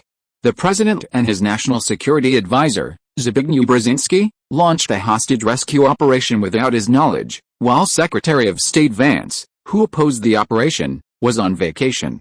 Unexpectedly, the helicopter crashed in the desert, killing 8 Special Forces soldiers. The rescue failed before it even began. The wreckage of the helicopter and the bodies of the dead soldiers were displayed by Persians on the streets of Tehran. Through international satellite signals, all Americans knew that their president was a useless idiot. To salvage his image and secure re-election next year, the president needed to demonstrate his toughness. Both men shook their heads. The Olympic spirit is inherently peaceful. Even in ancient Greece during the Olympic Games, warring nations would temporarily cease hostilities. What kind of resistance was this? Have you found your script agent yet? Little Douglas brought up a strange incident Ronald had encountered. Ronald had finished writing the script for Crossroads, signed a waiver, and mailed it to Rick Nisida of William Morris. However, a few days later, the script, still unopened, was returned with a stamp stating that the person could not be found. Ronald called the secretary who had previously notified him, and the secretary, in a peculiarly mechanical voice, told him that William Morris did not have a person named Nisida. Then the call ended. Subsequent calls yielded the same result. If it weren't for the waiver the secretary had sent in the package, Ronald would have thought he had been abducted by aliens who had altered his memory. Moreover, in last year's agent directory, Rick Nisida's name was clearly followed by the name of William Morris's agency, and Ronald couldn't understand why. I've arranged to speak with Eddie Cohen, my advertising director and agent. Maybe he can tell me what's going on. You've probably gotten caught up in the battle between William Morris and CAA. What battle? Ronald asked in Eddie's office. Since Ronald shot the Chewels Gum commercials, Eddie's business had been booming. His models and actors all had work, and he'd signed many new talents. He'd already moved to a corner office. American office buildings are typically square and rectangular. Corner offices have two street-facing windows with floor-to-ceiling windows offering twice the street view of other offices. Working in such an environment is often a symbol of power and status. Creative Artists Agency, CAA, was founded in 1975 by a group of young people who defected from William Morris, Michael Ovitz, Michael Rosenfeld, Ronald Mayer, and others. They've always been suppressed by their former employer. However, their business is doing very well. In recent years, they've snatched many of their former employer's clients. Starting this year, they've openly poached several of William Morris's agents, young and promising, with a number of high-profile clients. I suspect Rick Nisida, who I knew, is one of them. When agents leave a company, the former employer often uses this method to try and cut off contact with clients. The old phone numbers, faxes, and secretaries all belong to the former company, so clients can't reach the agent for a period of time, and the former employer uses this window to poach them. I see, Ronald nodded. Then I can call CAA and find Nisida. Usually, when agents switch companies, it involves legal battles, and the individuals involved will take a long vacation, not contacting anyone except their key clients. Eddie dismissed Ronald's idea. You could try leaving a message at the front desk and have them pass it on. I reckon this lawsuit won't drag on for long. CAA will try to settle quickly, and he can contact you when he gets back. Why don't you try William Morris's other agents? Eddie asked. After all, they're the most powerful agency in the industry. I tried. None of their agents were willing to sign me. I sent out inquiry letters, called their secretaries, and a few agents even called me, saying they'd wait and see how the film fared at the box office and with its critical acclaim. According to the secretary, they called Alan Parker and heard some negative feedback. Ronald was annoyed that the director could sabotage his plans. Don't worry, Rick Nisida is a big name in the industry. He represents Al Pacino and Christopher Walken. Once he officially joins, you'll have a script agent, although he'll most likely have a junior agent apprentice sign you. That doesn't matter. I want to get screenwriting work as soon as possible. Getting into the film industry through screenwriting is a shortcut. By the way, have you joined the Screen Actors Guild? Eddie asked about something else. No, I don't think I have the talent for acting, nor the passion. I still want to stay on the other side of the camera. That's good.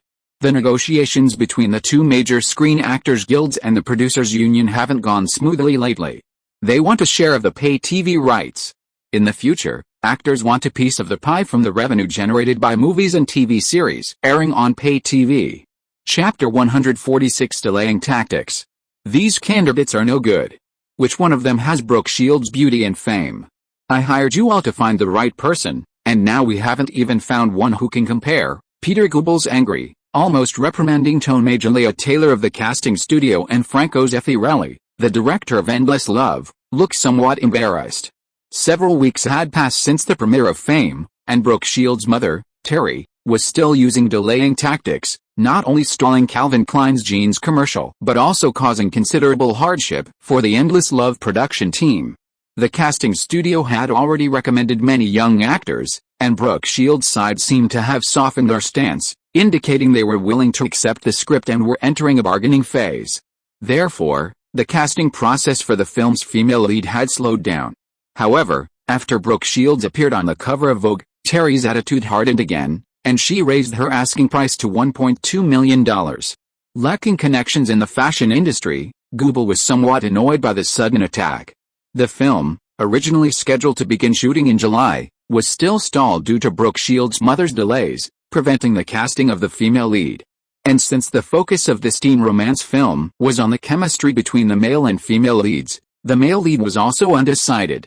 Use your brains, think of who else we can invite. Google knew that the so-called open auditions were just a gimmick. The probability of finding a film's female lead from someone with no acting experience was low. In Hollywood, where return on investment is paramount, searching among existing film and television actors was more realistic. The photos on the table showed Kelly Preston, who was selected in the last audition, and Deborah Winger, Kelly Fisher, and others who had advanced through subsequent auditions. Carrie Fisher is quite good, she's beautiful and well-known. Lucas's Star Wars, The Empire Strikes Back is about to be released, Google said, pointing to Princess Leia's photo. She already has a film contract, The Blues Brothers. Besides, when she auditioned last time, her appearance was too mature, not like a minor. Julia Taylor voted against. Google scoffed. Actually, as long as she could ride on Princess Leia's coattails, looking older didn't matter. Let's still send her an audition invitation. What about Deborah Winger? The actress who debuted as Wonder Girl's, Wonder Woman's apprentice, in the TV series, is actually very talented, director Zeffirelli suggested. He always had a strange fondness for dark-haired actors. She's not pretty enough. In the upcoming movie City Cowboy, she plays opposite John Travolta, and because she wasn't pretty enough, producer Robert Evans almost rejected her. This time it was Google who voted against. Robert Evans is a legendary Hollywood producer, having produced critically acclaimed and commercially successful films like The Holy Child, Chinatown, and Love Story. His eye for talent carries a certain authority. Let's still send her an audition invitation, Zeffirelli insisted. Okay, are there any other candidates? Google extended an invitation to all the casting staff present, asking them to name anyone they could think of who could play the female and male leads. A cacophony of voices filled the meeting room. How about Rosanna Arquette? A typical blonde, Linda Blair? She can play younger roles. She has a bit of the fresh-faced Oscar winner Sally Field. In that case, the male lead should be modeled after the newly crowned Oscar winner Dustin Hoffman.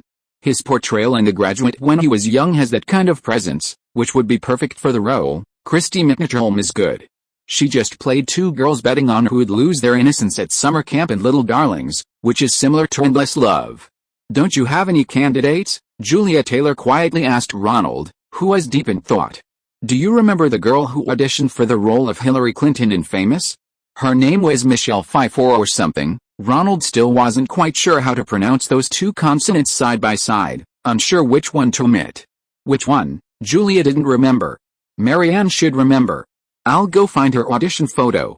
She's blonde, very pretty, from a wealthy family. She was rejected last time because her ballet skills weren't good enough. Ronald turned and went to the archives to find the audition file for the girl who looked like a cat. That's her, Michelle Pfeiffer. Ronald walked to the conference table and spread the girl's photo on it. I remember how I pronounce her name. This girl has the air of a rich girl. Zeffirelli appreciated girls with this classical look, suitable for Shakespearean classical plays. Great, send the audition notice to her agent. Google nodded. Ronald, where did you find this candidate? I remember her. I saw her in the ABC crime drama Bad Cats. I didn't expect she'd suit the East Coast rich girl look so well with a different style. The photo from her audition for Famous. She's actually even prettier in person. She participated in the Miss California pageant. Send the audition notice to her agent. Google turned to instruct her assistant, then asked Ronald, anything else? There's another male lead. Ronald slowly placed a photo of a male actor on the table, covering his mouth and below, only revealing the area above his nose. This guy is very handsome. The casting director and assistants present were all women, and they all exclaimed upon seeing the photo. He had some dental issues, but he had them corrected when he auditioned for Famous, which ironically cost him the role of Montgomery. While looking through Michelle Pfeiffer's photos, Ronald also saw the photo of the young actor who had just had his teeth fixed by the dentist. He was deeply impressed by this actor, whom even the agent disliked. He auditioned alone, and although he lost the role due to an accident, he was always full of fighting spirit and had a very sunny and positive personality. This time, the male lead didn't need crooked teeth, and since he had his teeth straightened, he might have a chance, so he also brought his audition photo. He removed his hand from his mouth, revealing a set of messy front teeth. which caused the women watching to let out a collective sigh. The difference is too big. Zeffirelli, seeing that the man was all about looks, immediately lost interest.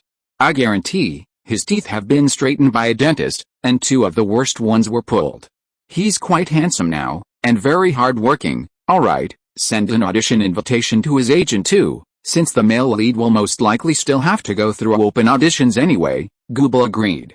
The story of endless love is told from the male lead's perspective. But the central character is actually the female lead, Jade. The audience's attention follows the male lead's perspective, focusing on this beauty described as a celestial being in the original work. Whether the male lead is very handsome or not is not that important. Moreover, casting the male lead falls under director Franco Zeffirelli's purview, and this blonde, sunny boy probably wouldn't even catch the director's eye. Zeffirelli has always preferred dark-haired, brooding male leads to satisfy his personal whims.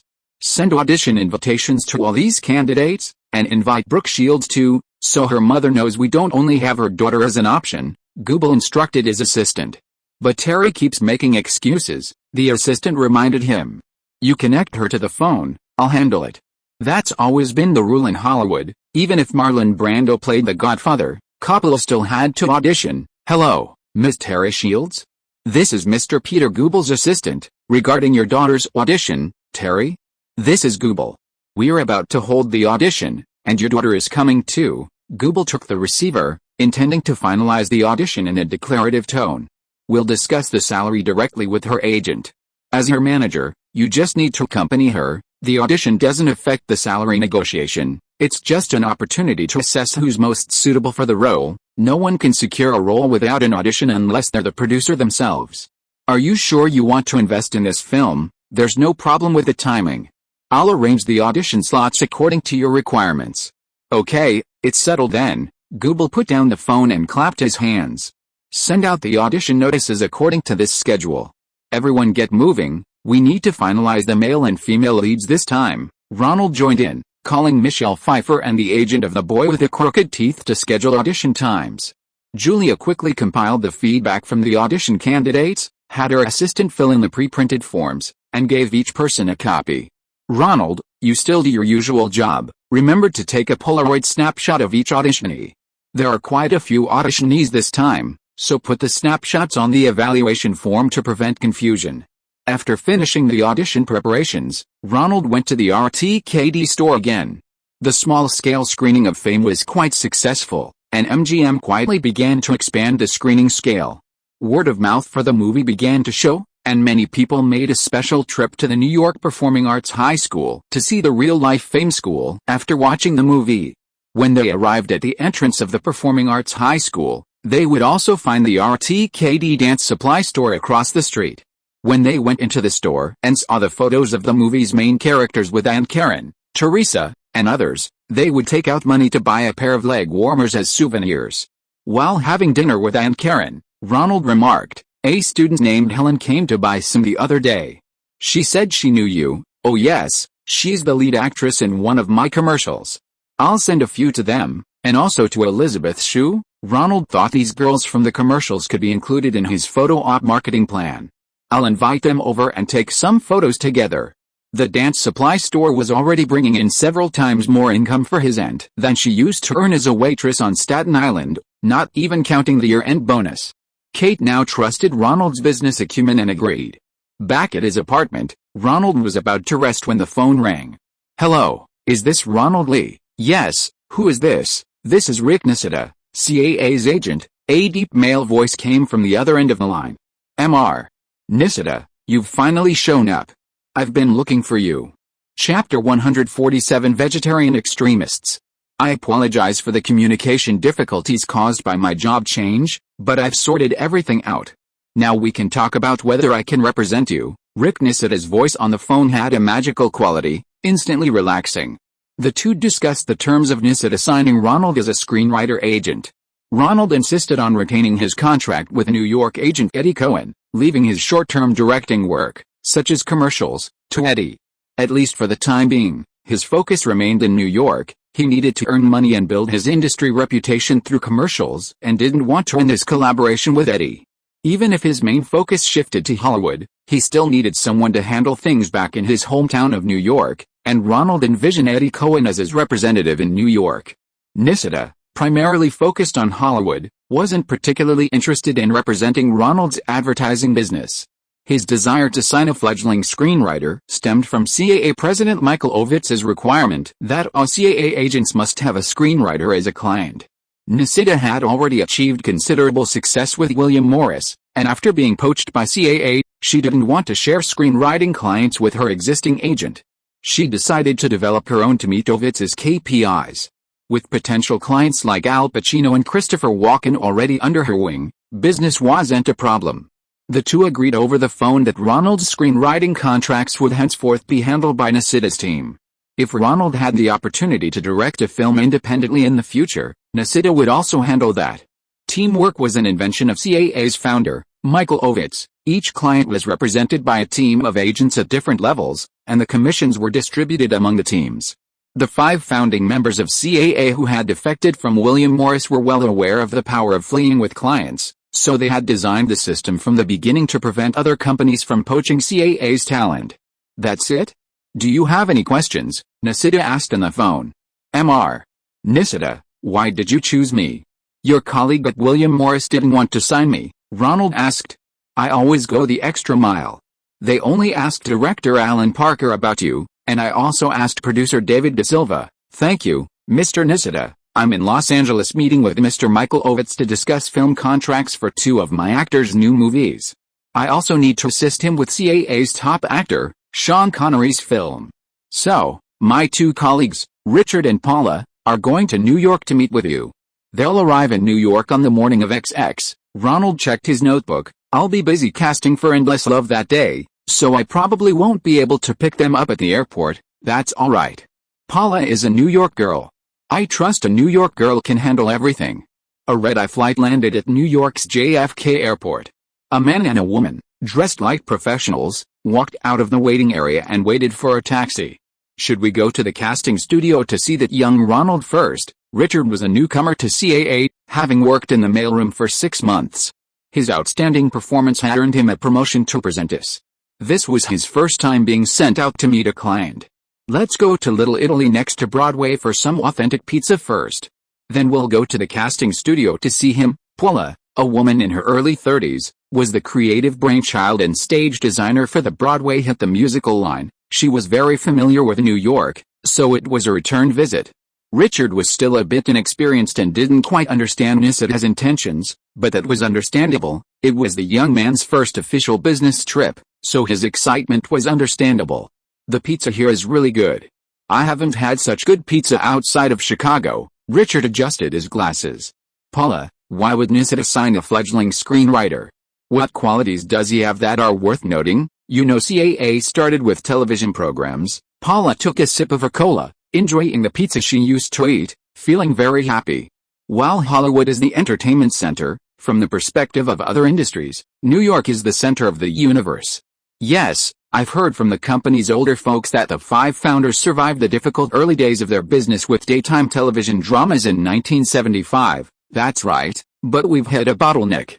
The big-name actors we signed all want to act in movies, and we have a weak network in the film industry. Ovitz promotes a family culture within CAA, encouraging agents to help each other and mentor younger talent. Richard has been added to the apprenticeship list. He'll have to learn these things sooner or later anyway, so he might as well tell him and build a good relationship. So Ovitz's idea was to sign screenwriters first, use them to impress the 8 major studios, and then recommend our contracted directors, stars, etc., to the projects. So that's why he requires every agent to sign a screenwriter. Yes, Richard, you're very perceptive. CAA, including you apprentices, only has a little over 40 agents. We're a team system, so each screenwriter will have 3 to 4 agents responsible for them. In reality, we only need to find about 10 screenwriters in total. I understand. Thank you for telling me all this, Paula. Richard wisely didn't ask why Nissida signed Ronald, and lowered his head to eat his pizza. So, like me, he was just there to make up the numbers. Ronald was organizing auditions in the casting studio. The actors who came this time were much stronger than the connections from the industry last time. Deborah Wenger wasn't exactly stunning, but her beautiful eyes were very understanding, as if she could talk to people with her eyes. Polaroid captured a snapshot of her eyes exceptionally bright. No wonder the director of Midnight Cowboy insisted on casting her. Those eyes, in a close-up, would be incredibly captivating on the big screen. Carrie Fisher, who plays Princess Leia, came to New York for a CBS 6 interview for The Empire Strikes Back and auditioned there as well. She didn't sport the princess hairstyle everyone expected, but rather long, flowing hair, lacking the princess's decisiveness but gaining a more gentle, feminine charm. Several assistants had previously gossiped that Fisher was very promiscuous on the Star Wars set, having slept with all the male actors. A casual glance from her eyes revealed a captivating allure, somewhat reminiscent of the character Jade. Looking at the candidate's abilities, Ronald felt his recommendation, Michelle Pfeiffer, was somewhat lacking. Especially since she seemed a little timid. Clutching a large bottle of vegetable juice handed to her by two agents who appeared to be a married couple, sipping it slowly and occasionally frowning. This vegetable juice is great for keeping you energized, keeping your skin smooth, and fighting off addiction to cigarettes, alcohol, and drugs. You have to drink it every day, the wife-like agent comforted Michelle Pfeiffer. Don't be afraid. I've observed that none of your competitors are vegetarians. You have a good chance, the husband added, also criticizing the other actresses. Ronald almost burst out laughing. Michelle, it's your turn now. Come with me alone. Wait at the audition room entrance first. The wife-like agent shoved a large bottle of vegetable juice into her hands. Michelle Pfeiffer took it. It felt heavy. She felt her hands sink down and slowly followed Ronald inside. After walking down the long corridor to the audition room, Michelle Pfeiffer looked even less confident. Clutching the vegetable juice, she walked slower and slower, her face contorted in pain. What's wrong? Michelle, cheer up. You did very well in your last audition. Just be yourself. You were in the top 6 in the Miss California pageant. Be confident. These words made Michelle Pfeiffer seem about to cry. I spent all my money on these all-natural fruits and vegetables. If I don't get selected this time, and the TV station doesn't give me a new role, Michelle's voice was weak and broken as she looked towards the lounge. Ronald followed Michelle Pfeiffer's gaze and saw the Burger King he had bought earlier, which he hadn't had time to eat yet. Have a bite. I haven't touched it. You look really hungry. A bite will give you some energy. Michelle Pfeiffer looked at Ronald, and when she heard him tell her to eat, her mind was completely blank except for the beef burger. She jumped over in a few strides, unwrapped the package, and started eating. Ronald poured her a glass of warm water and handed it to her. Don't rush, eat slowly. Why do you look like you haven't eaten all day? Michelle swallowed the last piece of beef with the water. My two agents won't let me eat meat. They say it will help me quit smoking and drinking. You know, I used to, with the beauty pageant girls, she said, a little embarrassed. Next, director Zeffirelli's voice rang out in the audition room. The previous audition's judging had finished, and he was calling Michelle in. Let your hair down, be natural, Ronald said, helping her down her tied-up hair and leading her into the audition room. Hello, Michelle, director Zeffirelli, executive producer Peter Gubel, and casting director Julia Taylor greeted her from above. Good morning. I'm Michelle Pfeiffer. Ronald will take a quick snapshot of you first, then we'll begin the audition. Ronald picked up a Polaroid camera, pointing it at Michelle Pfeiffer's sexy face. Her face was slightly cat-like, very youthful. At 22, Michelle looked convincingly like a 16-year-old. Here, Ronald pointed to the corner of his mouth, mouthing it to Michelle Pfeiffer, silently reminding her that she had eaten her hamburger too quickly. Michelle Pfeiffer understood, a blush rising to her face. Then she stuck out her tongue and licked her lips, eliminating the food residue. Meow. The men in the audition room couldn't help but mentally mimic her gesture. It was so sexy. Very good, we'll inform your agent of the audition results. Michelle Pfeiffer thanked everyone after the audition, and then Ronald accompanied her out. I think they really like you. Even director Zeffirelli was drooling. Ronald quietly told Michelle, suggesting she had a good chance. Next up is Brooke Shields. Ronald called out again. Hello, Brooke. Hello, Terry. Hey, who told you to give Michelle a beef burger? Michelle Pfeiffer's male agent rushed up and shoved Ronald, wanting to argue with him. First of all, you're her agents, not guardians. Michelle is free to eat whatever she wants. Secondly, this has nothing to do with me. Don't lay a hand on me, you evil person. You tricked her into eating beef. She needed to be full to have the energy for the audition. The man then lunged at Ronald. Ronald dodged and grabbed his arm, pinning him to the ground. Should we call the police, Michelle? Chapter 148 Arrest. Ronald released the male agent, who, somewhat frightened, immediately scrambled a few feet away and whispered to the female agent, who appeared to be his wife. What's going on? Why are they forcing you to be vegetarian? Ronald asked Pfeiffer. Michelle, you finally managed to break free from your smoking, drinking, and drug addictions. Eating animal products will only make you fall back into them, the female agent said to Pfeiffer in a more persuasive tone. Ronald looked at both of them, unsure of Michelle Pfeiffer's relationship with these two men. Was there coercion involved, or were they being strict with her to help her break her bad habits, actually for her own good? Do you want to go with them? If not, you can stay. I'll arrange accommodation for you, don't worry. They're just your agents, not your guardians. No, Ronald, they're not registered agents. I don't have an agent. They're forcing me to be vegetarian and I have to buy their expensive vegetables. A can of vegetable juice costs $50. Michelle Pfeiffer suddenly grabbed Ronald's arm tightly, loudly exposing the true nature of the two so-called agents. I'm very grateful to them for helping me kick my alcohol and cigarette addictions, but they've pocketed all the money I earned from filming TV shows. Pfeiffer said this quietly, while several beautiful women waiting for auditions nearby were listening to the gossip. I think I must ask you to leave, you two. Ronald stepped forward and said to the two con artists selling vegetable juice. Do I need to trouble the NYPD, Ronald, is that right? We'll meet again, Michelle. That's all for today. We'll come back to see you later. Don't forget that guy taught us to be vegetarian, the man said sarcastically, then turned and walked away with the woman. This isn't over yet. But if they really helped you kick your addictions, getting your money back will be a bit troublesome. I can ask my lawyer for you. These kinds of things are actually quite difficult to define clearly. The con artist couple took advantage of Pfeiffer's situation in Los Angeles, initially pretending to be in her best interest. Even in court, it would be difficult to prove them wrong. Michelle Pfeiffer seemed to have just woken up from a nightmare, clinging to Ronald's arm reluctantly. I still have work to do. You can rest over there for a while and have something to eat. I'll come find you later. Ronald gestured to the secretary at the front desk, who understood and led Pfeiffer to rest. Ronald resumed his professional smile. I'm sorry to have taken up your time, Miss Brooke Shields. We can go in for the audition now. Oh, you're very skilled.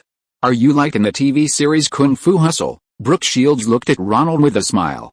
Ronald had just subdued the man so decisively, which she found very cool. Ahem, Terry reminded her from the side. Brooke Shields' smile immediately turned into a wry smile. The smile in her eyes quickly disappeared, and her nose began to wrinkle, as if to say, see? My mother even controls what I say. This way, Brooke, the two CAA agents, Paula and Richard, who had been waiting at the front desk, had witnessed the real-life drama. Our Ronald is quite the romantic man, Paula said to Richard. He just has a strong sense of justice. Richard felt that Ronald suited his temperament. After finishing the morning's auditions for the female lead, the people with the power to decide fell silent. Even disregarding Brooke Shields' fame, her audition results seemed better than the other candidates. After all, she's a model, her camera presence is unparalleled, director Zeffirelli said. How about Michelle Pfeiffer, whom Ronald recommended? Although she's a bit older, she looks very young. Google mentioned Michelle Pfeiffer's name. What do you think, Ronald? The director is right. Ronald, having become much more worldly wise after his internationally renowned auditions, said, considering commercial value, Brooke Shields will undoubtedly bring in a lot of box office revenue. I'll head out now. I have a meeting with my Polygram colleagues this afternoon to discuss this. Okay, let's have some lunch. You guys continue with the male lead auditions this afternoon. Ronald grabbed a slice of Domino's pizza from a takeout order, walked to the desk behind the counter, and handed it to Michelle Pfeiffer. She had been resting there for quite a while. I still need to take photos for the male lead audition this afternoon. I'll arrange accommodation for you once I'm done, don't worry. You've been a vegetarian for a long time, so you can't eat too much meat at first. I brought you a slice of pizza, thank you, Ronald. Paula winked at Richard when she heard about the accommodation arrangements. My aunt has a place in Manhattan where she lives with Donna, my cousin. You can stay with them, it won't be a problem in the short term. Richard smiled slightly at Paula. Hello, Ronald. "We're Paula and Richard from CAA agency." The two then introduced themselves to Ronald. "Hello. I'm sorry I've been very busy and didn't notice you earlier." Ronald shook hands with the two and greeted them warmly. Mr. Nisida asked us to come this time because it's a CAA tradition to value our clients. We meet with each client multiple times to ensure they understand CAA's corporate culture and how we strive to maximize their benefits. Paula began reciting CAA's script. Mr. Lee, do you have any new scripts coming up? Richard asked about Ronald's screenwriting work. The outline of Crosspoint that I sent to Mr. Nisida is complete. I can ask you to take it back to Los Angeles later. Also, my aunt watches the CBS Korean War drama MASH every week, and she wants me to write a Vietnam War version of it. I've recently been considering writing a script about the Vietnam War. You know, my uncle is a Vietnam War veteran, and I have many Vietnam War veterans and their relatives around me that I can interview. I have a lot of interview material, and I'm ready to start writing." "That's good. Here's the agency agreement we brought. According to industry practice, we'll take a 10% commission." Paula was actually a little impatient listening to Ronald talk about his new script. "Okay, I need to have my lawyer review it. If there are no problems, we can sign it soon." "No problem. We'll stay in New York for another day. It would be best if you could sign it today," Paula said. "I need to call my lawyer." "It should be fine." Ronald frowned but agreed anyway. Ronald contacted attorney Lindsay Dole. Lindsay was busy, but he still valued his first client and promised to work overtime that evening to review the contract. "Ronald, may I call you Ronald?" Richard was still very interested in the script. Ever since Homecoming and The Deer Hunter 2 years ago, Hollywood has been chasing after Vietnam War-themed film scripts. "If you have time, I'd love to discuss it further with you." Glancing at his watch, Ronald said, "No problem. My lawyer isn't available until tonight. How about we both go to my apartment? I can talk to you then." He wrote down his apartment address and phone number and handed it to Paula. "How about we meet at 6 o'clock? The food in the East Village is pretty good, right across from my apartment." "I know, the Ukrainian restaurant." "See you then." Paula and Richard said goodbye. After entrusting Michelle Pfeiffer to the receptionist, Ronald returned to the waiting area, calling in the male actors one by one for their auditions. "Where's your agent? Why isn't he here again?" Ronald saw the handsome boy who had auditioned for Famous at the World before. This time he was last in line again. His teeth had been straightened, making him look much more cheerful, but his dentures were clearly of poor quality, a plastic-colored hue, the kind you'd buy in a supermarket, and the color didn't match his surrounding teeth. "Yes, he only gave me a contact number in New York, telling me to call that number after I got the role, and he'd handle the contract." The cheerful boy was ambitious. "I've already had my family read the novel to me, and I recorded it and listened to it repeatedly. I think I've grasped the male lead's characteristics. Why were all the agents so irresponsible?" Ronald felt lucky, at least Eddie and the others from CAA were very professional. "Okay, come with me." After the audition, Ronald escorted the boy out. "We won't tell you the results on site. If there's any news, we'll notify your agent. You can call this number to find me. I'm staying with relatives in New York, just have them put Tom on the phone." "Okay." Ronald understood Tom's situation. His agent probably didn't think much of him and was on the verge of giving up. "Keep up the good work. With your looks and effort, you'll definitely succeed. Sometimes God isn't fair." This ambitious young man, who clearly prepared a lot during the audition and was very photogenic, was already basically cast as Brooke Shields for the lead role, with Michelle Pfeiffer as a backup. His height made it difficult to pair him with either of them. With anticipation, Tom turned and walked towards the door. Just then, Paula and Richard walked in. "How could you be so careless? You even forgot your briefcase. The secrets in an agent's briefcase could be worth millions of dollars. You absolutely mustn't forget it." "I'm sorry, Paula, I won't." Richard, a little annoyed, asked the receptionist about his briefcase. "Hallelujah.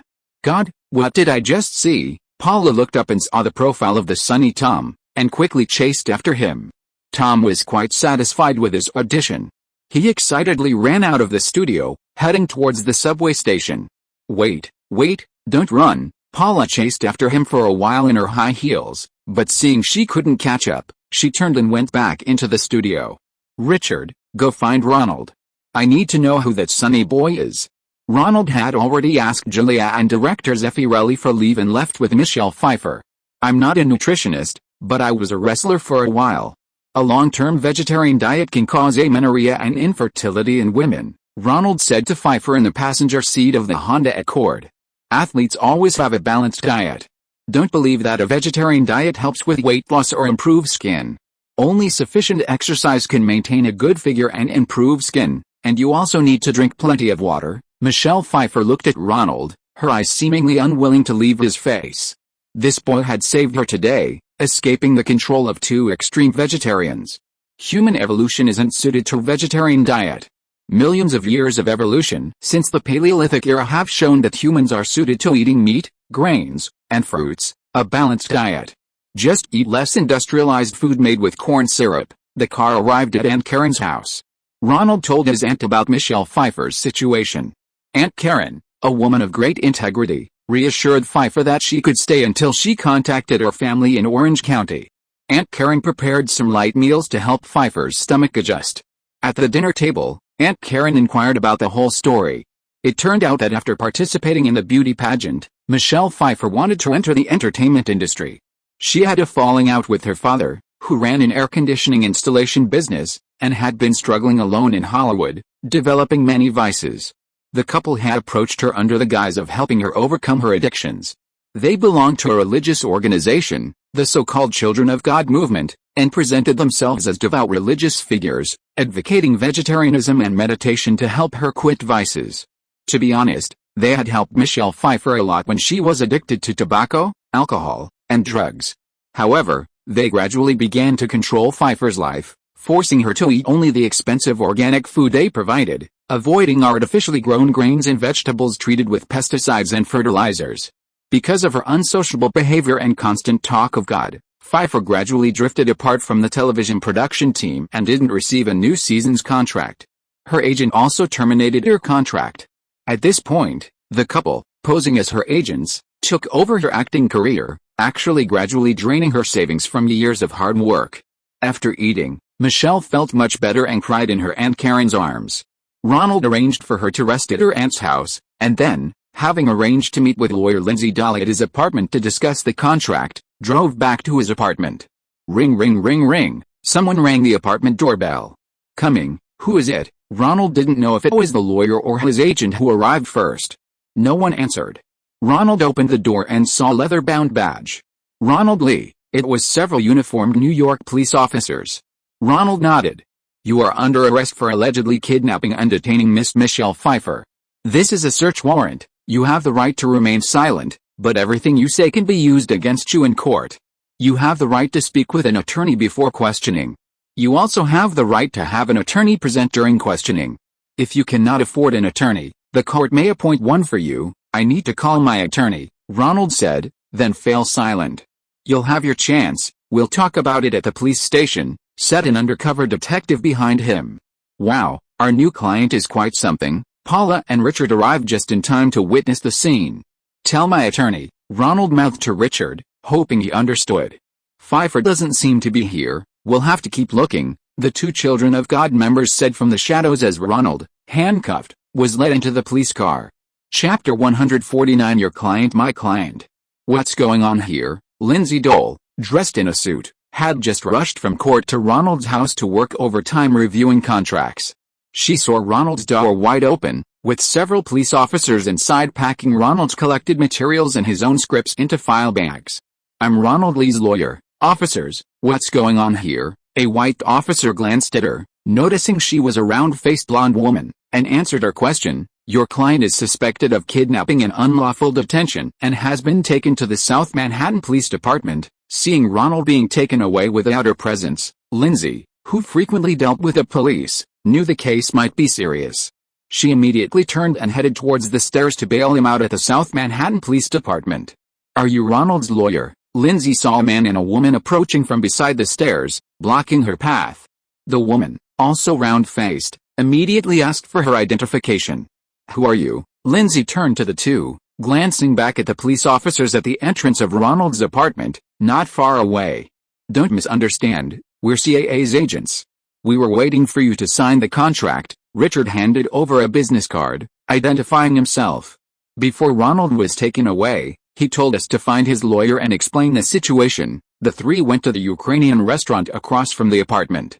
Richard recounted the entire conflict he had witnessed at the casting studio, involving Ronald and Pfeiffer's two agents. Where's Ms. Pfeiffer now? Lindsay Dole immediately saw the crux of the case. If Michelle Pfeiffer appeared and could testify for Ronald, all the problems would be solved.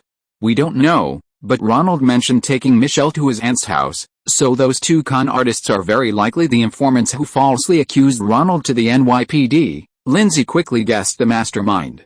This could be a big deal or a small one. It could be a whistleblower's revenge, or they could be watching us, trying to find Miss Pfeiffer's whereabouts, kidnap her, and escape from New York State. That way, before alerting the FBI, who can enforce laws across state lines, they can try to get Miss Pfeiffer back into custody and force her to recant her testimony. If that happens, Ronald will be in a very passive position. How do you need our cooperation? Richard preemptively spoke his lines.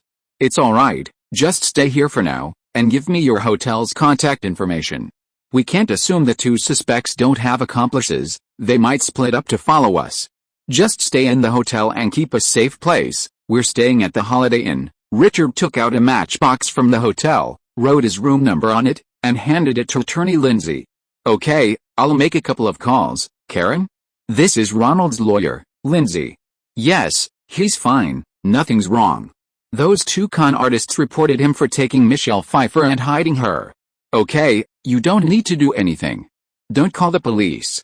Wait for my colleague to arrive before taking any action. Lindsay reached into his bag for some change and put it into the payphone. Bobby, this is Lindsay.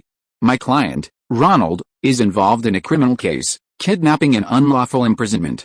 Yes, there's a search warrant, and he was taken to the police station before he could see his lawyer, Lindsay. In that case, either the police have crucial evidence against your client, or a major case has occurred, and the police department is under pressure from above and is in a great hurry, disregarding procedural flaws. Bobby, can you use your connections with the NYPD and the district attorney to find out what happened? Are you that confident in your client? Bobby countered.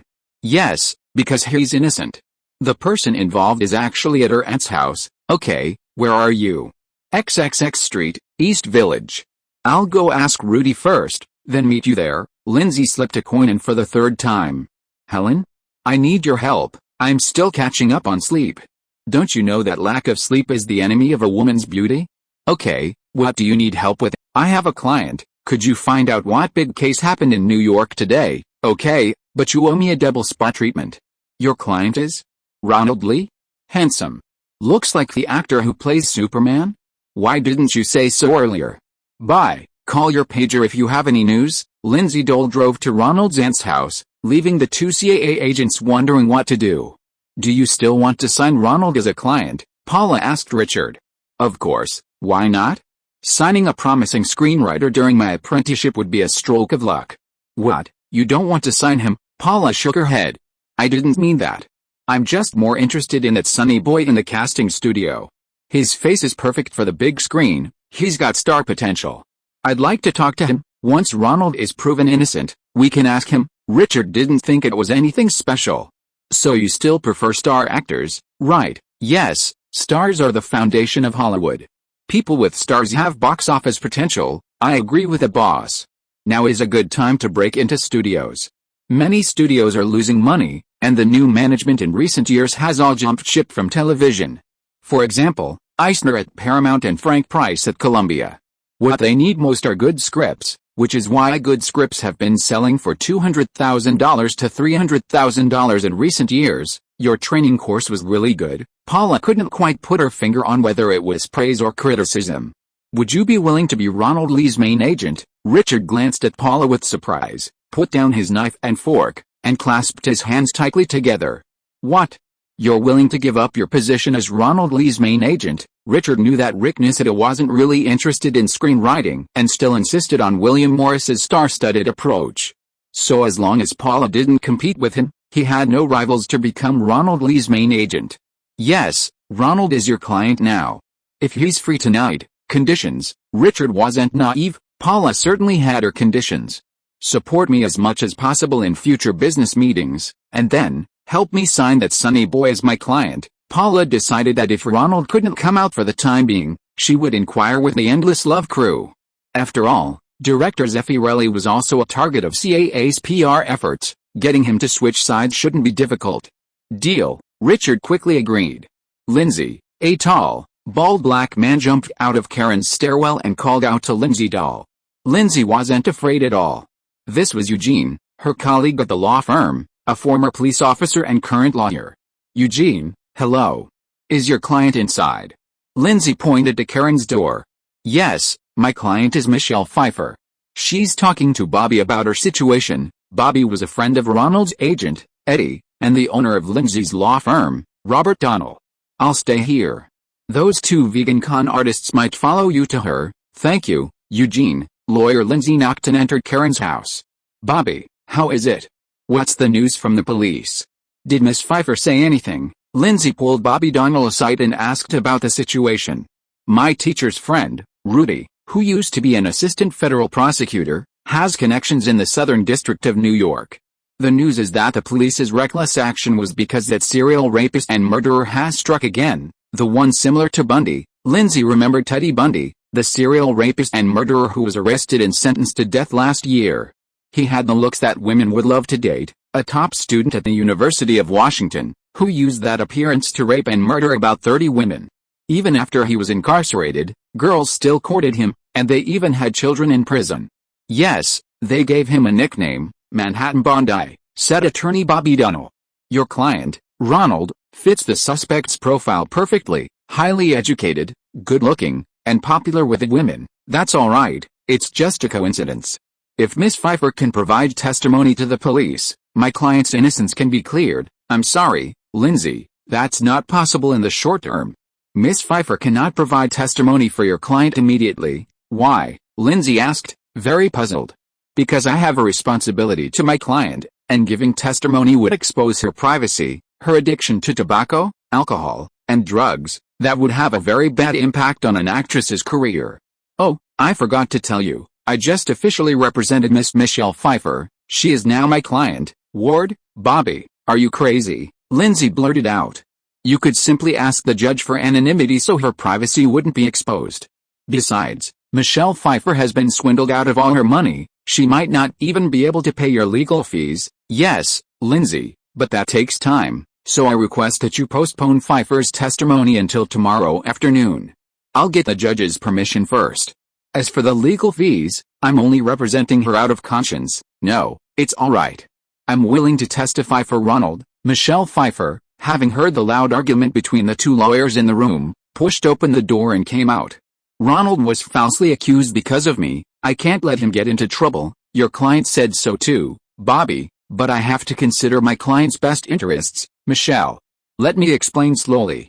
It's not that I don't want to help Ronald, but I need to get protection for your privacy before you testify, you pedantic, unpaid idealist lawyer, Lindsay said angrily. You realist lawyer who only cares about money and sometimes forgets about ideals, you.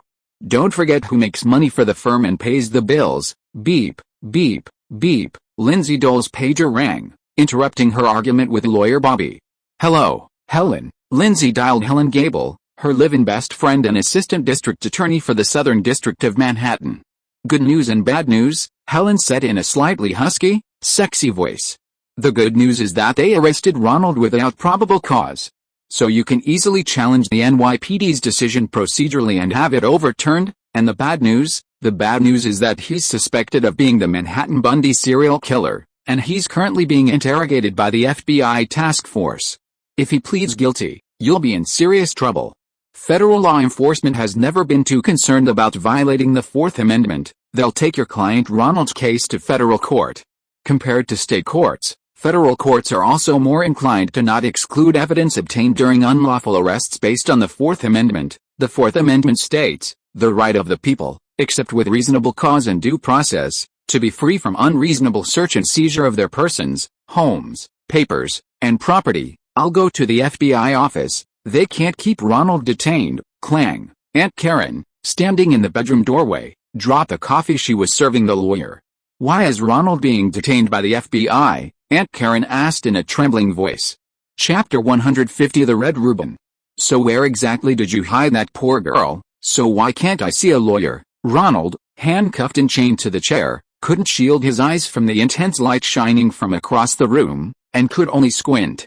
Ronald had absolutely no experience dealing with law enforcement. He only knew from his high school textbooks that a criminal suspect's right to have a lawyer present during interrogation was one of the inalienable rights of American citizens. The FBI agent opposite him chuckled in exasperation. He rarely saw such a stubborn criminal trying to pull this stunt in front of federal law enforcement. So, where were you on December 13, 1978? What were you doing on June 1, 1979? October 11, 1979? February 12, 1980? And today, no, yesterday, in 1978, I was filming High School Rock in Los Angeles. Last June, I was filming Fame in New York. Yesterday, I was auditioning for Endless Love. I don't remember the other dates. Ronald was struggling under the lights, but the FBI agent kept asking the same questions over and over. Also, when can I see my lawyer? Ronnie, what should I say? The agent said with concern. If you just tell me where the girl from yesterday is hiding, I'll make things easier for you. Ronald was getting annoyed by the repeated questioning. I've told you many times, Michelle is at my aunt's house. Why don't you check? She was swindled out of all her money by 2 con artists. Maybe they framed me. You should investigate them. On the other side of the one-way mirror on the interrogation room wall, the FBI and NYPD task force were carefully observing Ronald's every move. How is it, Claire? Is it him? An elderly man in an FBI vest asked. Doesn't seem like it. Serial killers usually play cat-and-mouse games, stalling for time and causing their victims suffering. But this Ronald, apart from insisting on not speaking without a lawyer when he first came in, has been quite cooperative. How is the result of your investigation into the information he provided? Still verifying, another FBI agent replied. This FBI agent named Claire was a rare female agent. Belonging to the New York field office, she was highly skilled and had helped apprehend several cold case killers. The rest of the task force respected her professionally. Boss, a low-ranking policeman knocked and entered. A lawyer has come to bail out the suspect, and the so-called victim is here too. They clearly stated that someone is using this as an excuse to frame someone. These are their identification documents. The FBI head, an elderly man in a vest, took the identification and saw that it matched the victim's photo the task force had received. He immediately left the interrogation room. After a long while, the elderly man returned to the interrogation room and slammed several documents heavily on the table. How do you NYPD officers handle this kind of thing? This remark angered the NYPD officers temporarily assigned to the task force. Based on a verbal report, how did you obtain a search warrant? There are no relatives of the victim, yet you rashly brought this person in, claiming the suspect's background is similar to that of a serial killer. Isn't this misleading the investigation? An officer from the NYPD, temporarily assigned to the task force, took the documents and saw they were materials for applying for a search warrant. After reading them, he was also furious. Who gave this the go-ahead? They even approved a search warrant for Madman Ronay. Madman Ronay was a celebrity in the NYPD, a member of a religious sect, who spent his days rambling on about being a vegetarian, and everyone kept their distance. Everyone thought they had caught Manhattan Bundy, but it turned out to be a blunder from the start. They looked at each other, frustrated, realizing they had wasted most of the night on an innocent civilian. This was a blind spot for everyone.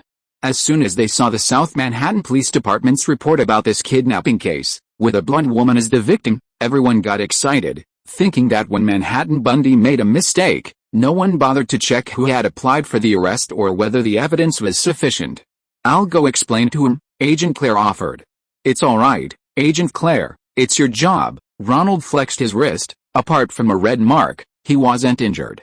He took a cup of instant coffee that Agent Claire had offered, took a sip, and ate a piece of packaged cake. After being in bright light for so long and not having eaten, he still felt a little dizzy. Your lawyer and family are waiting for you outside. It's all to catch the serial killer. I hope you don't mind. Why would I mind the FBI? Ronald smiled wryly. What happened to those 2 con artists who framed me? That's not under the FBI's jurisdiction. You can have your lawyer cooperate with the NYPD and file a lawsuit. Thank you. Also, can I get my script back from the police? You'll have to file a report with the NYPD. They'll return it to you after they complete the procedures. Claire smiled at Ronald's pitiful expression. Weren't you very assertive just now? These are all necessary procedures, the red tape. Here, this is my business card. If you have any problems getting your documents back, you can call me. Thank you, Agent Claire. The red tape is a euphemism for bureaucracy, used in both Britain and America. It originates from the fact that official documents in the early British Empire were bound with red tape. As Ronald signed the papers and walked out of the South Manhattan Police Department, Michelle Pfeiffer, who had come to clarify the facts, rushed forward and hugged him. "I'm so glad you're alright." "Yeah, I'm alright now." Ronald gently patted Pfeiffer's back, then hugged his aunt and lawyer Lindsay in turn. "God bless you, Ronnie, you really scared your aunt this time." Aunt Karen suddenly made the sign of the cross. "Congratulations, I heard you were very brave in the FBI interrogation room," lawyer Lindsay teased him. "Don't even mention it, I only dared to say I wanted a lawyer. They took me to an interrogation room with only a table and a chair, and I was quite scared with the bright lights shining on me," Ronald replied. "So who framed me?"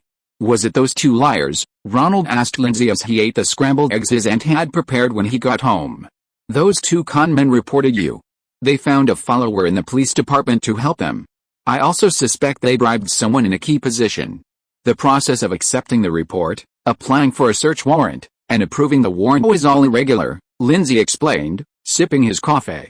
"It all seems like someone familiar with how the bureaucratic system works has conveniently made those in key positions turn a blind eye to the violations. For example, the judge approved the search warrant because one of his assistants just happened to insert your warrant into a bunch of predetermined approval documents. Fortunately, Helen revealed that you were in the FBI's hands. We'll take Michelle there immediately. The FBI and the NYPD have no say in each other's reputations. As long as it's clear you didn't kidnap Miss Pfeiffer, they'll release you without worrying about us suing them for abuse of power," Bobby also explained, glancing at Michelle Pfeiffer. "If you were still in the hands of the NYPD, we'd have some procedural trouble." Bobby, the owner of the law firm, was handsome and looked a bit like John F. Kennedy Jr., the son of former President Kennedy. "This won't hinder Miss Pfeiffer's acting career," he added at the end. "So I can sue the NYPD for abuse of power?" Ronald realized the implication and asked. "I advise you not to do that. If you have enough money, you can sue them to vent your anger. But you're just a student. A lawsuit like that could drag on for a long time. It's better to go through the police and ask them to do you a favor. What do you think?" Ronald turned to Lindsay and asked. On the way home, Michelle Pfeiffer, who was in the same car, had already told him about the conflict of interest between the two lawyers. "I agree with Bobby on this point. If you agree to drop the charges, you can ask them to do something compensatory, such as investigating the two fraudsters who falsely accused you and making things easier for Miss Pfeiffer to sue them for fraud," Lindsay said confidently. "But all of this requires filing a complaint first, letting the South Precinct of the Manhattan Police Department know about your injustice and anger, before you can negotiate with their lawyers." "Lindy, you know perfectly well that the South Precinct's lawyer is a partner at my teacher's firm, Rudy. This matter is entirely entrusted to you, Lindy." Ronald set the tone. "Don't do that, Lindy. You also need to file a report with the police department, asking them to return the materials that were taken from your client. They'll just use red ribbons to cover it up, and you'll waste a lot of time. I don't care. I was wronged in this matter. Do I have to apologize afterwards?" Ronald smacked his scrambled eggs loudly, then picked up a can of Coca-Cola and chugged it down. Ronald said with a burp, "Sorry, I'm starving." "Don't worry, Auntie has more." Aunt Karen brought out another plate. How long will it take to retrieve my script?" Ronald filled out numerous forms and submitted an application to retrieve the documents that had been searched from him. The policewoman in front of him remained indifferent. 3 months. Next, they say it will take another 3 months. I wonder where all our taxes went? Is this the kind of service taxpayers are entitled to? Ronald complained angrily to his lawyer, Lindsay, and his agent, Richard. "Don't you have a backup?" Richard asked him. "I have backups, but they were all in my apartment." "The police took them all," Ronald said helplessly. "Can you wait a few days? I can rewrite it from memory. Or I can start working on the Vietnam War script first." "Actually, you don't need to rush." Richard looked at lawyer Lindsay. "I think Miss Dole has a way to help you get your script back faster. Besides, I'm not here to retrieve the script this time, but to sign you as a future top screenwriter." As he spoke, Richard took out 2 contracts for the lawyer to review. Paula is very interested in the young actor you interviewed, so after you called, she went to report her thoughts to the boss. I know, and I'm happy for Tom too. I felt he deserved a better, more considerate agent after the last audition. Ronald didn't seem to mind. But can't you really sign Michelle Pfeiffer? I'm sorry, I just graduated from the mailroom and am still an apprentice. My authority is limited, and I can only sign one client, you. Paula has her own ideas. She's always felt that male stars have a longer peak period and are more worthy of being selected and nurtured from among the younger generation. Female stars face many practical problems, especially young female stars. The risks are actually quite significant. Agents would prefer to sign those who are already famous. I understand. I've already asked Eddie to help look in Los Angeles. No problem, you can sign now. The lawyer had reviewed the contract and was very sincere. It was a 1-year contract, with a 10% commission, and it would automatically renew for 3 years if both parties agreed. Okay, sign above this dotted line. Richard gestured to the signature area. Ronald picked up the pen Richard handed him and signed his name, Ronald V. Lee, below Paula Wagner and Richard Lovett. Now that I've given Mr. Nisita his signature, you're officially a CAA client. At your convenience, we'll invite you to Los Angeles, where Mr. Ovitz will meet with you personally to understand your needs and recommend your script to the 8 major studios, a privilege enjoyed by all CAA clients. Welcome to the CAA family. Richard Lovett formally shook hands with Ronald. End of this chapter. Thank you so much for reading until the end. Don't forget to give it a like. Looking for more exclusive content and immediate access? Subscribe to our Patreon. Remember, every like, subscription or donation encourages us to continue. Thank you all. See you in the next video.